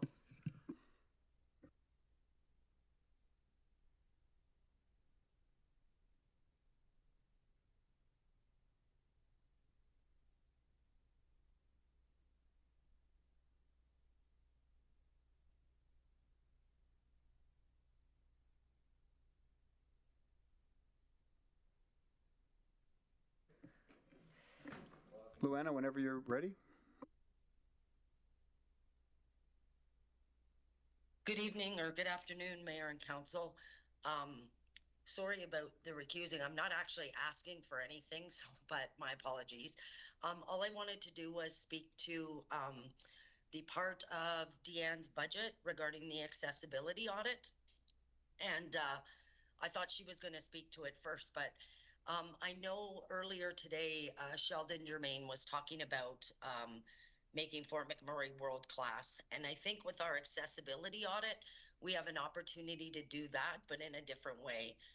To be leaders, certainly across the province, most likely across the country, and actually globally, doing this accessibility audit on a large scale and making sure that we're capturing not just municipal buildings, but grabbing all of the businesses and the places that our vulnerable populations frequent and those with lived experiences, so that we can pull them in and engage them in doing better to serve the vulnerable people of the community and the region, actually. So I just wanted to encourage Mayor and Council to please support the accessibility audit and a large scope accessibility audit that I know Deanne and her team are looking forward to pushing forward. That was everything. Thank you. Thank you, Lana. Do we have any questions from council? See any? Thank you. Moving on to the next delegate. Thank you, Mayor Bowman. Our next delegate in this delegation portion is Dave Mackey with the Fort McMurray Firefighters Association, who wants to address the Regional Emergency Services budget. Dave, if you're with us, please go ahead when you're ready. You'll have 5 minutes to make your submission.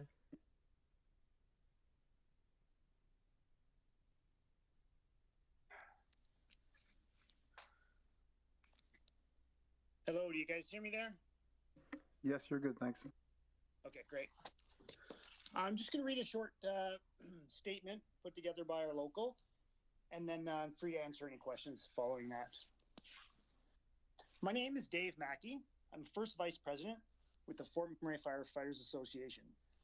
Thank you for this opportunity to speak. I represent 165 professional firefighters, paramedics, dispatchers,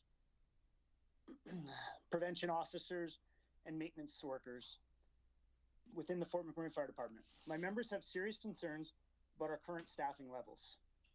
For a number of years following the 2016 wildfire, we've seen a reduction in staffing and response capability.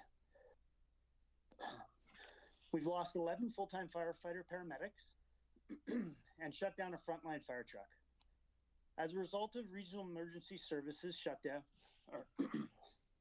decision made during the pandemic, we have recently had our minimum manning reduced from 27 down to 23, and another frontline truck has been shut down.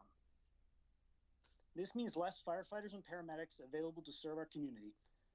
These decisions give cause to serious risk of firefighter safety and community safety overall. The crisis we currently find ourselves in is a result of long-term understaffing based on a historical staffing model which is no longer relevant for the regional emergency services. We ask that serious thought and consideration be given to the RES operational budget proposal to ensure that it adequately addresses the current staffing crisis. Firefighter safety and community service levels are at risk. There's an opportunity to address this risk through a modernized staffing model.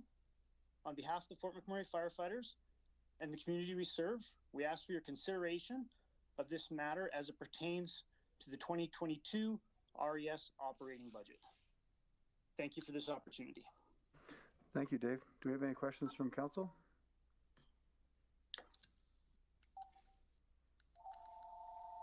I don't see any. Thanks for your presentation, Dave. Thank you. Sorry, Councillor Stroud. I can't Thank tell. you, Mayor Bowman. It's a little bit Hang on, late on Dave. that. So, Dave, is this volunteer firefighters or permanent? I'm a little confused on this. Yeah. So this is our permanent firefighters within the urban service area here. Like I say, we represent about 165 members. And historically, since at least 1984, we've relied on a staffing ratio of 5.3. And that's a bit antiquated now with all the changes. So because we're only hiring to a staffing ratio of 5.3, we aren't able to continuously staff appropriately. So, and again, I have to beg my indulgence, but I'm a little confused because normally that would work through emergency services, would it not, Dave?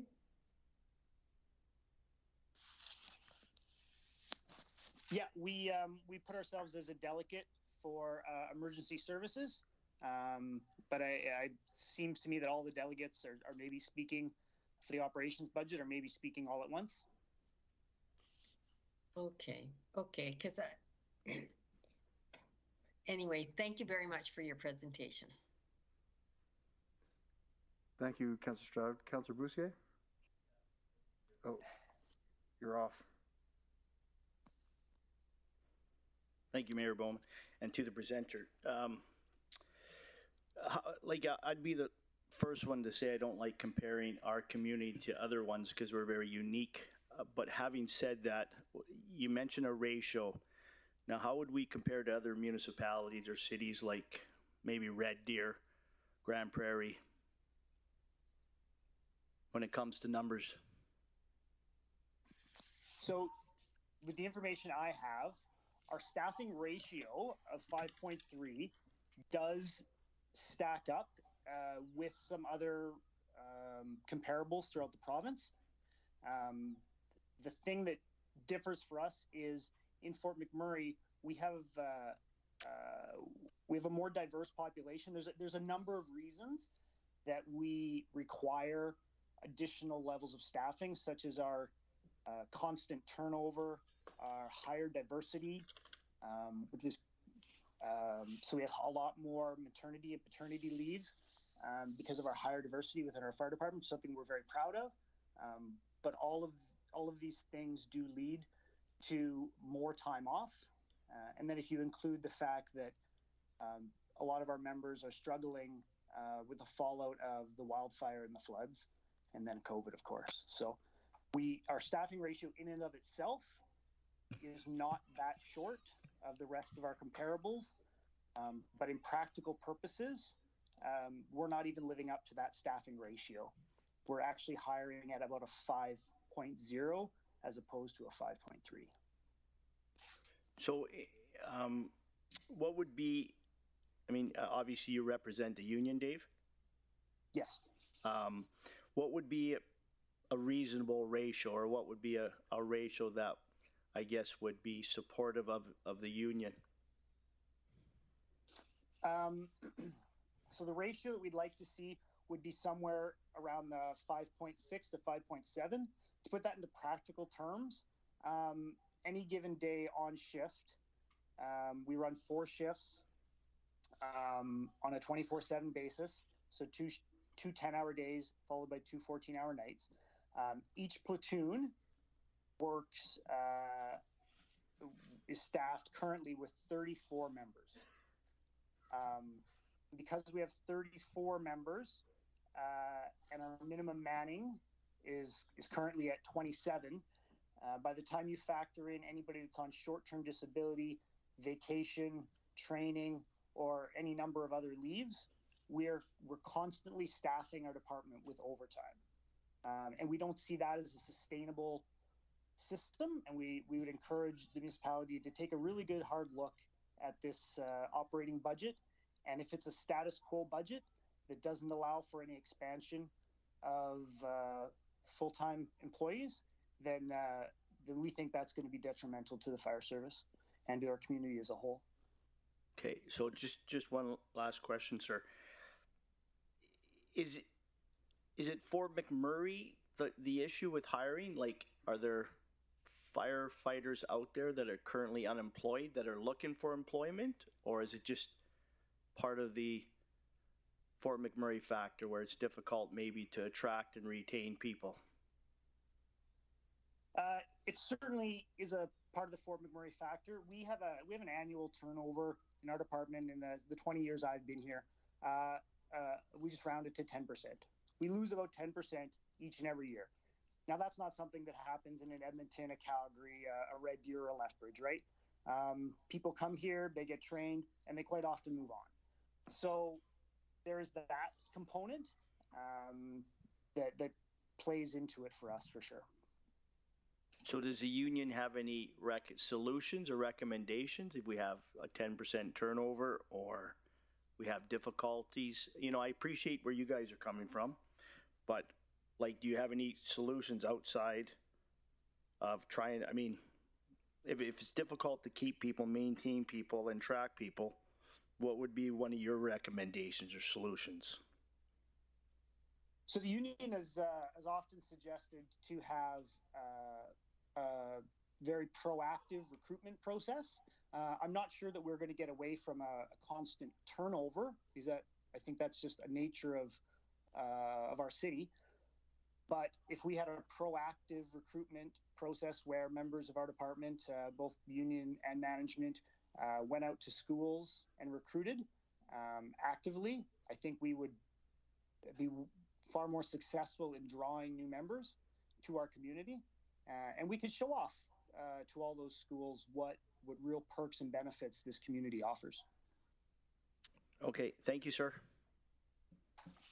Thank you. I'd also like to actually get the CO possibly to address it, because I'm looking at the stats, and our population has been dropping significantly since the fire. So I'm not sure if that has effect too well, but I'll ask the CEO to address some of the issues.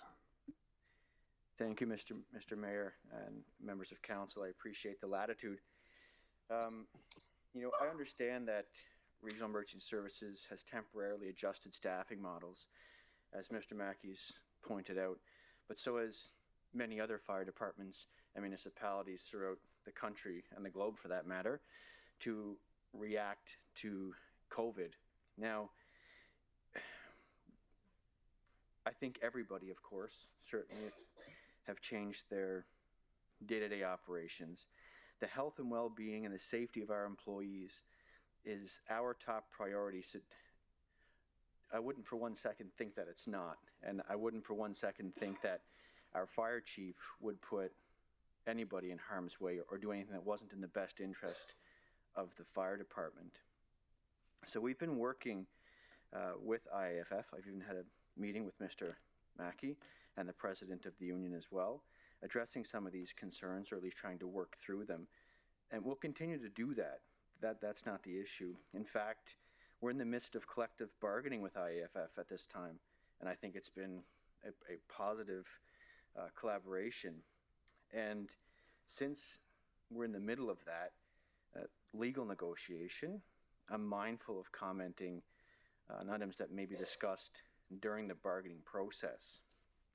We'll continue to monitor the COVID-19 situation very closely, and I really want to extend my thanks to RES for their ongoing commitment to keeping our residents safe and our community safe with the highest level of service that we can during COVID.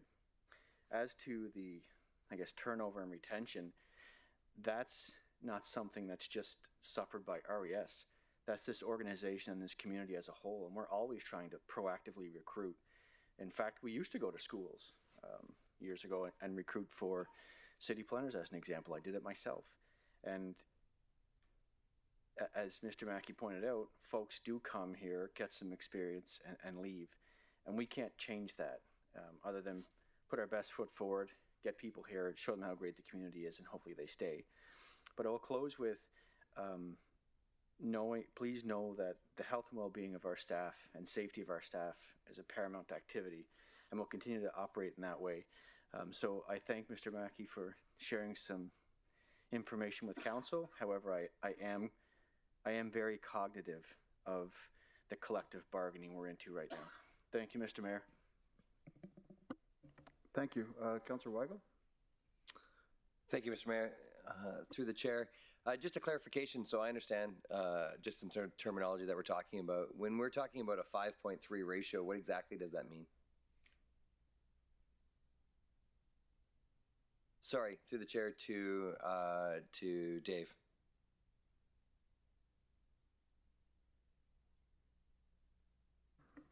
Or I can pose it to administration if you understand what that ratio means.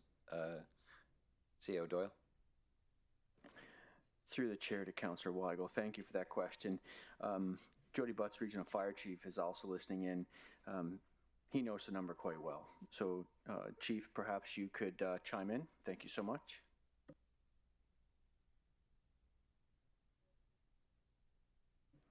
You're on mute, Chief.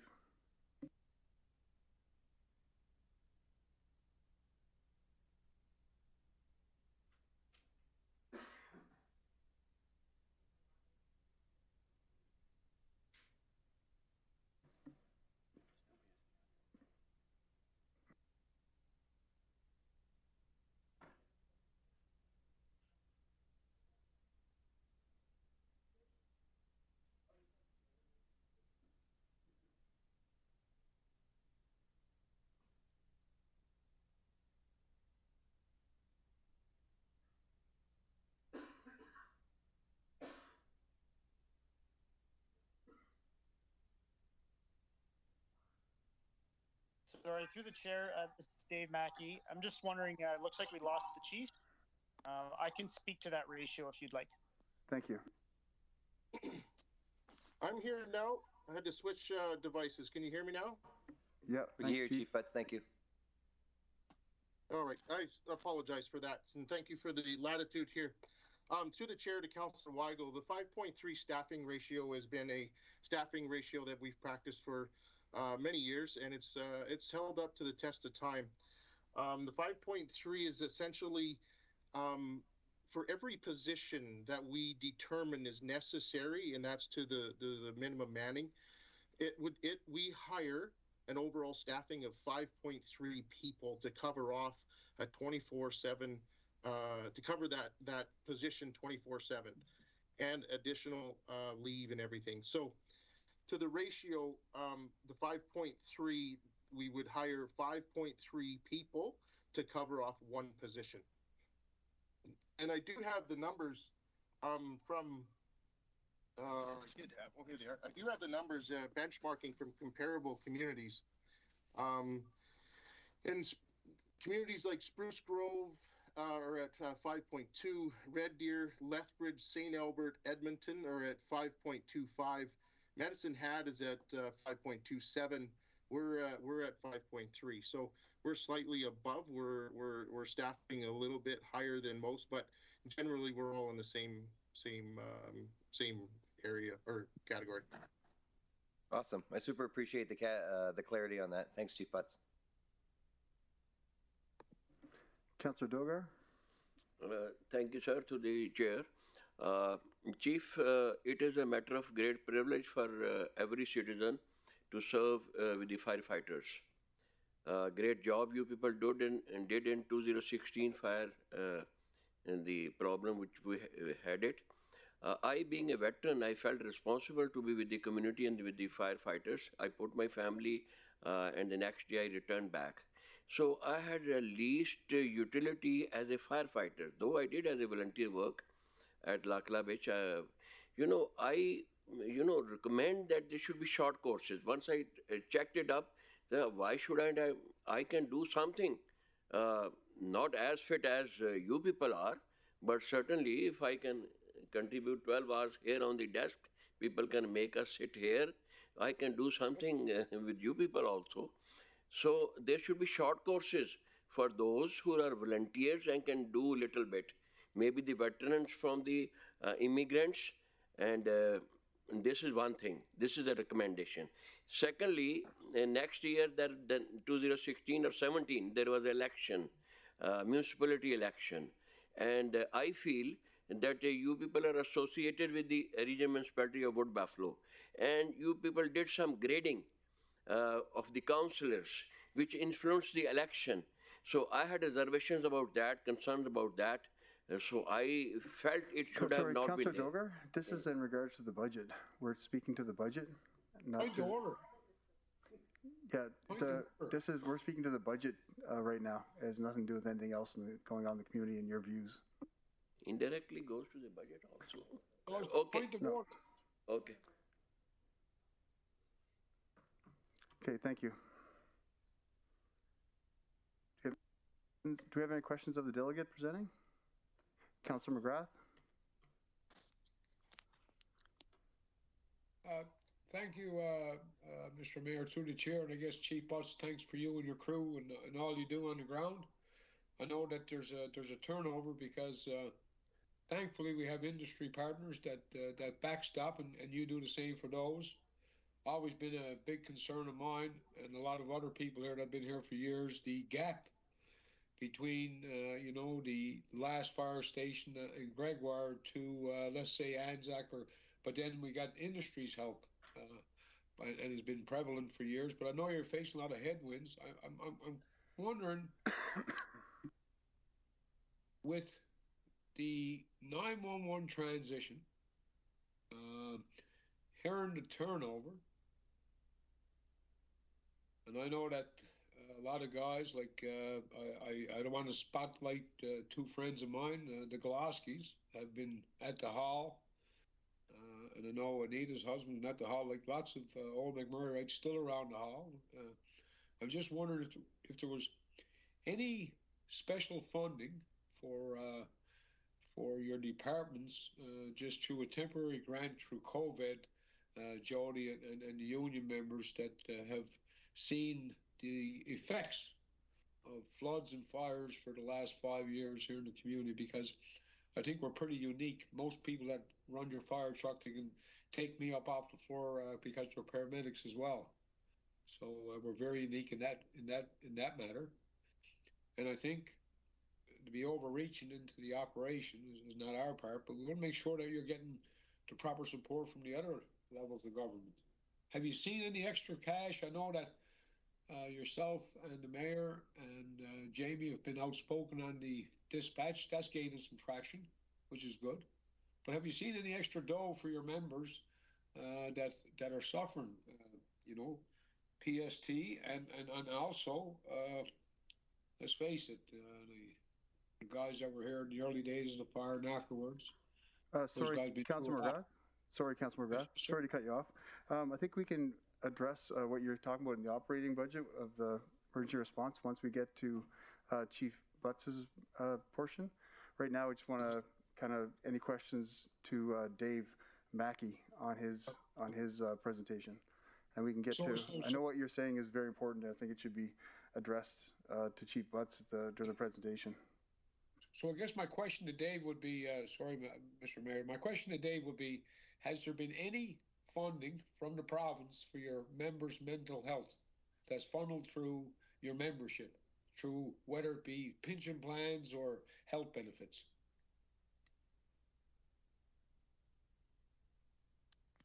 Through the chair to Mr. McGrath, no specific funding that I'm aware of that is flowing straight to our members, although we certainly do have a comprehensive benefit package and a number of avenues throughout the municipality that we can draw on supports. We have a health and wellness program within the fire department that helps provide us with those resources as well. But I cannot speak to whether or not the department has received any additional funding to help support these programs. And I'm sorry, through the chair, that back to Dave, that wasn't an administration question. Like for your national or something like that. I thought maybe there was a chunk of money that went to the National Firefighters Association that you could tap into. Or just trying to educate myself to what's available to your members, because actually we're responsible for them, whether it be today or tomorrow. So I appreciate that as we deliberate the budget. Thank you, Councilor Rath. Do we have any questions of Council of Dave? I don't see any, so thanks for your presentation, Dave. Appreciate it. And administration, do we have any more delegates on this item? Thank you, Mayor Bowman. This concludes the delegations for operating budget.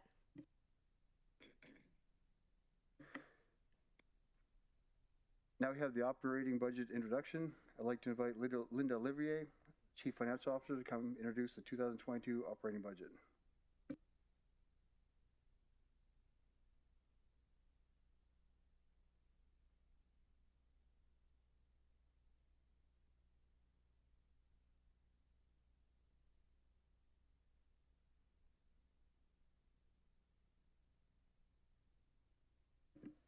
Sorry about that. The proposed operating budget is the next section of the budget presentations. $447 million is the total amount of operating expenses being contemplated at this time.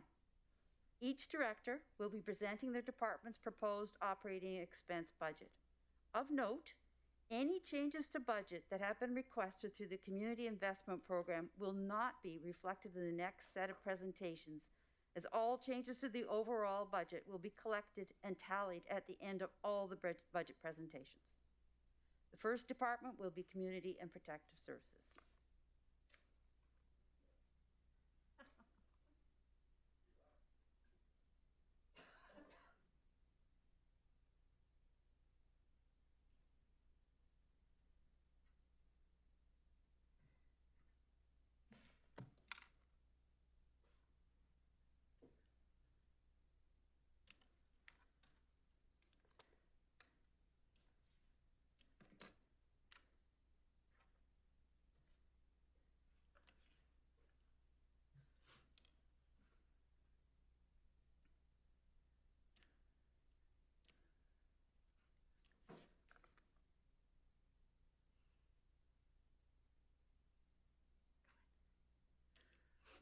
Good afternoon, Mayor and Councillors. My name is Deanne Berge.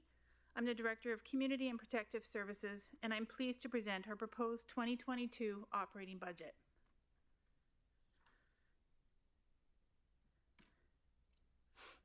The Community and Protective Services Department is comprised of 5 branches: Community Partnerships and Initiatives, Culture and Social Development, Bylaw Services, RCMP Support, and Community and Protective Services Administration. This department works together to create and sustain a healthy, safe, caring, and socially inclusive community. The proposed 2022 operating budget is $84.2 million.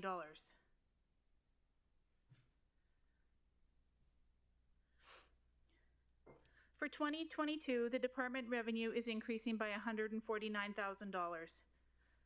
This is a result of a decrease of $242,000 in government transfers, a $36,000 increase in sales and user charges. License and permit fee revenue is down $100,000. Fine revenue has increased by $530,000. A $96,000 increase in rentals is due to the lease for the Timberlea Detachment and the South Policing Facility, and a $131,000 decrease in other revenue is due to CUPE reimbursement that will not occur in 2022. For 2022, the department expenses are increasing by $4.3 million. This increase is primarily due to the addition of the $1.5 million Indigenous capacity funding and the $2.6 million for rural policing. There's a $412,000 increase in salaries, wages, and benefits, which is related to the transfer of a branch into Bylaw Services. $1.2 million in contracted and general services is related to the automated traffic enforcement contract, nuisance property cleanup costs, and out-of-scope custodial work. And there's a $2 million increase in purchases from other governments. The Community Investment Program includes the transfers to local boards and agencies, transfers to individuals and organizations, and the transfers to facilities. And as Linda's just mentioned, these numbers will change and reflect the approvals that were made yesterday and this morning. I'll now move into detailed explanations for each branch. The Community Partnerships and Initiative branch is managed by Norma Shaw.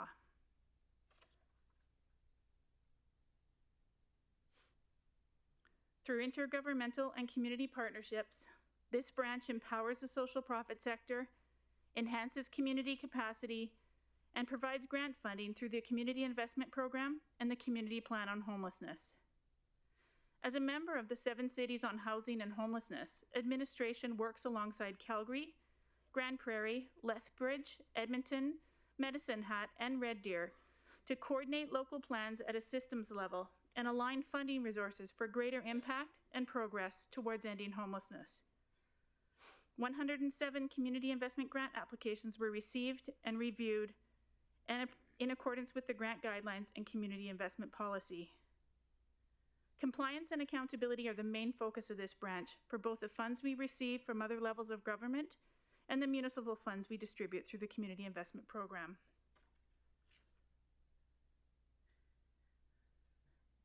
A revenue increase of $162,000. Next slide. A revenue increase of $162,000 includes $149,000 in government transfers for the Community Plan on Homelessness grant and an increase to transfers from reserves related to carry forwards for training that did not occur in 2021. Expenses have increased by $862,000. This includes $198,000 in salaries, wages, and benefits, $78,000 in contracted and general services, and a $1.9 million increase to transfers to individuals and organizations. Expense decreases include a $527,000 in transfers to local boards and agencies and $859,000 to facilities. And again, those numbers could change depending on the budget this morning. The proposed Community Partnerships and Initiatives 2022 operating budget is $40.8 million.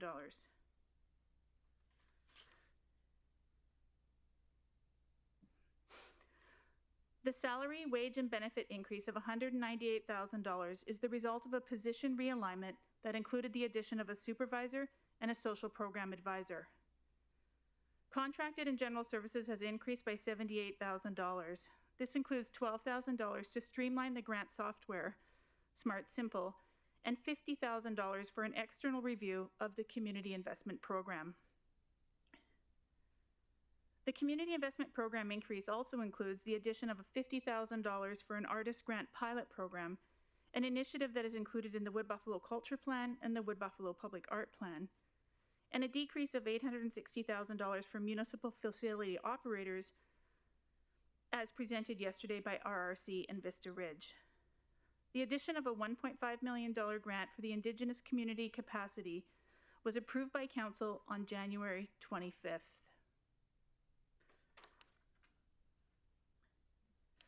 The Culture and Social Development Branch is managed by Azela Contras Dogby. This team oversees the Family and Community Support Services Program, the Art Plan, the Culture Plan, and the Diversity and Inclusion Portfolio, and works closely with 3 council-appointed committees, RESIDE, the Advisory Committee on Aging, and the Public Art Committee. Culture and Social Development supports the Snow Angels Program, the Mayor's Advisory Council on Youth, and the Diversity and Inclusion Portfolio, which includes an action plan addressing areas we can improve upon to meet our commitment of being a workplace that is safe and welcoming for everyone. The Wood Buffalo Public Art Plan was adopted by Council on May 25th, 2021, and aims to develop a dynamic collection of art that celebrates Wood Buffalo's culture, history, and people, while enhancing the visual and aesthetic impact of the region.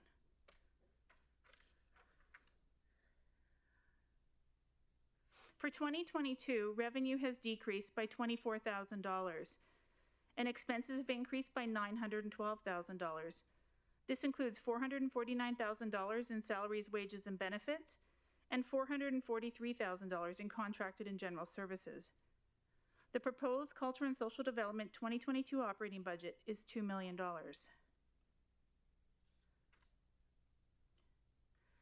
The addition of the Equity and Inclusion Program Manager, along with funding for positions in 2022 that were not funded in 2021, has increased salaries, wages, and benefits by $449,000. The contracted and general services increase of $443,000 is funding for the development of anti-racism training and an accessibility audit in 2022. These initiatives were brought forward through council-appointed committees. The anti-racism training will be developed in collaboration with the Multicultural Association. This training will be provided to municipal staff, Regional Recreation Corporation staff, council, and will be made available to outside groups and agencies. The accessibility audit is planned for 2022. Administration has formed a working committee that includes members of council-appointed committees and individuals with lived experience to work on the scope and deliverables of this project to enhance the accessibility of our region. The Bylaw Services Branch is managed by Sabrina Catarini. This team works at promoting compliance of municipal bylaws with an education-first approach to enforcement. The bylaws include Responsible Pet Ownership Bylaw, Vehicle for Hire Bylaw, Community Standards Bylaw, Land Use Bylaw, and the Roads and Transportation Bylaw. We work collaboratively with the RCMP to patrol school and playground zones to enhance road safety and to protect children, parents, and teachers. Animal control helps ensure everyone's safe, healthy, and peaceful enjoyment of the community. There were over 2,300 animal control files in 2021. Protecting the health, safety, and welfare of citizens by promoting compliance with municipal bylaws continues to be the focus for bylaw services. A revenue increase of $69,000 is due to an increase in fines, rentals, and other revenue.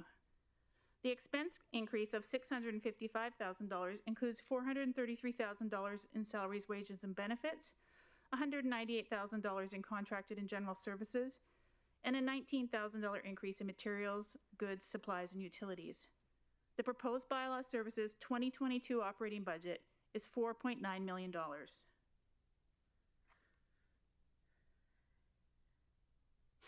License and permit revenue is down $100,000 as a result of a decrease in vehicle for hire and chauffeur permits. The custodian and development compliance officer transition to bylaw services in 2021 resulted in the $433,000 increase in salaries, wages, and benefits. The $198,000 increase in contracted and general services is due to the transfer of those two units, as we need to accommodate out-of-scope custodial work and nuisance property cleanup.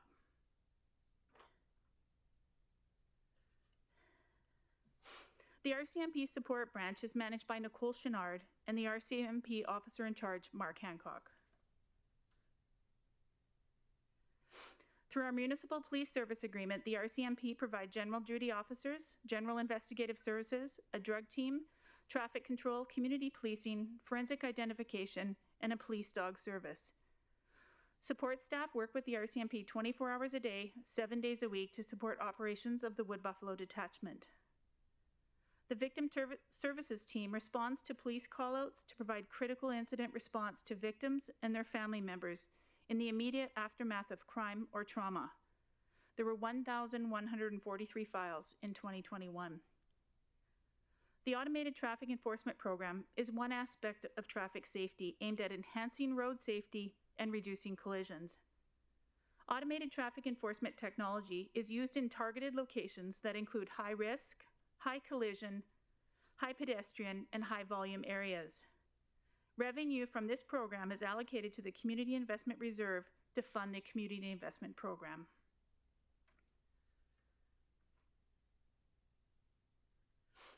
The 2022 RCMP support revenue has decreased by $60,000. Even with an increase of $500,000 for fines, There's an offset of $377,000 in the government transfers and a $230,000 decrease of other revenue. This is related to QP reimbursement that will not occur in 2022. Expenses have increased by $1.8 million. There's a $685,000 savings in salaries, wages, and benefits. Overall expenses have increased due to the $492,000 increase in contracted and general services and a $2 million increase to purchases in other governments. The proposed RCMP support 2022 operating budget is $35.6 million.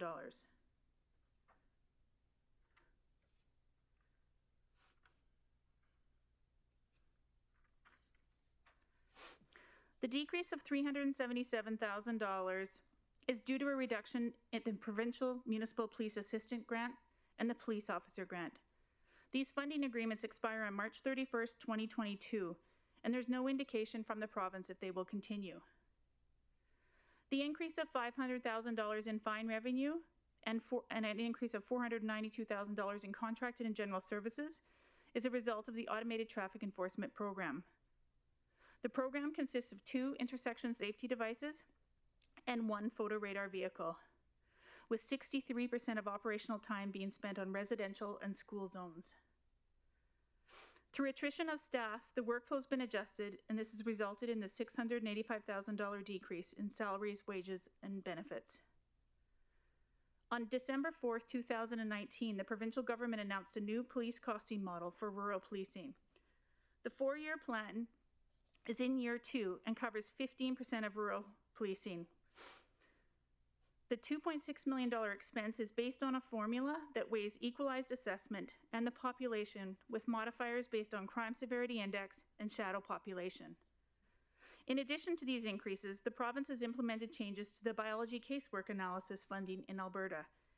Each detachment will receive an invoice based on usage of forensic analysis services. Administration has budgeted $90,000 for these examinations in 2022. The Community and Protective Services Administration is senior leadership of the department and comprised of myself and Tony Elliott, Senior Manager. Our work is focused on collaborative partnerships and supports the internal and external delivery of programs and services.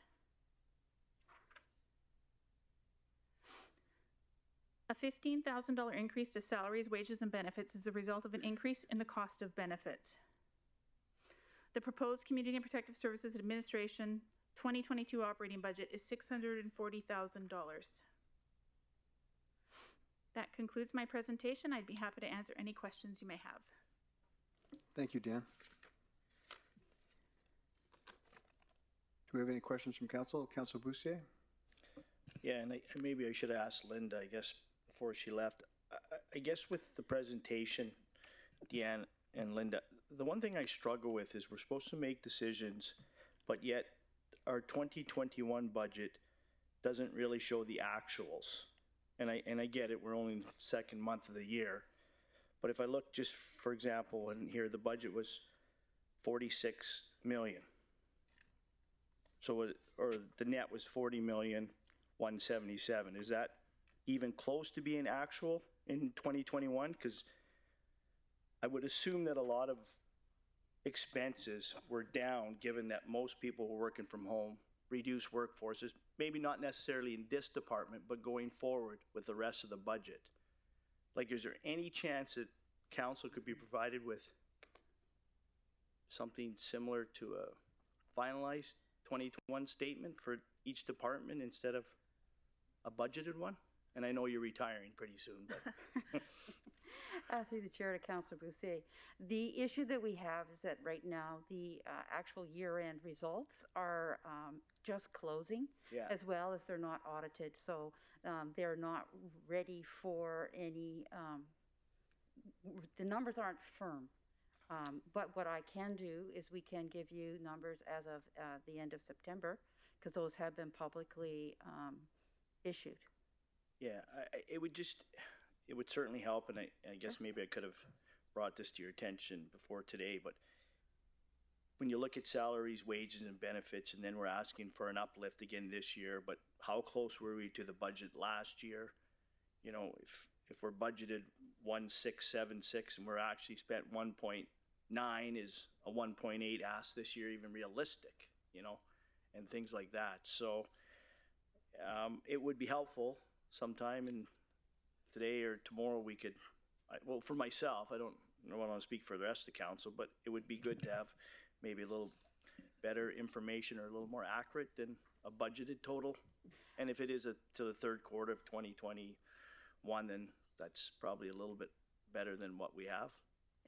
Through the chair to Councillor Bousset, we can give you a rough copy of what the actuals are. Because not right now. Right. But we can for tomorrow morning. Okay. Thank you. Thank you. Thank you, Councillor Bousset. Councillor Stroud? Thank you, Mayor Bowman. First off, the questions I have is to Deanne Bergy. How much has the province offloaded to the cost for the RCMP to the municipality for 2022? I know you've mentioned a couple different items there. Through the chair to Councillor Stroud. So specific to the rural policing, this year our bill will be $2.6 million, which represents 15% of the total cost. And as well, they've downloaded the $90,000 for the forensic work that happens, the biological case analysis. So they downloaded 90,000 to the urban area, or the grand total. I mean, I don't need it broken down. You're looking at 90,000, and what's the other? So I think it would be safe to say 2.7 million. Yeah. That the province has downloaded to the municipality for this year for the RCMP costs. That's correct, through their rural policing, and it's going to grow. This is only year 2 of 4. Rural policing, correct? That's correct. I mean, you've got forensic, which is region-wide. So I'm asking for a region-wide total, which is 2.7 million, correct? Correct. Okay, thank you. That's region-wide. I was just curious because we have had meetings with the RCMP, and I'm just curious to see what the actual total is region-wide. The other question is, does the RCMP receive COLA?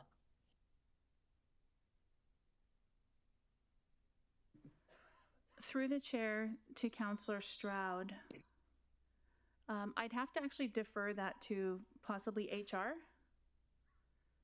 Okay, it's just that I know that they haven't had a raise in a number of years, and it's got to be detrimental to the staff or to the RCMP themselves. Through the chair to Councillor Stroud, they actually have, this is the first year that they've received their raise, and so what's in our budget is their raise. What hasn't been decided yet is who's going to pay the back pay on that, but the 2022 budget has the new costs for RCMP in it. Oh, and so they will be getting the raise within the municipality. Is that what you're saying, Dan? Through the chair, it's across the country. Okay, that's good then. But we are paying for it, are we, the municipality? Through the chair to Councillor Stroud, we have budgeted for the raise to be included in the 2022 RCMP budget. Okay. And is that going back for the number of years that they haven't received a raise, or is it just for 1 year? Through the chair to Councillor Stroud, so what's in the 2022 budget is just for 2022. I believe there's still some details to be worked out on who's going to pay that back pay. Okay, thank you. And I know this question is to Linda.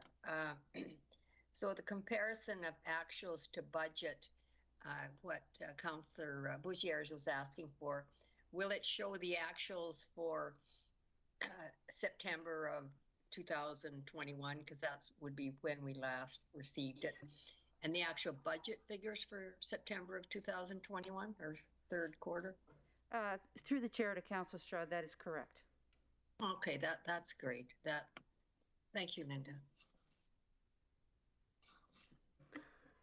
Councillor Gradison? Thank you, Mr. Mayor. Through the chair, Deanne. So obviously, like many people, a supporter of our amazing RCMP and such. Not a great supporter of automated traffic control, not a big fan. However, you said in your presentation that 63% of the placement photo radar was in school zones, which I can tell you I've lived on Bell Crescent for 23 years, and I drive down Hospital Street past the schools pretty much every single day, and I have never once seen photo radar there, not even one time. And I've complained about this a number of times because if I can believe that photo radar belongs anywhere, it is in school zones where our young children aren't always capable of making good decisions, simply because I don't believe it causes people to slow down, but it might save some children's lives. So I just thought I'd bring that to your attention. I've seen the RCMP there with radar, but I have never once in 23 years seen photo radar on Hospital Street just before Franklin Avenue. So that's one point. Can I respond to that? And that's just, pardon me? Well, but it's photo radar is for speeding. Like I've actually called the RCMP, and if you ask Renee Wells back in his day when he was here, a number of times where I've recorded RCMP cruisers speeding through that school zone on Hospital Street, and on numerous occasions is like, are they going to a call, etc. The answer has always been no. It's that people just don't pay attention, and there's so many young children that run across the street at hospitals. It just drives me crazy. So just something I thought I would bring to your attention at this time because of your comment about 63% in school zones. I don't know what school zones they're in, but not that one. So through the chair to Councillor Grandison, I just want to put some context around that. So a couple years ago, the province put a freeze on the automated traffic enforcement program. So we're actually limited to what we had in our plan 3 years ago. We're not able to just go wherever we want. We have a traffic safety plan. We have to stick to it. So we have, every month we provide details to the Solicitor General's office. This is where we were. This is what happened. So we also agree that there's some school zones that need to happen, but at this point, the province is not allowing any changes to the areas where automated traffic enforcement occurs. So they tell you what school zones you can go to? The traffic safety, through the chair to Councillor Grandison, the traffic safety plan at that time when the province froze it is what we have to stick to. So there's only those school zones? Even though we have through the chair to Councillor Grandison, even though we have new school zones, yes, that is what's happening right now through the province. Perhaps CEO Doyle, we could start advocating for something a little smarter than that. So the addition of equity and inclusion program manager. So how many people are involved in this? When you say a manager, so a manager of how many people? Through the chair to Councillor Grandison. So the program manager is one person, and that is the only FTE that manages that program. And then it's actually an interdepartmental working group. So all departments will have representation on that working group. With a primary function of equity and inclusion within municipal and like RC, et cetera. So I guess my question is, depending on, like, we do a fund for Multicultural Association, who do very much the same thing, if not more. And it just occurs to me that with their resources, their volunteer base, their expertise and everything else, could they not provide the same level of interaction, training, et cetera, within the municipality? Just a question at this point. Through the chair to Councillor Grandison, it's a great question, and that's one of the intentions behind the anti-racism training, is to have the Multicultural Association provide that to us. The Equity and Inclusion Program Manager is actually going to look after our internal workings of equity and inclusion, and that's including like policy review, looking at programs and services that we offer through an equity and inclusion lens. But the Multicultural Association definitely is a partner that we'd like to see doing some training with us. All right, thank you for that. And I guess my last question, you mentioned the accessibility study. Sorry, my brain is turning to mush right now with my questions. Mine too. The accessibility audit. Thank you. is that for all partners, all parts of our community, or just municipal buildings? What is the intent of that? Through the chair to Councillor Grandison. So this is we've put together a working group, and the delegate spoke earlier, Luana spoke about this accessibility audit and wanting to do big things and have this for the whole community. And we agree. So we've got this working group together, and right now there's $100,000 in the budget proposed for it. So what I spoke to the delegate before this presentation to say, let's, if it looks like this is going to cost more than $100,000, then we come back to council and say, look, we want to do this, we want to do it big. We have all the right people at the table. That's the important part.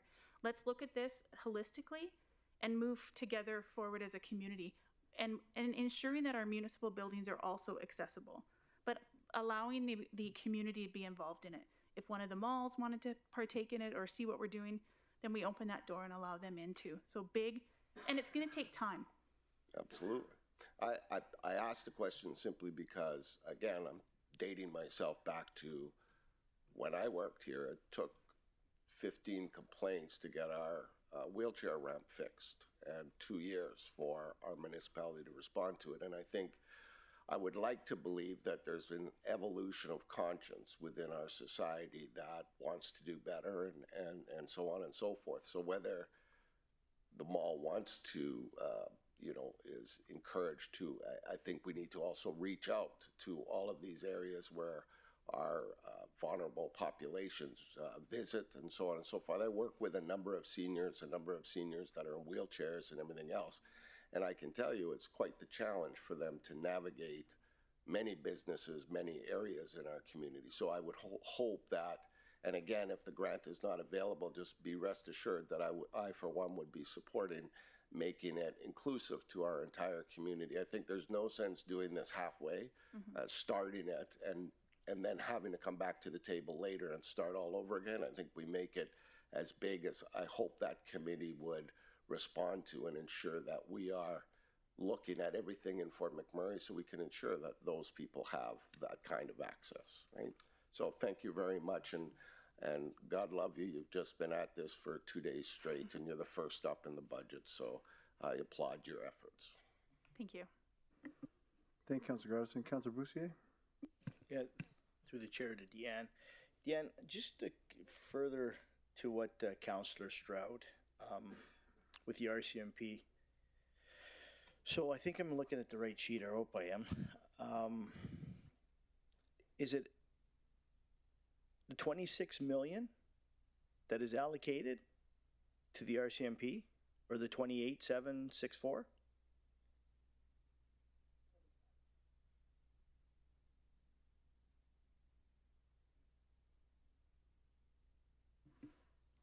Through the chair to Councillor Broussier, that's correct. That's the purchases from other governments. Okay. And we cover 90%? Through the chair to Councillor Broussier, that's correct. The federal government picks up 10%. Okay. So the 28 million, I believe you indicated it had the uplift with the whole retroactive pay. No? Through the chair to Councillor Broussier, yes, it does. Linda Shake. Sorry. Through the chair to Councillor Broussier, it's not the back pay. It's just the cost of RCMP policing for 2022 with the raise. Okay. So the raise was only, it's retroactive 5 years or something, but this is the first year that we're including it. Through the chair to Councillor Broussier, that's correct. So it's safe to say the retroactive pay for the number of officers in Fort McMurray is not only, but $2 million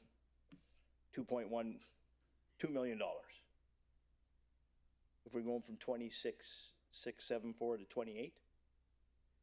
Through the chair to Councillor Broussier, that's correct. Okay, and that includes rural?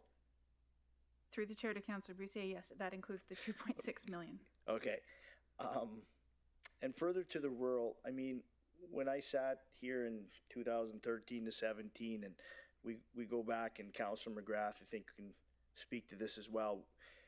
There was talk about the Conklin Multiplex was going to house some of the RCMP and maybe Alberta Health Services, and for whatever reason, that never happened. So is it safe to assume that locally we drive out to Conklin when required, or do we have manpower or lady power or all kinds of people working out there now? Through the chair to Councillor Brussier, there's actually different units that work in rural south, rural north, so there's always someone assigned to the entire region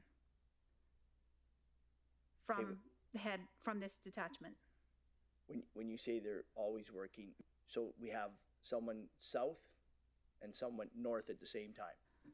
So safe to say there's people in Conklin and people in Fort McKay right now. Through the chair to Councillor Brussier, that's correct. Okay. There's teams that are dispersed throughout the region. Okay.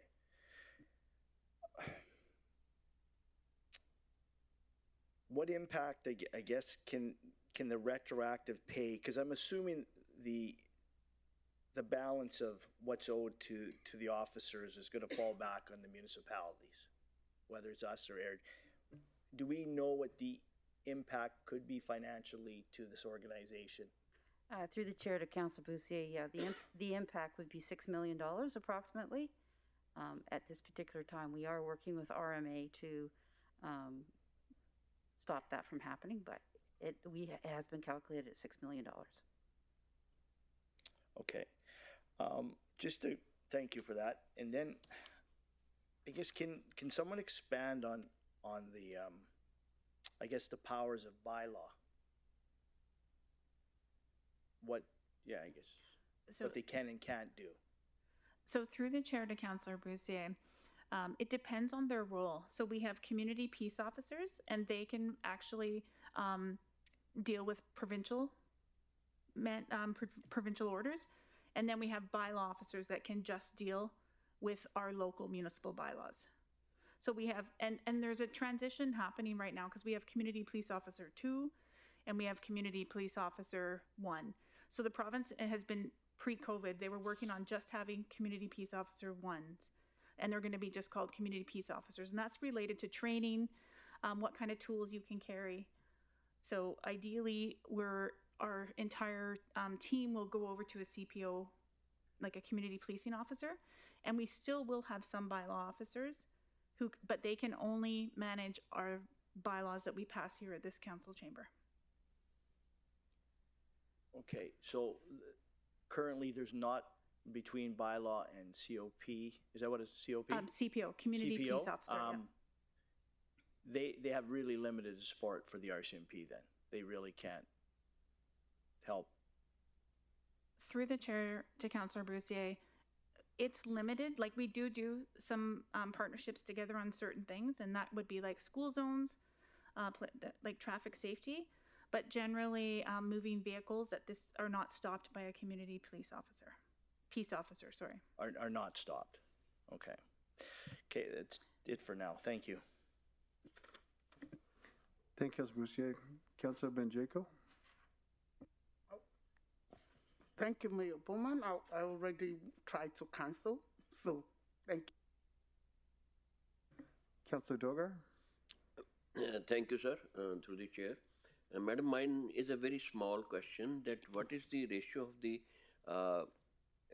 all this budget which you have calculated, is there any portion of the federal portion, provincial portion, or the all regional municipalities bearing it? Please let me know. Through the chair to Councillor Dogar, so some of the revenue that's coming in is from both federal and municipal or provincial, and those are grants that we allocate out to organizations. What is the percentage of that? Through the chair. Yeah, roughly. Through the chair, we don't have the percentage exactly, but we can get that for you. Thank you.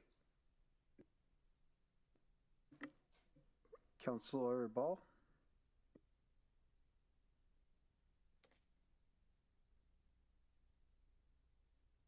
Thank you, Mayor Bowman. Can everybody hear me? I'm in my truck. I'm on the road, so. Yeah, you're good. We can hear you, Ken. Good to go? Okay. Sorry for dropping in late. Like I said, I'm traveling.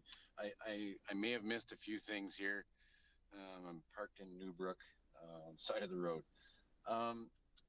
I guess my question relates to just some overall budget things, and I may have missed it. My apologies if you're hearing it again, but I noticed that there were slight increases basically in each and every one of the departments, like community partnerships, a slight increase, culture and social, a slight increase, RCMP, etc. There was I believe I caught the tail end of a conversation about getting actuals. Is that getting completed in advance or before we continue with this, or we can hear back? Through the chair to Councillor Ball, we will have that for tomorrow morning. Okay, perfect. Yeah, I was just curious because it was really hard to determine. I keep hearing from some of these different groups that we've heard from earlier that because of COVID, they had lower costs. Because of COVID, they had lower costs. Well, I don't know, maybe in our case, we had higher costs. I'm not sure. So the Equity and Inclusion Manager, I know it was mentioned once already. Is there a complement of staff that reports to this manager, or is it just an individual manager that's managing a program per se? Through the chair to Councillor Ball, it's a program manager. So there's one individual managing the program, and then there's an interdepartmental working team that works with that program manager. So it's one person handling the facets of the program. And for some reason, I may have read this wrong, but it seemed to be an increase of $450,000 for one person. Did I read that wrong? I hope I did. Through the chair to Councillor Ball, it's not, that increase is not relative to one person. In that branch, there were some employees that were off in 2021. So at a certain point in time, and maybe Linda could speak to this, but if there wasn't someone in the position, then there was no budget for them in 2021. So then when they came back to work in 2022, we had to have that budget increase. So it does look like a large number, but those were positions, and due to people being away, they weren't funded in 2021. Okay, is this part of the additional social program advisor? It said something about the position is being realigned or a realignment. I didn't quite understand what that meant, realignment, because to me a realignment is, you go from point A to point B and this is where you are now, and there's basically no cost associated with it, but there seemed to be a cost associated with that. Through the chair to Councillor Ball, the realignment comes from a funded FTE that became vacant being transferred into the branch. So the realignment is, and it could be even within my branch. So some of the positions went from RCMP support to bylaw services. So that's what I was referring to as a realignment. That was under community partner. Okay. I noticed one line item, contracted services went up from was it 829,000 up to 1.5 million. What was that for? Because frankly, the line items we have here are in microscopic print, and my 55-year-old eyes can't read it anymore, even with these reading glasses. Through the chair to Councillor Ball, was that in RCMP support that you saw that? I believe so, yes. So through the chair to Councillor Ball, that's related to the automated traffic enforcement program. Okay, fair enough. I agree. I don't like that program. I think that might be. I noticed something about conferences.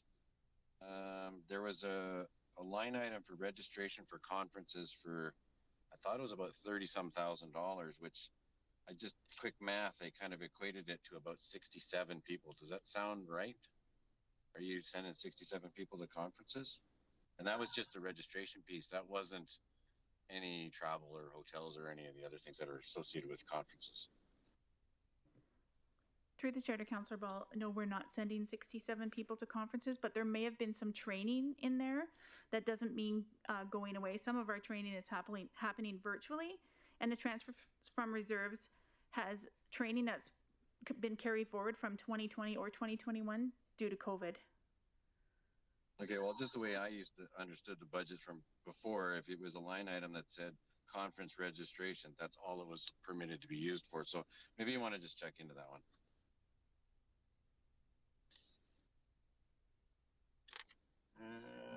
That's about it. Thank you. Thank you, Councillor Ball. Councillor Benjoko? Thank you, Mayor Bowman. Mine is a general question, and I'm not sure if the question should be, or the comment should be for you.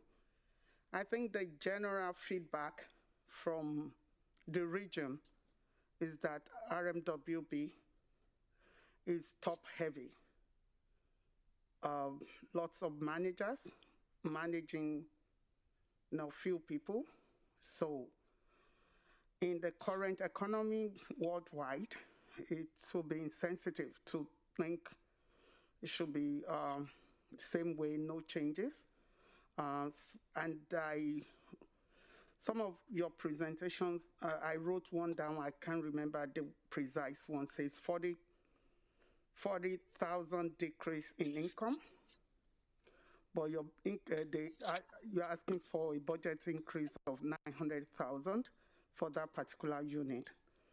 So it's a general comment, and maybe you should go to CAO.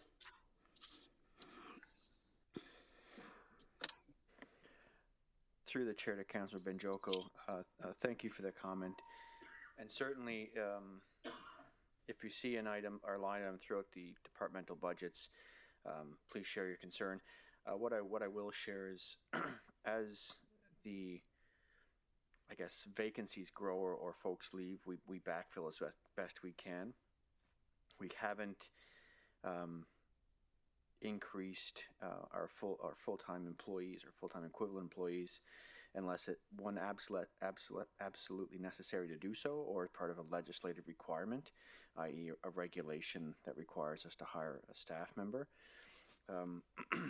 Also, we try to be cognizant of the services we deliver to such a vast region. We are just about 69,000 square kilometers, and we provide a very good service to the community. So we're cognizant of all those services as well, and we're always looking at ways to be more efficient with what we have. Thank you.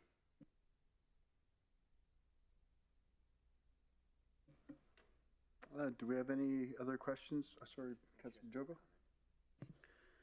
Jogo. So, thank you, Mayor Bowman. So,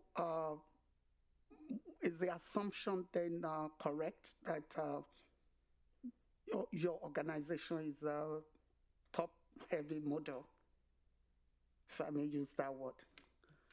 And then, in terms of remunerations, how are you adapting to the new world that we all live in terms of increases and things like that in within the RMWB? Thank you.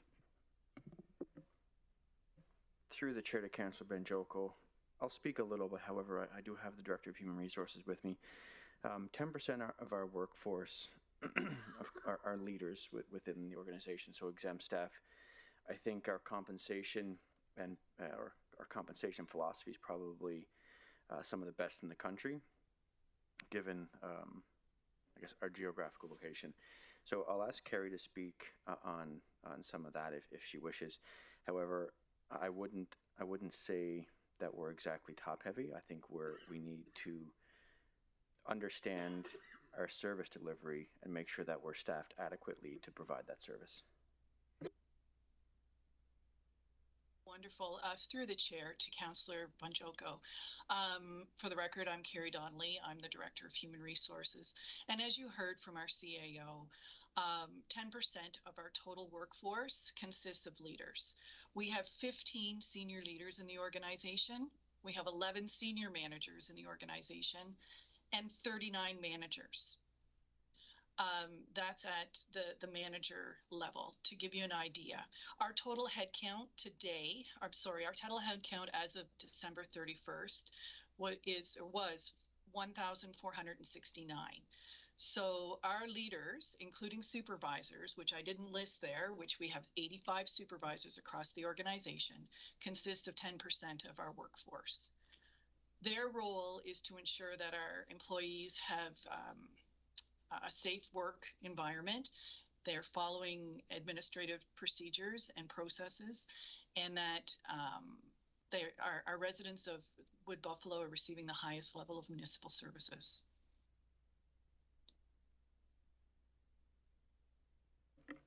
Thank you, Carrie.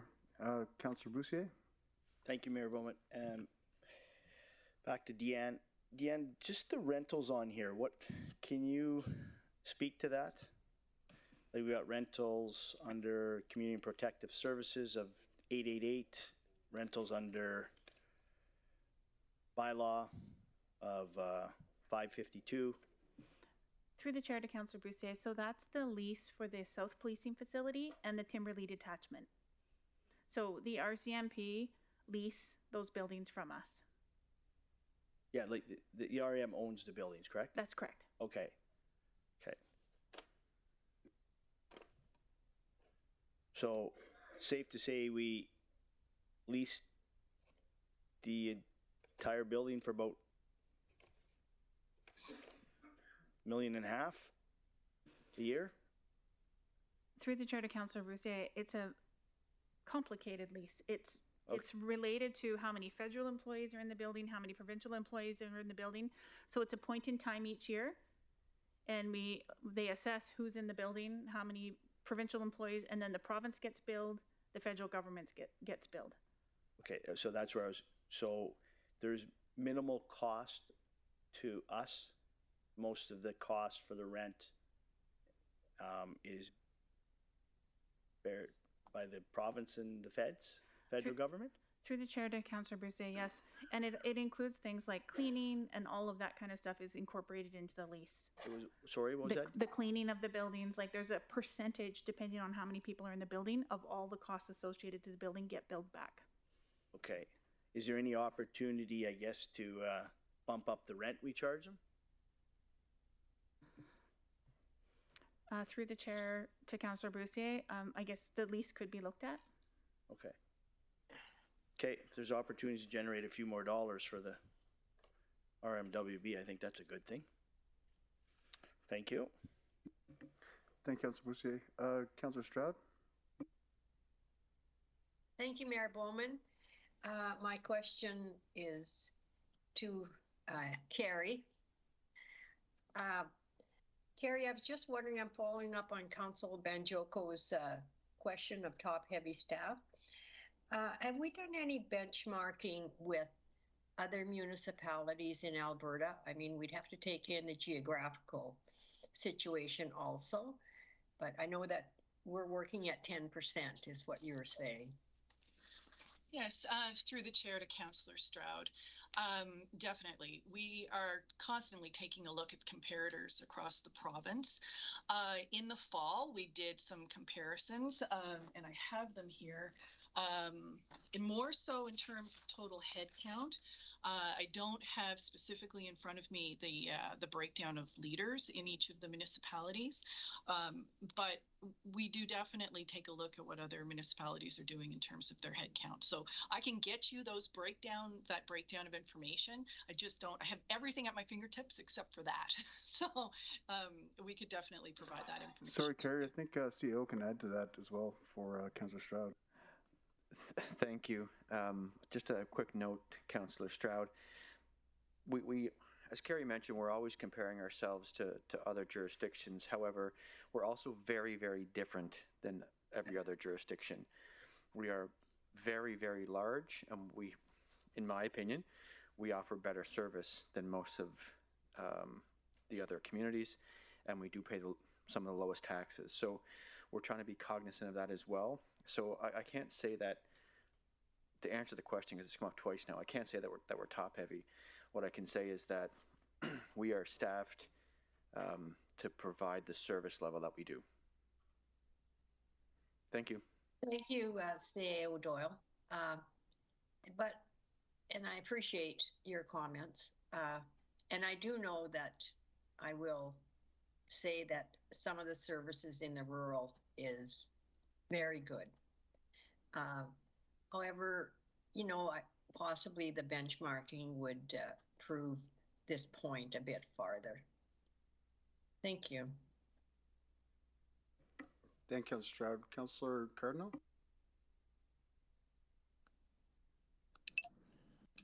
Thank you, Mr. Mayor. I had a question about budget for the RCMP support services. I noticed that there's a significant amount of decrease for wages and benefits, and then a significant amount of increase on purchases for other governments.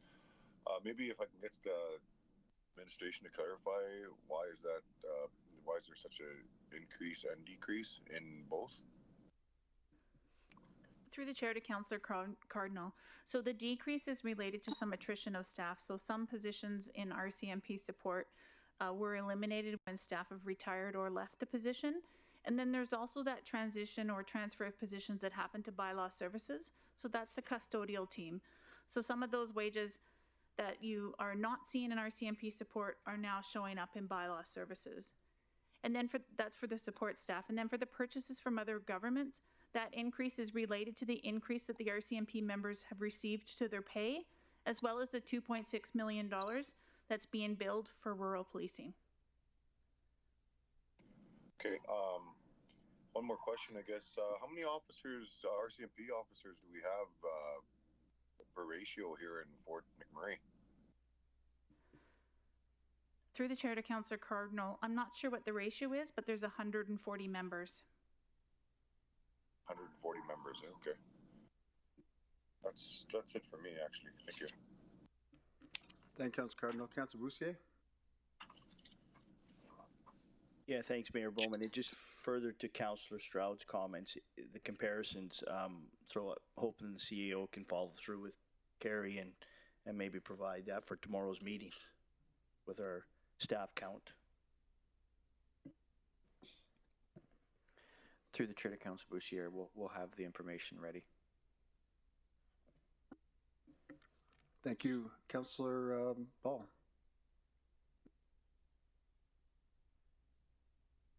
Yeah, thank you, Mayor.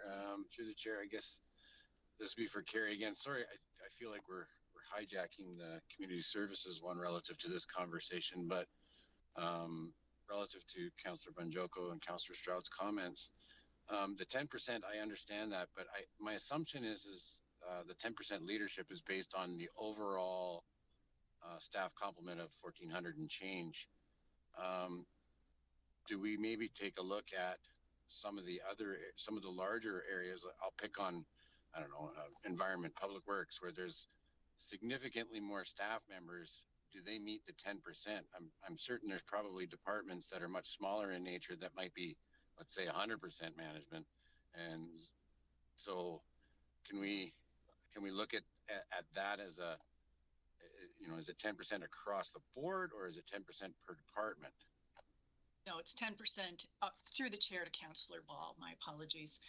When you take a look at Public Works as an example, they have 34 leaders within their area. That's all areas of Public Works, of a population of 433 employees. So that's 8% of their workforce. So the 10% that I referenced is across the board on average, 10%. So when you look at, we have 153 leaders overall in our organization. And that's peppered throughout all of the different organizations, depending upon the size of the department. You're right, we have some departments that are much bigger than others, and they do condone much more staff leadership. Again, as I said before, to maintain the safety, the well-being, the services, all of that. So they do require more leadership in those areas, as opposed to the smaller areas that have fewer leaders.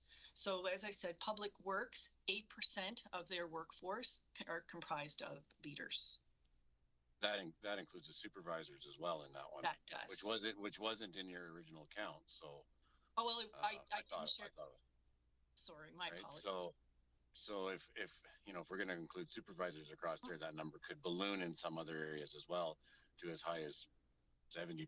So just something to think about, that maybe we need to look at these department by department as well, where we may have it may be top heavy simply because, well, it is top heavy and it is what it is. So,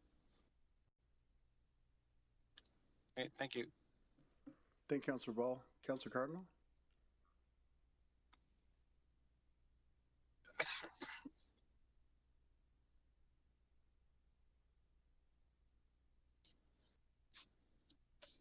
Oh, sorry, that's an old hand stuff. Thank you. Councillor Stroud? No. Councillor Gradison, you're next. Okay, I actually did have my line up. Are we still subsidizing rural policing over and above the provincial standards? And to what extent? Through the chair to Councillor Grandison, that would probably be a question better for the OIC, Mark Hancock. But essentially, I believe the resources are put to where the need is. So depending if there's provincial and there's some federal resources like with alert teams. So they're spread throughout the region and they focus on different projects. Okay, so the distribution may perhaps be different than what I remember, because the only reason I'm asking the question is that the province used to dictate rural policing, and I remember the day, back in the day, both industry and the municipality were subsidizing to increase the rural police presence because the province was not living up to their obligations. So it sounds like what you're indicating is that model has changed from back in the day when I was younger and smarter. Through the chair to Councillor Grandison, it has changed from that time, yes. All right, thank you. Councillor McGrath?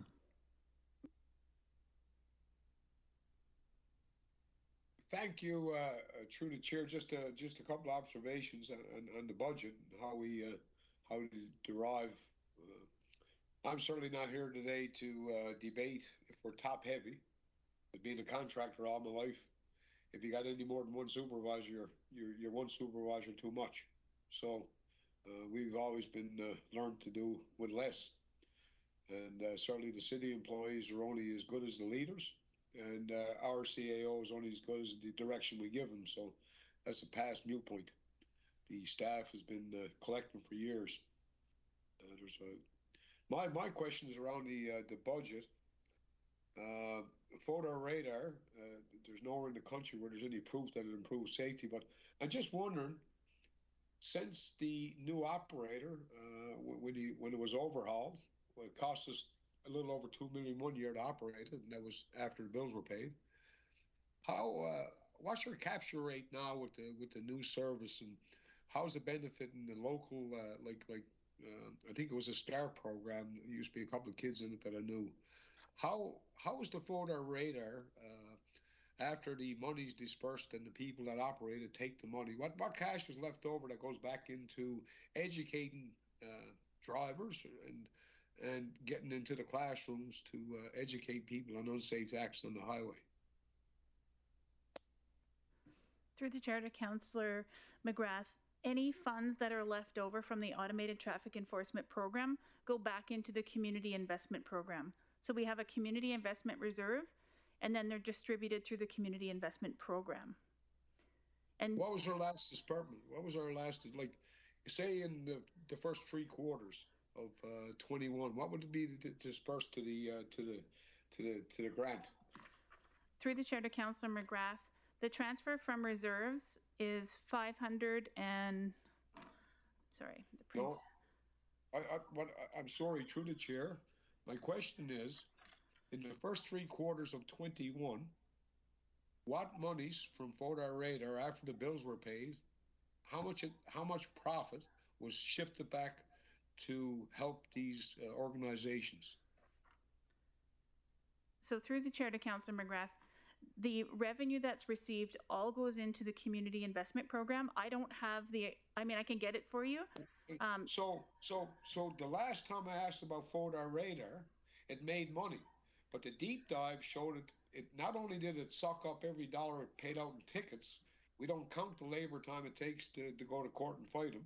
And then the other thing is we put $2.5 million on top of that. I think it was 2.2 at the time of taxpayers' money, and was rolled off like I was against photo radar. But I would think in a community that has the social issues, I would think that $2 million would go a long ways with putting some police in uniforms, that there's a consequence to the action.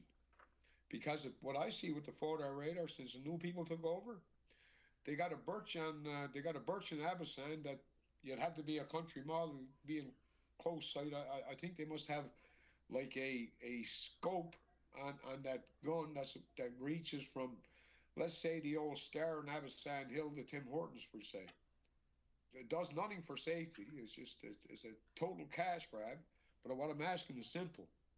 I think it is, because I've been given Buffalo numbers before, and you know all about that. I'm just trying to wonder, since we took away the local people that were benefiting from Photo Radar, what do we get back after we pay our bills? Through the chair to Councillor McGrath, on the RCMP support services budget, you will see that fine revenue has increased by $500,000, and that's directly related to the automated traffic enforcement program. I get the fact they're catching more speeders. I get the fact we're having more accidents, but I don't get where the aggregate total is transferred over to the CIP grants. So was it 200,000 out of the 200 million or the 2 million that was collected last year? See, when we're trying to make these budgets, just like Prime and 2, it'd be nice to have a column of what we're giving the community, what the province gave, and like in this case, your operating budget. You know, we all say we're not here to manage your crew. That's up to give the CAO a mandate. But when we're talking about operating budgets, well, if I got 20 people, I got a director, I got a manager, I got 4, supervisors. They're all supervisors at some point. And there's a reason why we're spending double the amount of any other Alberta city or municipality, and it's not sustainable. We're still running on 5 years cash. But that 5 years ahead of us, we're not going to have that extra cash. So if we don't start writing the ship now and starting to get some of these questions answered, we'll be in the same pot. We'll be back to where we were in the early 90s, paying $5,000-6,000 for our land tax. Through the chair to Councillor, sorry, Councillor McGrath. Through the chair to Councillor McGrath, we can give you that information tomorrow morning, so we will collect it. But just as an aside, we put that monies in at the end of each year, so we don't do it on a quarterly basis. But so we will come back to you tomorrow morning with the amount that we put to the reserve for the safety programs. I appreciate that, Linda. And then we've always asked as a council if there was a graph on our most dangerous intersections in the community, what we could do. Photo radar's not working. What we could do to slow down people from hurting one another on the road. And I think that comes with the respect I have for the RCMP and the tough job they have. I think the more we can fund them, the more we could get funds for them, the safer our community becomes. It goes hand in hand. And I'd be interested to see the number, because Deanne is through the chair. I'm sorry, Mr. Mayor. Has the START program suffered because of the transition over to let's say the one approach with the traffic safety the contract? Through the chair to Councillor McGrath, are you saying the STAR program? Well, there was money that used to go to the START program from Photo Radar. They used to have some kind of hand in it. They used to actually, some of their people used to staff the vans and stuff in the community. Through the chair to Councillor McGrath, there's no funds from this. I don't know of a STAR program, but there's no funds from. Not a STAR. Hey guys, not a STAR program. The START program, that before the transition on this Photo Radar, those clients would be able to staff those vans and have a purpose in life.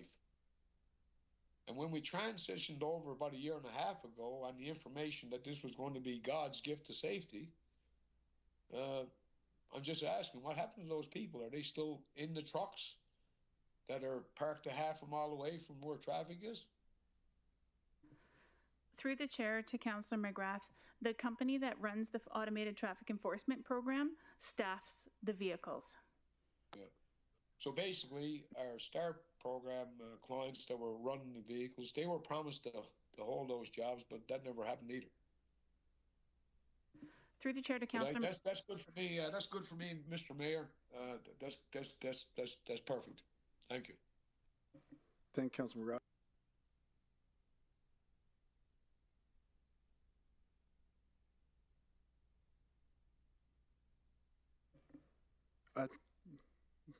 I'm going to send you actually a briefing note, Councillor McGrath, that relates to that, what you're talking about, and hopefully that helps. I appreciate that, Mr. Mayor, but there's so much history behind this for you new people. You wouldn't understand the journey this has been with this Photo Radar and this whole get up about towing trucks away and Florida area. It's a new point for me. Thank you. Okay, thank you. Do you have any more questions for the presenters?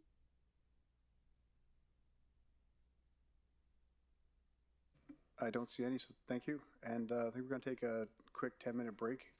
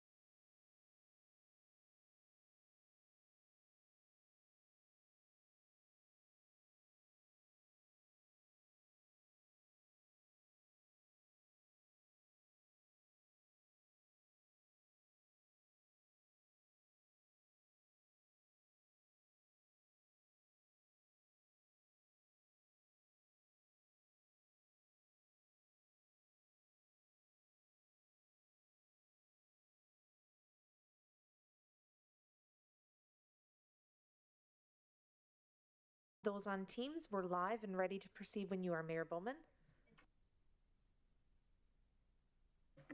Thank you. I now call upon Public Works.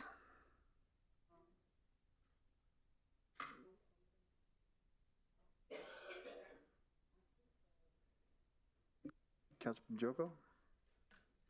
I think I have to read this first. That's what. First? Yeah, I thought that's what she said. Jade? Or after? Okay, good. Thank you. Mr. Mayor, can you see my presentation? Yes, we can. Thank you. Perfect. Thank you, sir. Good afternoon, Mayor and Council. My name is Keith Smith, and I am the Director of Public Works, and I'm pleased to present to you today our proposed 2022 operating budget. Public Works consists of two branches with 7 very much front-facing disciplines that provide services to our residents. The first branch being Transportation and Facilities. This branch encompasses transit, fleet, and facility services. It is led by Senior Manager Joe Trudell. The second branch being Parks, Roads, Rural, and Fort Chipewyan. This branch is led by Senior Manager Nina Keynes.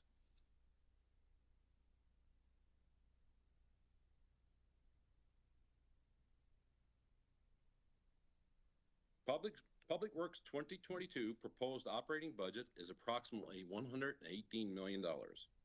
Over the next number of slides, I will go into detail regarding our proposed operating budget. The Transportation and Facilities Group, as I said previously, is led by Senior Manager Joe Trudell. For Transportation and Facilities, the proposed budget is $60.8 million, which is a decrease of $965,000. The following slides will provide further detail. Our Facilities branch is led by Manager Chris Bond. These dedicated people oversee the operations, maintenance, management, and continued sustainment of more than 270 municipally owned and leased properties, ranging from administrative buildings to fire halls. Within this branch, we have professionals in facility operations, trade services, and building life cycle and asset management. This group attends to 15,000 work orders annually. The maintenance budget is $12.3 million, with an operating budget of $11.4 million, for a total of $23.7 million. In this slide, Facilities proposes revenues of $360,000 and expenses of $24 million. The proposed budget is $23.7 million, which is an increase of $75,000. Facilities branch is divided into 6 delivery areas. Jubilee Operations captures all costs associated with this facility. Within this area, you will realize a decrease due to our management company change. Facilities operations increase in contracted services is primarily due to janitorial and security services. Facility planning will realize slight increases due to energy costs in 2022.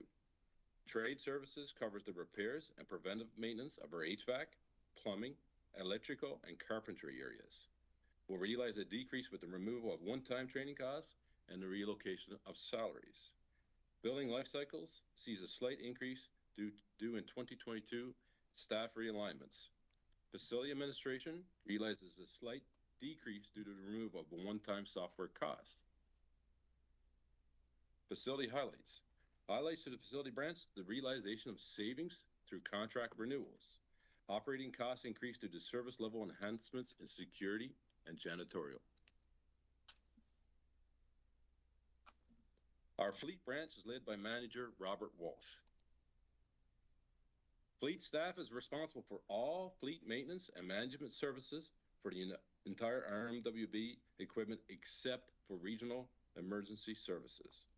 These skilled tradespeople maintain 900 diverse pieces of light and heavy-duty equipment and attachments, including transit, which are vital to our service delivery of the various programs within the RMWB. They are responsible for administration and management of the fuel and automatic vehicle location systems.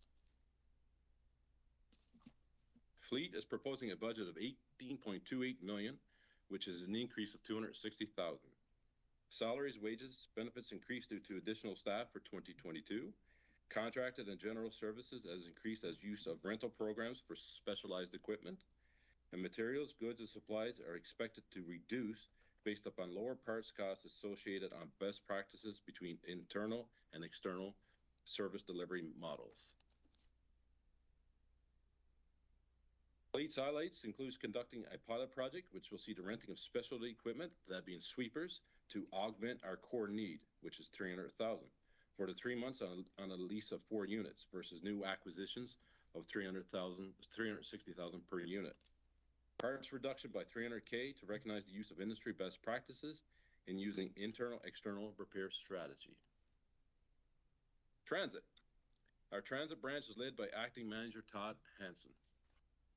Transit provides safe, reliable, and affordable travel within our region. This is done through 3 main means, that being conventional, specialized, and rural. Transit is proposing revenues of $1.2 million and expenses of $20 million. The total proposed budget is $18.8 million, which is a decrease of $1.15 million. Salaries and wages decreased through reduced staffing levels required for covert measures and service delivery. Transit fare increased to reflect the resumption of fare collection during 2021, with 2022 being the first full year since 2019. Transit's current ridership of 2,900 per day since school has returned, which is down from 4,100 per day pre-COVID. General services increase is due to enhanced security initiatives that are required. We are continuing to work on the Transit Master Plan to review service levels, modes, technology, and efficiency, and a final plan will be ready in mid-2022. Parks, Roads, Rural, and Fort Chipewyan is led by Senior Manager Nina Keynes. I will now present to you the proposed 2022 budget. For Parks, Roads, Rural Operations, and Fort Chipewyan, the total proposed budget is $56.6 million, which is an increase of $2.8 million. I will go into further additional detail in the following slides. I will begin with the Parks branch. Parks is led by Manager Stephen Fudge. Park staff are responsible for the management of 815 hectares of municipal green space and outdoor recreational areas. The Parks development team is responsible for landscape design, including capital and operating project delivery. Parks also has a recreation team. This team is responsible for facility booking, special events delivery such as Winter Play, Canada Day Parade, Santa Claus Parade, as well as supporting council-appointed committees and parks programs like Adopt a Trail and Community Cleanup. Parks is proposing revenues of $358,000 and expenses of $20.8 million. The total proposed budget is $20.4 million, which is an increase of $1.2 million. Expenses include increase in salaries and wages with the filling of vacancies and the addition of 7 co-op students for 2022. Contract and general services is a reflection of damages to parks amenities from past weather events, increase to park service delivery requirements, and a transportation fee. This will be elaborated further in the upcoming slides. Forestry is seen a decrease due to realignment of staff. Horticulture has increased due to staff realignment. Maintenance is increased as for fencing repairs, vandalism, installation of swing gates at parks. Park design and development has increased because of filling of vacancies and operational projects. Playgrounds decreased due to life cycle program for all of our playgrounds. The trails, being Ptarmigan, Robin Bridge repairs, Borealis Park boardwalk repairs, Beacon Hill Trail, and restoration to damage to trails. Our turf grass program has increased due to mowing contracts, added hectareage to parks operations, as well as damage to turf facilities requiring repairs. Winter operations, realignment of staff with forestry and horticulture, and our programs and events has increased due to the expansion of Winter Play from a 3-day event to a 10-day event, and also Parks and Recreation Month being June, moving to an in-person event. The majority of what you see here is a realignment of staff just to capture more accuracy within each program. Highlights of parks. Highlights represent some of our major increases for 2022. The Beacon Hill Trail, which has begun to present slope failure, is a safety hazard to public users. Highland and Pioneer Cemetery drainage, pedestrian bridge repairs at Borealis Park. Also, Snide dredging project, increased fees for transportation, and we're increasing to mow contract as additional areas are turned over to the municipality for maintenance. Roads. Roads is led by manager Kelly Coburn.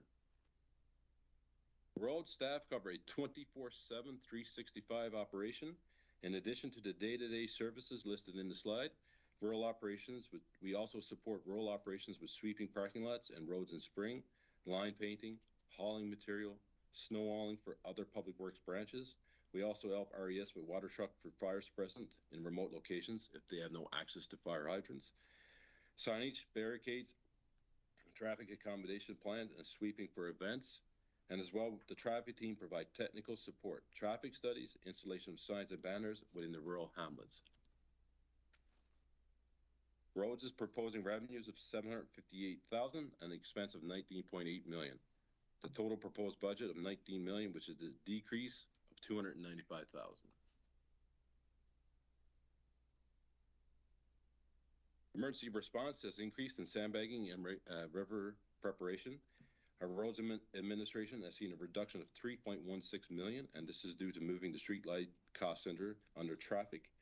Street cleaning decrease in chemicals and salts as carried forward from the 2020 budget, and we're continuing to use that carry forward in 2022.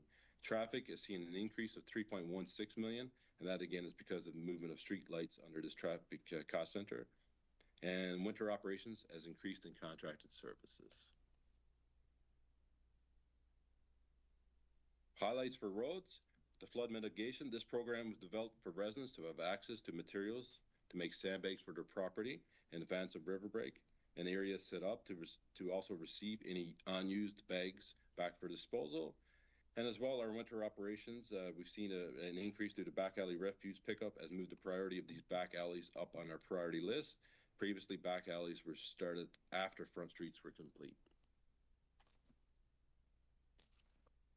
Fort Chipewyan. Fort Chipewyan is led by Program Manager Ernest Thacker. Fort Chipewyan branch is responsible for community recreation facilities, Archie Simpson Arena, the Sunny Flit Aquatic Center, and all municipal recreation programs. Maintenance of Dory Lake Campground, road maintenance, park maintenance, and all aspects of the airport, maintenance, and regulatory. Fort Chipewyan is proposing revenues of $370,000 and expenses of $5.1 million. The total proposed budget is just over $4.7 million, which is an increase of $53,000.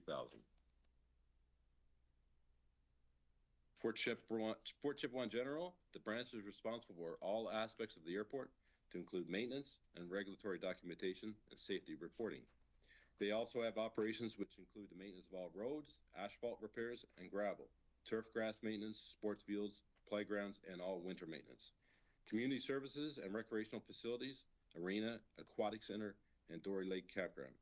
Fort Chipewyan Environmental Services is the operation and maintenance of the landfill. Highlights in Fort Chipewyan. The two main drivers for the budget increase in 2022 is the upgrades to Quarry Road, which is an integral part of the realignment of the Winter Road, providing a safe and reliable road to transport goods and services during the winter season. We've also seen, we also have safety repairs for sidewalks to ensure safe pedestrian walkability. Rural operations. Rural operations is led by manager Michelle Brewer. Rural operations staff services the hamlets of Sapper Creek, Gregor Lake Estates, Anzac, Janvier, Conklin, Draper, and Fort Mackay. They also maintain the rural roads adjacent, the La Loche Winter Road and the Fort Chipewyan Winter Road. In-house truck water and sewer delivery for the hamlets of Anzac and Gregor Lake Estates. Rural operations is proposing revenues of $429,000 and expenses of $12.7 million. The total proposed budget is just over $12.3 million, which is an increase for $1.8 million.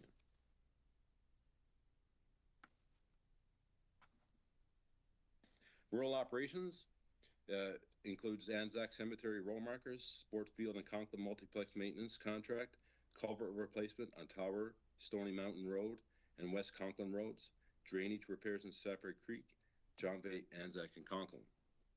A water and sewer increase, which is new service contracts for Conklin, John Bay, and Draper.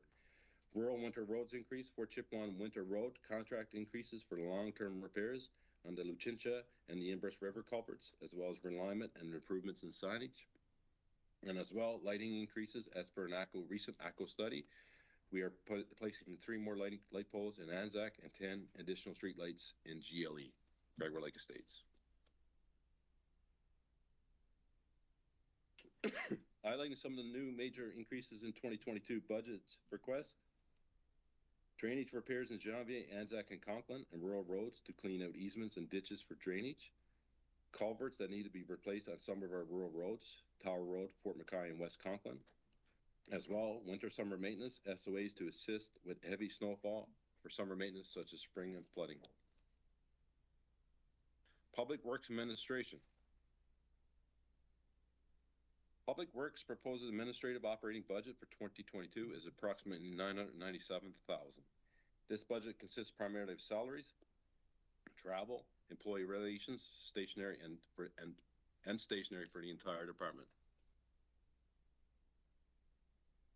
This department delivers service every day. This slide illustrates some of our huge wins for 2021. The first being the finalization and opening of the snow disposal site on Tower Road.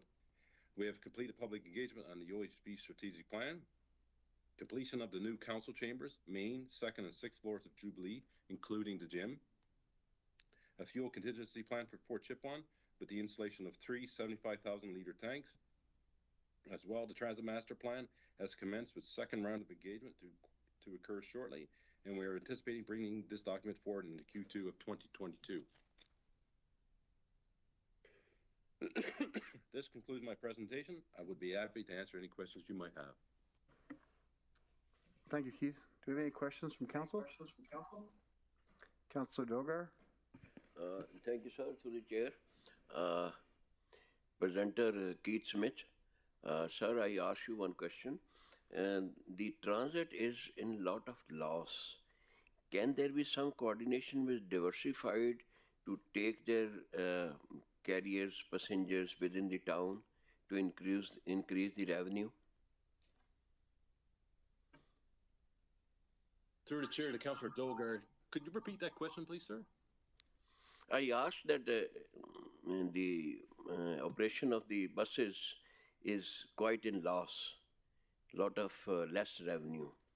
To increase the revenue, can you do some coordination venture partnership with Diversified to operate within the city? Through the chair to Councillor Dogar, some type of conglomeration with Diversified would not work with our transit operation. We do not need more assets, or we do not need more infrastructure or drivers or any of that sort. In order to increase our revenue, really the way would be to increase our user fees. And again, during with our transit master plan, really what we're looking at is how can we make transit more accessible, more manageable, more accessible to our residents, and through that we will increase our ridership, therefore increasing our revenues. At present, we're sitting at around 7-8% recovery. The average in the province is 15%. However, we have to keep in mind that we charge, or our user fees are half anywhere else. So no, at this point in time, I do not see that being beneficial to revenue. Thank you. Thank you, Councillor Dogar. Councillor Walkwin. Thank you, Mr. Mayor. Thank you for the presentation. Just a quick question. You were saying that in the presentation that there's a budget there for roads and parks. Does that include Dory Lake Road?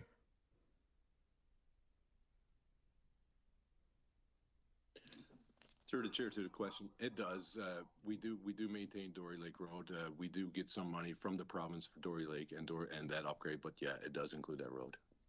So will that road be upgraded this year?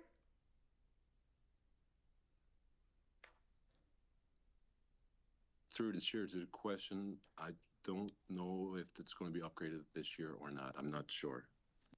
It's not, I don't believe it's in the budget to be upgraded this year. Okay, thank you. Councilor Banjoko? Thank you, Mayor Billman. My question is a bit similar to the question from my colleague. Do you have plans, the maintenance plans for sidewalks in places like Abasand and Beacon Hill? Is that included in your plan? And even sidewalks citywide in Fort McMurray. Would that be one of the things you are planning for maintenance this year? Through the chair to Councillor Banjoko, it depends on the sidewalk and it depends on really what needs to be done. If it's lifting or minor repairs, then yes, that would be done through our roads branch. If it's anything major or any new sidewalks, that will be done through our engineering branch. And we have to keep in mind sidewalks throughout our municipality, which ones we own, which ones are owned by condo, truly the ownership of the sidewalk itself. Okay, but in the general plan, you are going to be touching on sidewalks and the ones that belong to RMWB, correct? For the chair to Councillor Banjoko, correct. Sidewalks does belong to us, and again, it depends on the nature of the repair. If it's life cycling or replacement, that might be done through an engineering project. However, minor maintenance and repairs would be done through our roads branch. Okay, thank you. Thank you, Councillor Banjoko. Councillor Dogar? Thank you, sir. Sorry once again, Director. I just want to ask you, I think snow removal is one of your responsibilities, comes once under your domain. Once I landed in the town, I was a trucker, and still I'm a trucker, but I was involved in the snow removal. In the initial years, it used to be, the work used to be distributed amongst all the companies by 15 days each.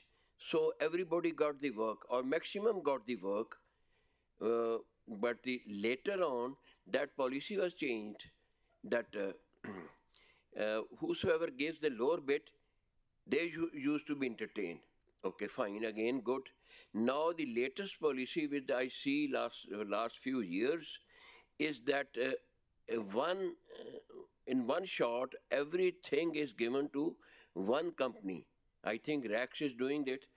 This entails a lot of revenue in it.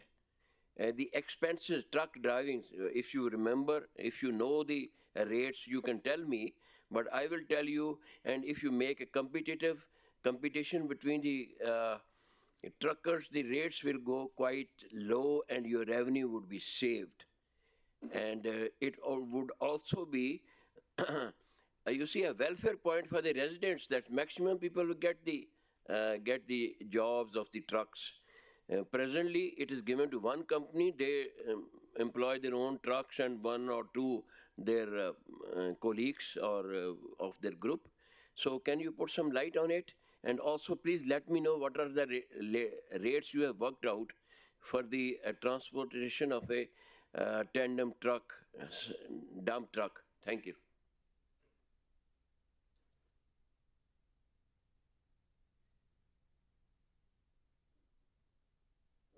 Through the chair to Councillor Dogar, when it comes to hauling snow, we typically rely on a contractor to augment our current trucks. When that happens, we did put it out for competitive bid. It did relay or realize into an SOA. I can't give out that information. That would be as part of the competitive bid. However, when we rely on that contractor, that individual themselves, if they need more, that would be a subcontract under that. But again, yes, that's what we do. We put it out for competitive, goes to an SOA, and that's how we augment our existing trucks. Again, sir, this is Mr. Mayor, this is an easygoing way that give it to one contractor and he does everything. I give you an example of Edmonton municipality. they had $160 per hour about 4 years back. And once they made a auction, they made a competitive. Can you trust me? From $160, the rates came down to $60 because there's no job for the truckers during winter, dump trucks during winter, and so much revenue was saved. And if you please think on this, you and try to work it out. Well, though the little more efforts are required and little more stress to the management, probably some revenue would be saved. Thank you.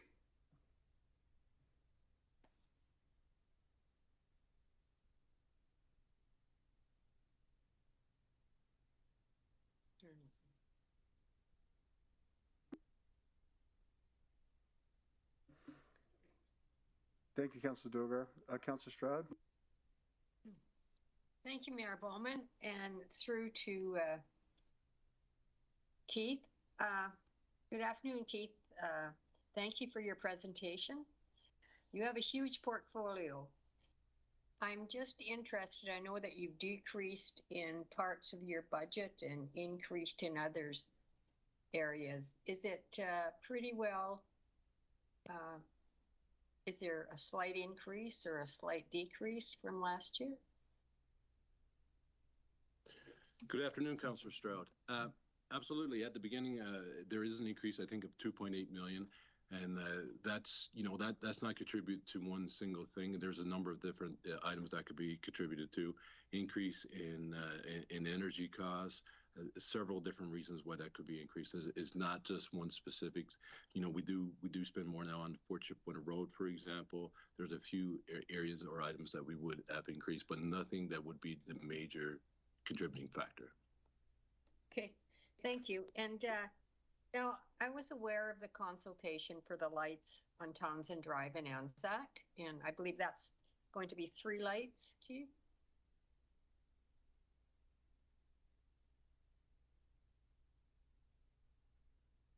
You mentioned 3 lights in Anzac and 10 in Gregoire Lake Estates. Through the chair to Councillor Stroud, if I said 3, that was a misquote. It's 9. Okay, so 9. That makes a bit more sense. That's a pretty long road anyway. And how many is going in Gregoire Lake Estates? Because I wasn't aware of the consultation for that. So I'm just curious how many, if there was consultation, and how many lights are going in at Gregoire Lake Estates. It was in Gregoire, through the chair to Councillor Stroud, in Gregoire Lake Estates, there will be 12, and that was done via a study by ACO for need, an assessment.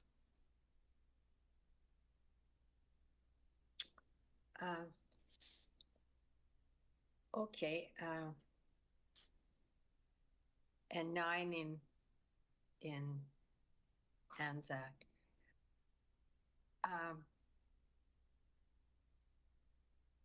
Okay, maybe I'll just send an email in on this because I lived at Gregoire Lake Estates, and a lot of people were challenged with having streetlights. And so we did a consultation there, and people put in where they wanted a streetlight, and then that, the city worked with that. I am a little concerned because I know the size of Gregoire Lake Estates, and I know 12 lights. So I just do have a concern on the amount of lights that has been projected by ATCO for Gregoire Lake Estates. Similar to Anzac, and we were, we consulted with you folks, and I think, the total there makes sense. Anzac is quite a bit larger. Okay, I'll just leave it at that. Again, thank you for your presentation.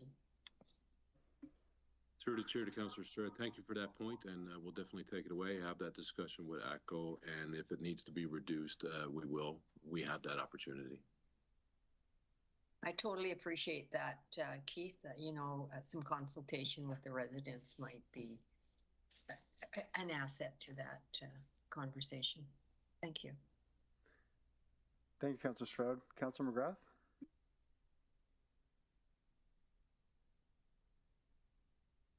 Thank you, through the chair. First of all, Mr. Smith, I'd just say that maybe someone won't agree with me, but your crew do a good job with the snow removal based on my experiences through other communities and what we used to have years ago. I think if we could get the light vehicles out of the way, I think it'd be a much better program, and you probably won't get so much flack. I'm wondering, in your operating budget, is there any money set aside to face the shortage of parts and stuff that keep your mobile units afloat?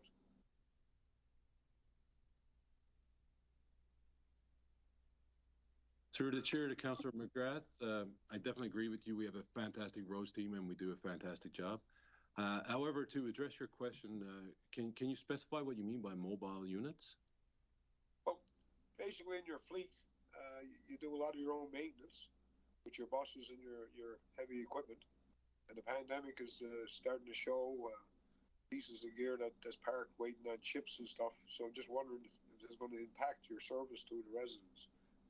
If there's any monetary follow-up that needs to be addressed. Through the chair to Councillor McGrath, I have a bit better understanding now. Majority of our maintenance is done in-house through our own mechanics in our own shop. However, I think you're asking lead time with parts and lead times with vehicles. Yeah, we're feeling the same as anybody else in the country. However, when it comes to buying parts or when it comes to buying vehicles, we do have agreements or SOAs, so we do rely on that. But yeah, we do, there is an increase in lead time and lag time. Absolutely. So there's no, and then I guess through the chair again once more, the bus shelters that strategically are placed around the bus stops, and I see the guys like myself in the mornings who use the bus stops. At first they were going to be heated. Is there? And I know they had to replace a few of them there in Timberley and Thickwood. Is there a conduit problem with those things, or they we just give up on heating them? Through the chair to Councillor McGrath, you're absolutely right. As of right now, we have 288 shelters. We're currently utilizing 232, and we have 51 that's not heated. And some of the ones that's not heated was never meant to be heated. And there's others that there was issues with conduit or something along those lines that the power no longer works. What we will be doing in 2022, possibly 2023, is to take a look at which ones can be fixed, which ones can be repaired. However, it comes at a substantial price tag. To fix what we currently have, you're looking at $2.5 to $3 million just to either upgrade or fix or provide power to those 50. And at some point in life, I know in the last 8 years, going back and forth, I think there was some kind of installation issue or manufacturer issue, but I guess for another day, I just think that you got a big footprint to look after, and the guys on the ground that are out fixing pipes and the ladies that are out looking after the parks, they do the best they can, and it seems like this year's been a real challenge. So I hope that going forward, that the weather smartens up a little bit. For your people. And the bus issue, I believe, is just going to be a growing concern that council will have to address down the road. It's a service that we need, and I know that today we flagged 4,100 riders. Of course, that's no doubt on the school day when we're all full. But anyways, keep up the good work, and I'm not here to micromanage, just making sure that we got what we need going forward. Appreciate your efforts. Thank you, Councillor McGrath. Councillor Cardinal?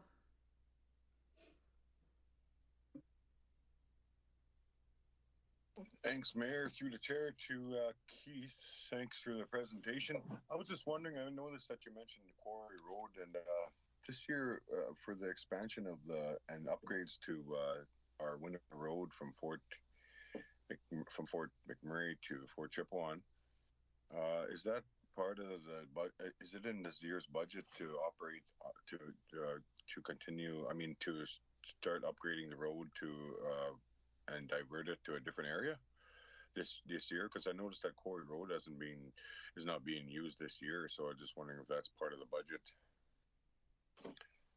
Through the chair to Councillor Cardinal, you are absolutely correct. That is a part of the alignment, and that is within this budget.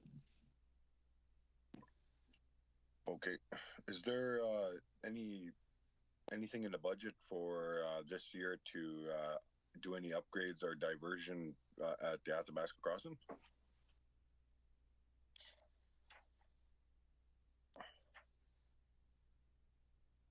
Through the chair to Councillor Cardinal, can you expand on that a little? Well, just that you know that every year we're always you know budgeting for the Athabasca Crossing, and it just keeps on getting it to be higher and higher of a bank as the years go on. And us being the locals here, we know that it's just going to get worse next year. So what I'm trying to say is that, you know, possibly if we can take note of it, that we can put the road put the road somewhere else as to opposed to always in that same area, because you know it's becoming an issue every year. So just a cost save on that I think would be something to look into, because it is a safety issue coming down that big ramp when there's little small vehicles. I'm just saying that for next year maybe. Through the chair to Councillor Cardinal, I know exactly what you're talking about now, and that would be relate to the ramps and the increase of that grade, and that's you know, referring to that closure that we recently had. Absolutely, we will be moving that crossing down south a little bit, obtain that approval, and that will be built into next year. Absolutely. So the Quarry Road budget is still a go for this year, even though we're not using the Quarry Road? Through the chair to Council Cardinal, as part of the realignment of road, not for this winter, for next winter.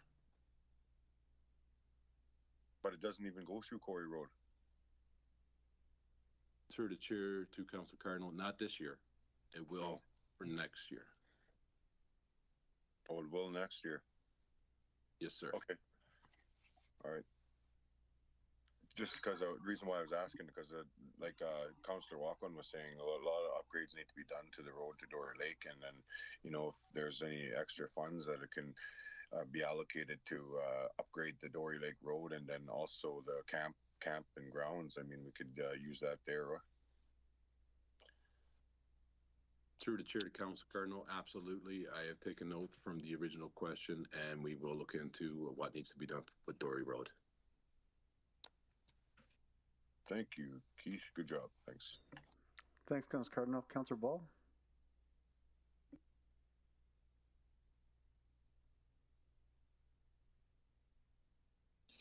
Sorry, I don't mean to come out of the shadows here like I am, but sun went down where I am.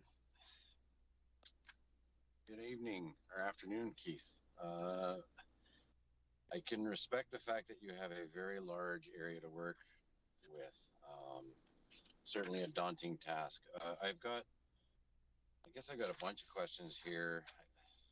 I don't mean to jump around, but I might end up jumping around. I was going to start with fleet.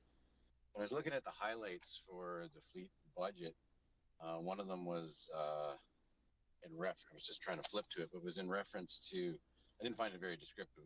It was in reference to parts reduction, internal, external. Can you elaborate on that a little bit? Absolutely. Through the chair to Councillor Ball, it really works in two ways. The first way being what we will be doing in 2022 is looking at a strategy in which, if you look at all of our fleet, 200 to 300 part or vehicles within our fleet requires CVIPs, which is Commercial Vehicle Inspection Program. And what we're going to do in 2022 is really rely upon vendor management to do these CVIPs. These are pretty routine. Once they do these CVIPs, any type of parts that's required through that, then they will incur that cost, and that will reduce our budget, our parts budget. And really, what that does, these are routine inspections, and what that does is really free up the time, more time for our mechanics to work on our equipment that they would have more institutional knowledge on. And as well, when it comes to the sweeper program, parts that would have been associated to that program, we no longer need, as we're looking at a rental program for our sweepers. So that's where we will see the reduction in parts in fleet. But you wouldn't be charged for wear and tear on such items if you rented like the sweepers, if you wore out the brooms or whatever, you wouldn't be charged for wear and tear. We would be charged, or we would have to replace anything like that, but we would not have to do anything major, anything, engine related, drivetrain related, transmission related, nothing major. That would be the company that we would rent from. And keep in mind that, every year that we rent, we would be getting new sweepers, newer equipment versus having to maintain and life cycle our own. Right. So I guess that kind of leads me into the next question is about fleet is really, do you do any, or does your fleet department do any benchmarking to work to achieve efficiencies? I know they implemented the AVL system, and I guess I'm curious about, has that system helped in a reduction of maintenance costs? And if so, do you have any numbers relative to what those reductions have been? It's been in play, I guess, a few years now.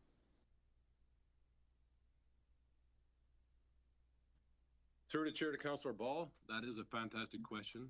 In 2021 and into 2022, we've undertaken what we've called a fleet matrix study within fleet, and really what that does is look, we benchmark and we look at other areas. We look at we're updating our policies and all that great stuff. And really, what that study has shown us is that we do fare well when it comes to other fleet shops in other public entities. AVL that helps us in a number of different ways.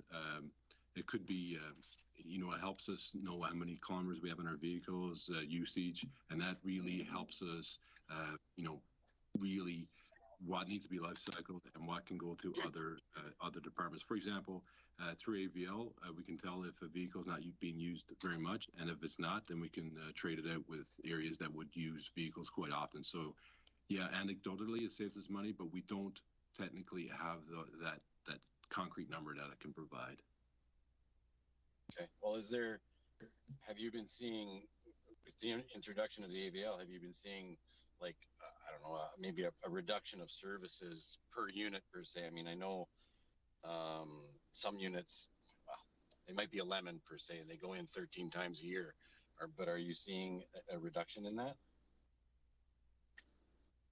Through the chair to Councillor Ball, AVL would be an aid to help us, but we've always had a program in place in which we would do different layers of maintenance, and that would be done through our scheduler or our service writers. So they would use that as a tool in maintenance, but I would say that it's not a direct correlation.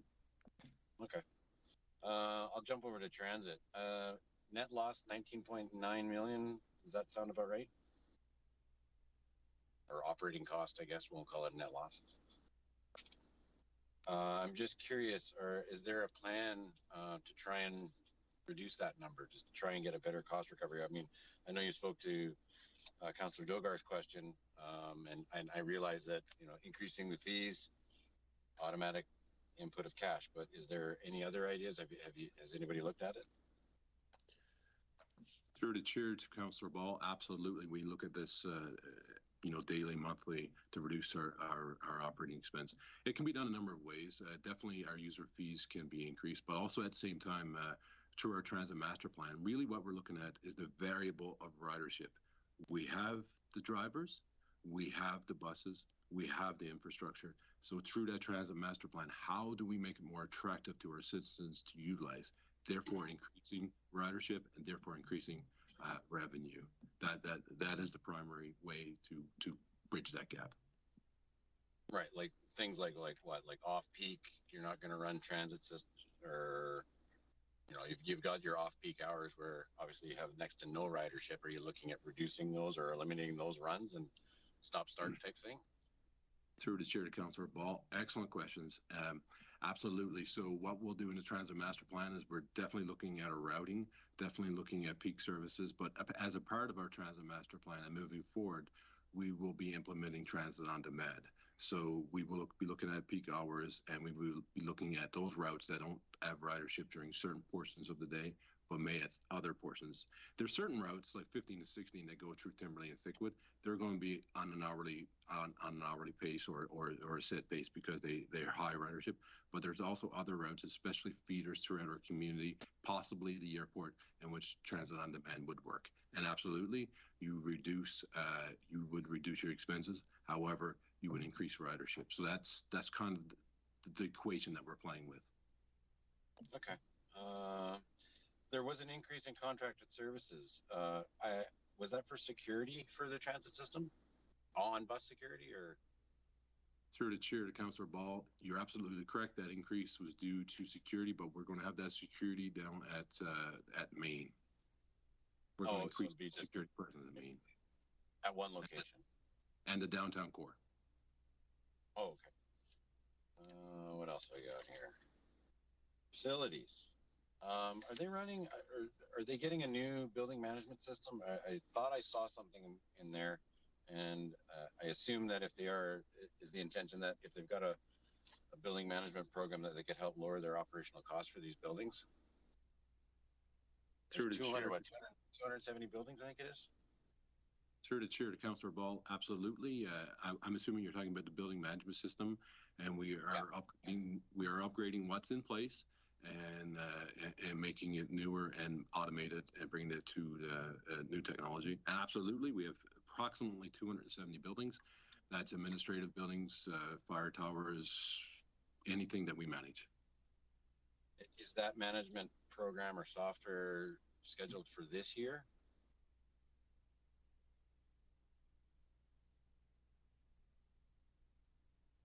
Through the chair to Councillor Ball, yes, absolutely. We do have a management program that's part of the first quarter of 2021. And if you stay tuned tomorrow for the capital, you will see more on that.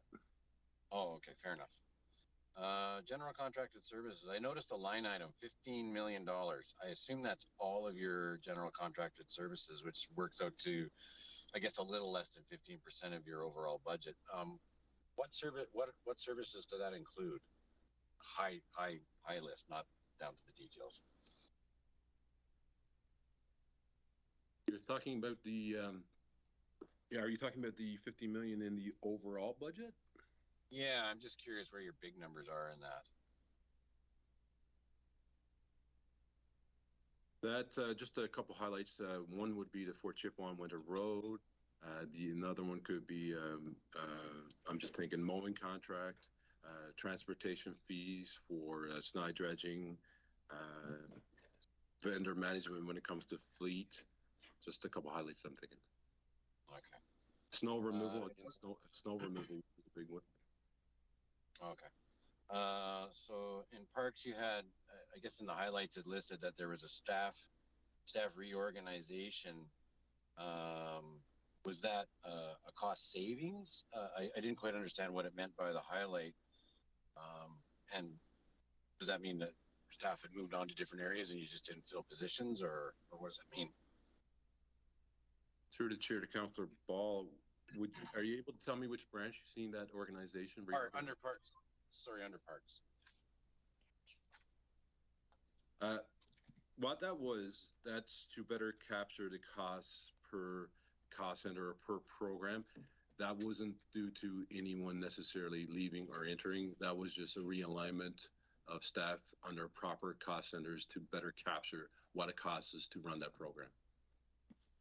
Okay, but that wasn't a savings or an increase. It was just an organizational efficiency. Through the chair to Councillor Ball, yes, sir, no savings. It was just a shuffle to better portray what we spend in each service program delivery. Okay. You had a number of contracted services that I saw, and I'd heard you mention something about the Beacon Hill Trail. What were you doing there? Like there was Beacon Hill, there was something at Borealis Park, a couple of pedestrian bridges. Are some of these, I'm just curious if some of these operational projects might potentially be bordering on capital based on scope. Through the chair to Councillor Ball, what those were kind of sloping or issues, or it could be just minor issues. At the time when we did the budgeting, it did not meet capital. However, if further scope reduction or further looking at the technicalities of it. If it does, then we will definitely convert it. But at the time of budgeting, it did not. Right. There was one that was about SAP irrigation for the cricket pitch. I'm pretty familiar with that park, and I do recall last summer that I believe the irrigation was out on just about every single ball diamond. So I was wondering if that scope needed to be expanded.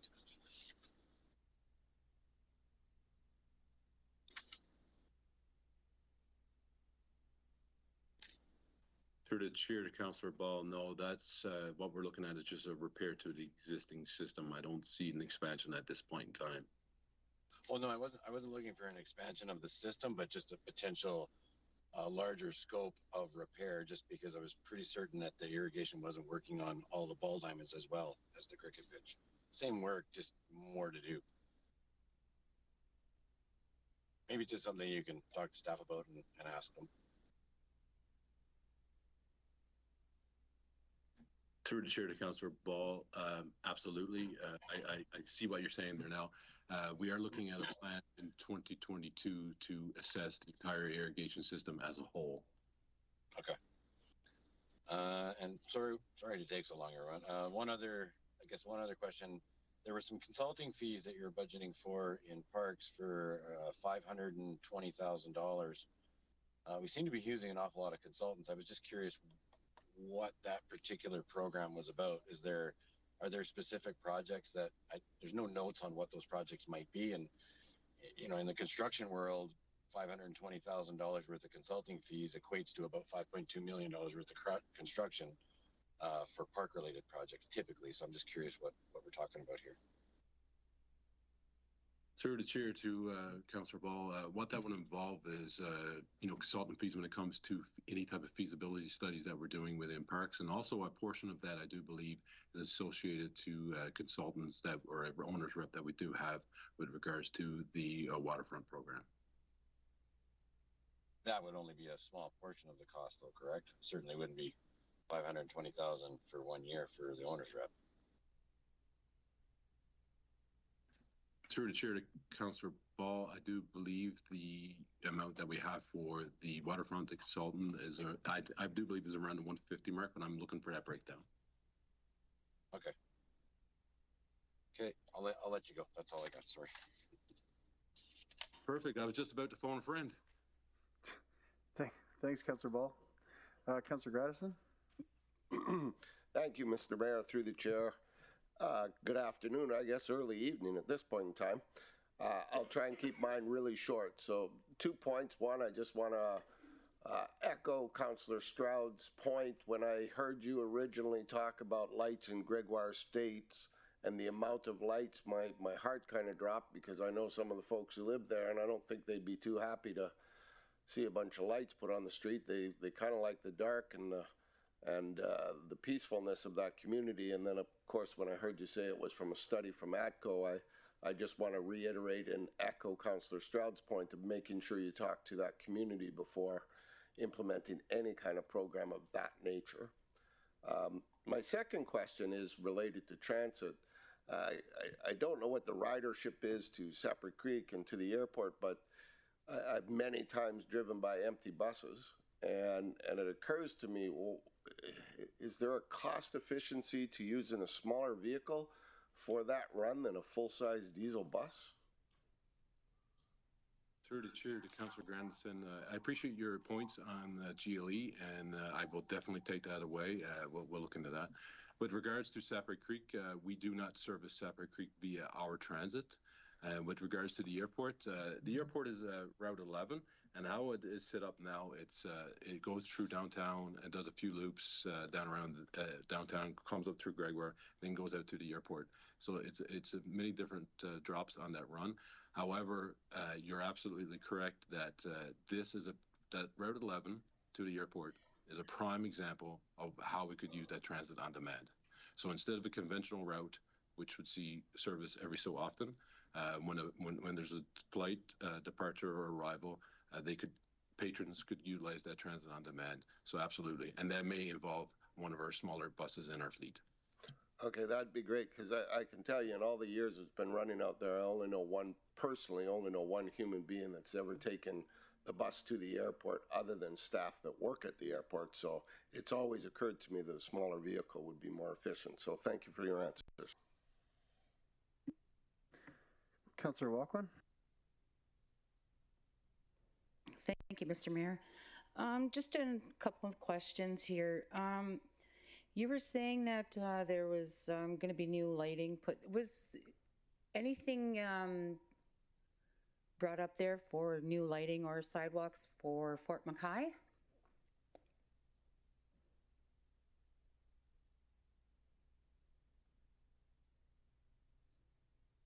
Through the chair to count to the question, I do believe, and I've been involved in meetings in the past, I do believe that you will see that in the engineering department's presentation. I do believe that that's a project that will be coming forward within the next year or so for sidewalks and streetlights in Fort McKay. Our role would be to maintain those sidewalks. The design is currently being done.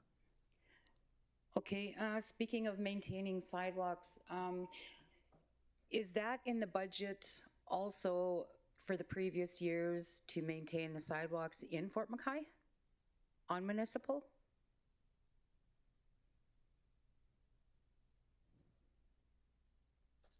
Through the chair to the question, sidewalks in Fort McKay, we don't have it in the budget. I don't believe there is any official municipal sidewalks in Fort McKay. Yes, there is. There is one just along crossing the bridge there. That has never been maintained. And I was just wondering if that was even spoken about to be maintained at all. Through the chair to the question, I apologize for that. I do recall the bridge itself, and that is part of our maintenance contract that we do in Fort McKay. We don't have, it's not a part of city folks that would do, or city employees that would do that. That's a part of our contract for Fort McKay. Okay. The other question that I have, was there any assessment done in Fort Chip for the lighting on the airport road from just the outside of Fort Chip there going towards the airport where it would stop just by Guy Thacker's shop? Through the chair to the question, we did install 13 lights in Fort Chip 1 this year. The exact locations I don't have, I can't think of it on the top of my head. If it's on the road to the airport or anything to do with the airport, I'm sure that would be involved, but I don't know the exact location off the top of my head. Okay. Well, there is lighting on some areas on that road, but what I'm questioning is the sidewalk area alongside of that road. If there is any assessment done there to place a sidewalk and lighting.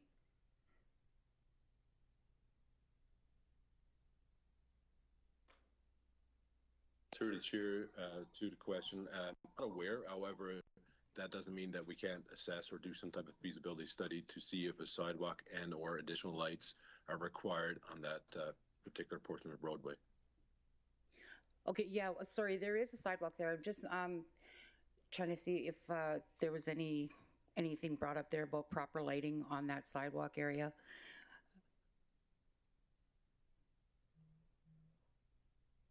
Through the chair to the question, not that I'm personally aware of or that we've had that request. However, I have listed that item, and I will definitely be checking with our public works crew in Fort Chip 1 to see if that needs to be addressed. Okay, thank you. That's all I have. Thank you, Councillor Walkwin. And before we close today's meeting, Councillor Banjoko has a few motions. Thank you, Mayor Bowman. So I would like to put forward the following motions. That 100,000 be included in the Public Works Department's operating budget to undertake a feasibility study, including public engagement for a potential dog park in Abasand, and that the feasibility study be presented to Council by May 2022. And then the second motion is, one at a time. Oh, thank you. Can someone second that motion? I'll second that motion, Mayor Bowman. Councillor Stroud. Thank you. And all in favor? Any questions, sorry? Any questions of Councilor Jogo? Councillor Walkman? Councillor Ball?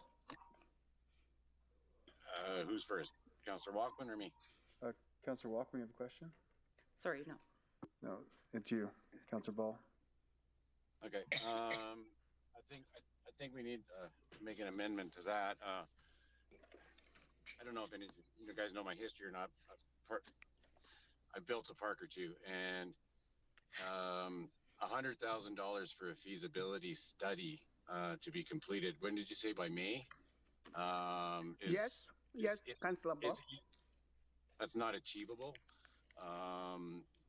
Frankly, you wouldn't have your consultant on board. Once you went out to RFP, your consultant wouldn't even be hired by that date. And the valuation of $100,000 for a feasibility study, frankly, is almost ridiculous. If you're just looking at Abasand, it might cost $10,000. It's something that I would think, and maybe Keith can chime in on this. I bet it's something they could do in-house at no cost. The feasibility portion is just to see if it's doable. And obviously the design side of things would be much more detailed. I think that we should ask Keith if he's able to perform that task in-house without any increase in the budget. Thank you, Councillor Ball. Are you still in line there, Keith? Through the chair to Councillor Ball. I wasn't sure at this point in time if I could actually raise my hand, but Councillor Ball is exactly correct. If we did go the route of a consultant, to bring this back to council by May is absolutely not achievable. To do this in-house, for the dog park, I do believe it's a possibility. However, it would take some time and would work with communications and the other departments internally. A time frame, again, May might be tight. Councillor McGrath? Thank you, through the chair. Just got a couple of questions, just for clarification. There are some rural areas that are done by two different contractors, and you can certainly tell one to the north does a great job. The other one, I guess I drive the road each and every day, and you can see some of the defects of a cheap contract getting done, and the road shoulders. I'm sure that the authorities know how bad that road gets sometimes because they spend a lot of time, and Jane, you see it as well. So the question, I guess, would be, we heard about, I know one walkway that goes across the Fort McCoy River. That's not part of the contract. I don't think that thing was been maintained since it's been built, and we were actually the municipality. What is it talking about? Where I was going with this, ma'am, is that I don't think we need a grant as such. We have dog parks that are established, and what I see in a dog park is a couple of fences and a chain link fence. But I think the biggest thing is you'd have to use our public department. So I don't think we need to allot a great amount of money with it. I think we have examples of dog parks that work. And basically, they're chain link fences, a few gates, and I think that we have enough. We've built enough of them. We have enough in-house staff that. But I think the biggest piece, where do you put a dog park in Abasand? We only have a bit of raw land, and that's where I was going. We have a lot of similar projects in the community, I guess. And I got off topic there, but it's all about a pool of money that we have, and we often, every time we mention a project, we talk about a consultant or a contractor. I guess I believe the spirit of the motion. I just don't know if we put a dollar amount to it, because I think it's an easy project to be done. Thank you. Is that, I guess my question is to Keith, with an example of the dog park in Beacon Hill or Abasand, or just even on Signal Road as a prime example. Do you feel that if the council was to amend the motion just to say, to consult with the community of Abasand and come up with their favorite spot. I don't think it'd take a whole lot of engineering to make a dog park. Thank you. Mayor. Through the chair to Councillor. Oh, sorry. Would you be favorable to just an amendment, just to ask, administration to come back, by the end of March with, with some kind of I guess even if it can be done before that, just an engagement plan for the people of Abasand. And I think once they pick out a spot, dog parks are not probably our easiest gift back to the community. Thank you, Councillor Strad? Sorry, I didn't lower my hand, but I think with the conversation with Councillor Ball and Councillor McGrath that possibly the motion either is amended or we can change it. What would you think would work best through to administration?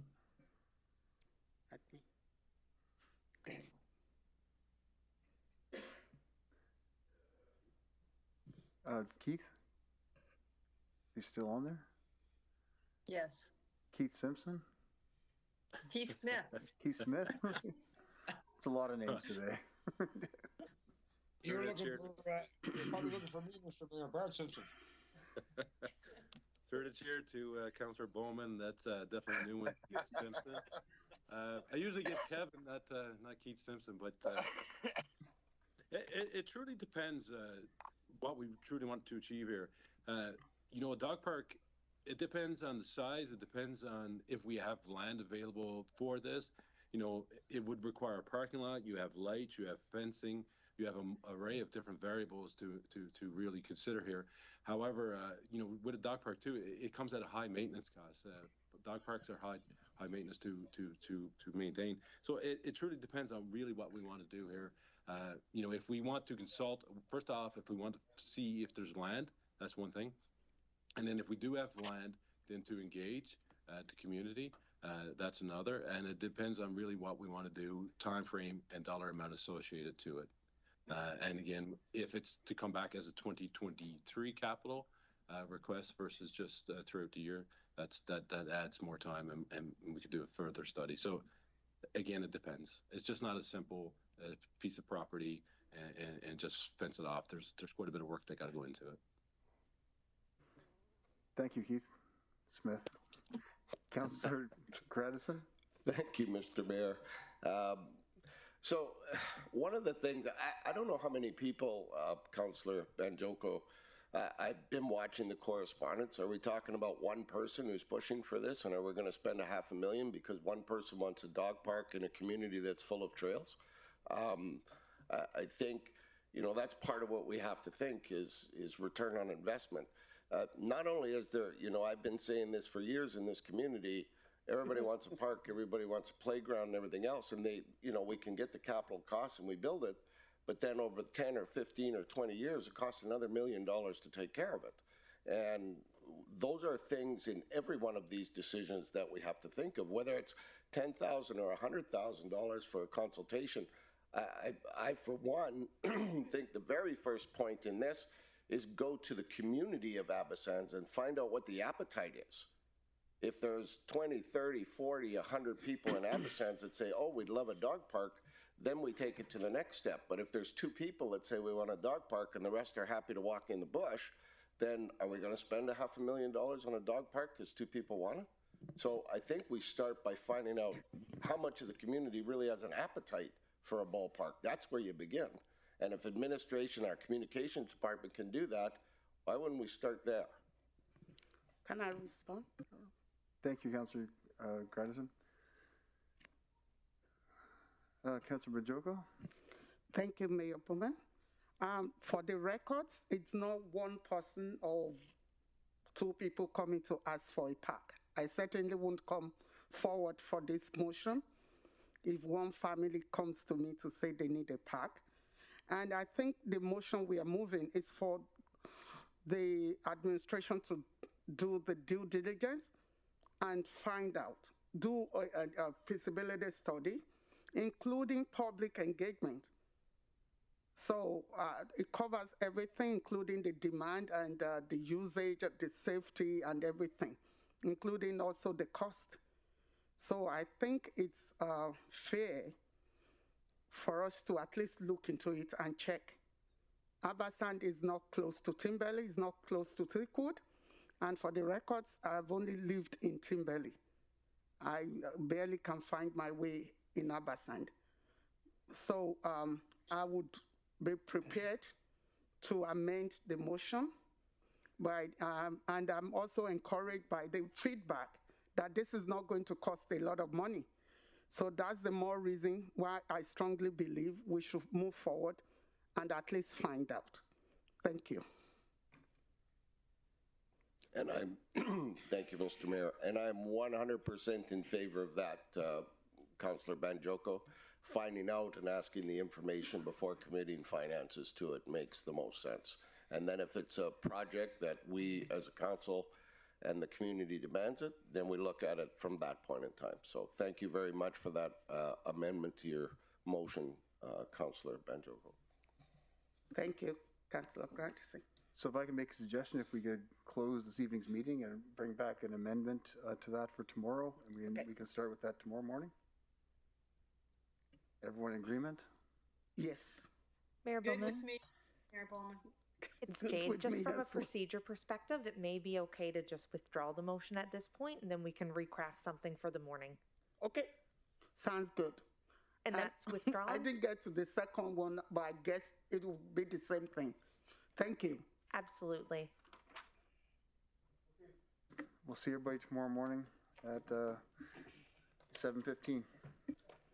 It's 7:15? 7:15? No. 7:15. 9 See you a.m. tomorrow, 9 a.m. Good night, guys. Thank you.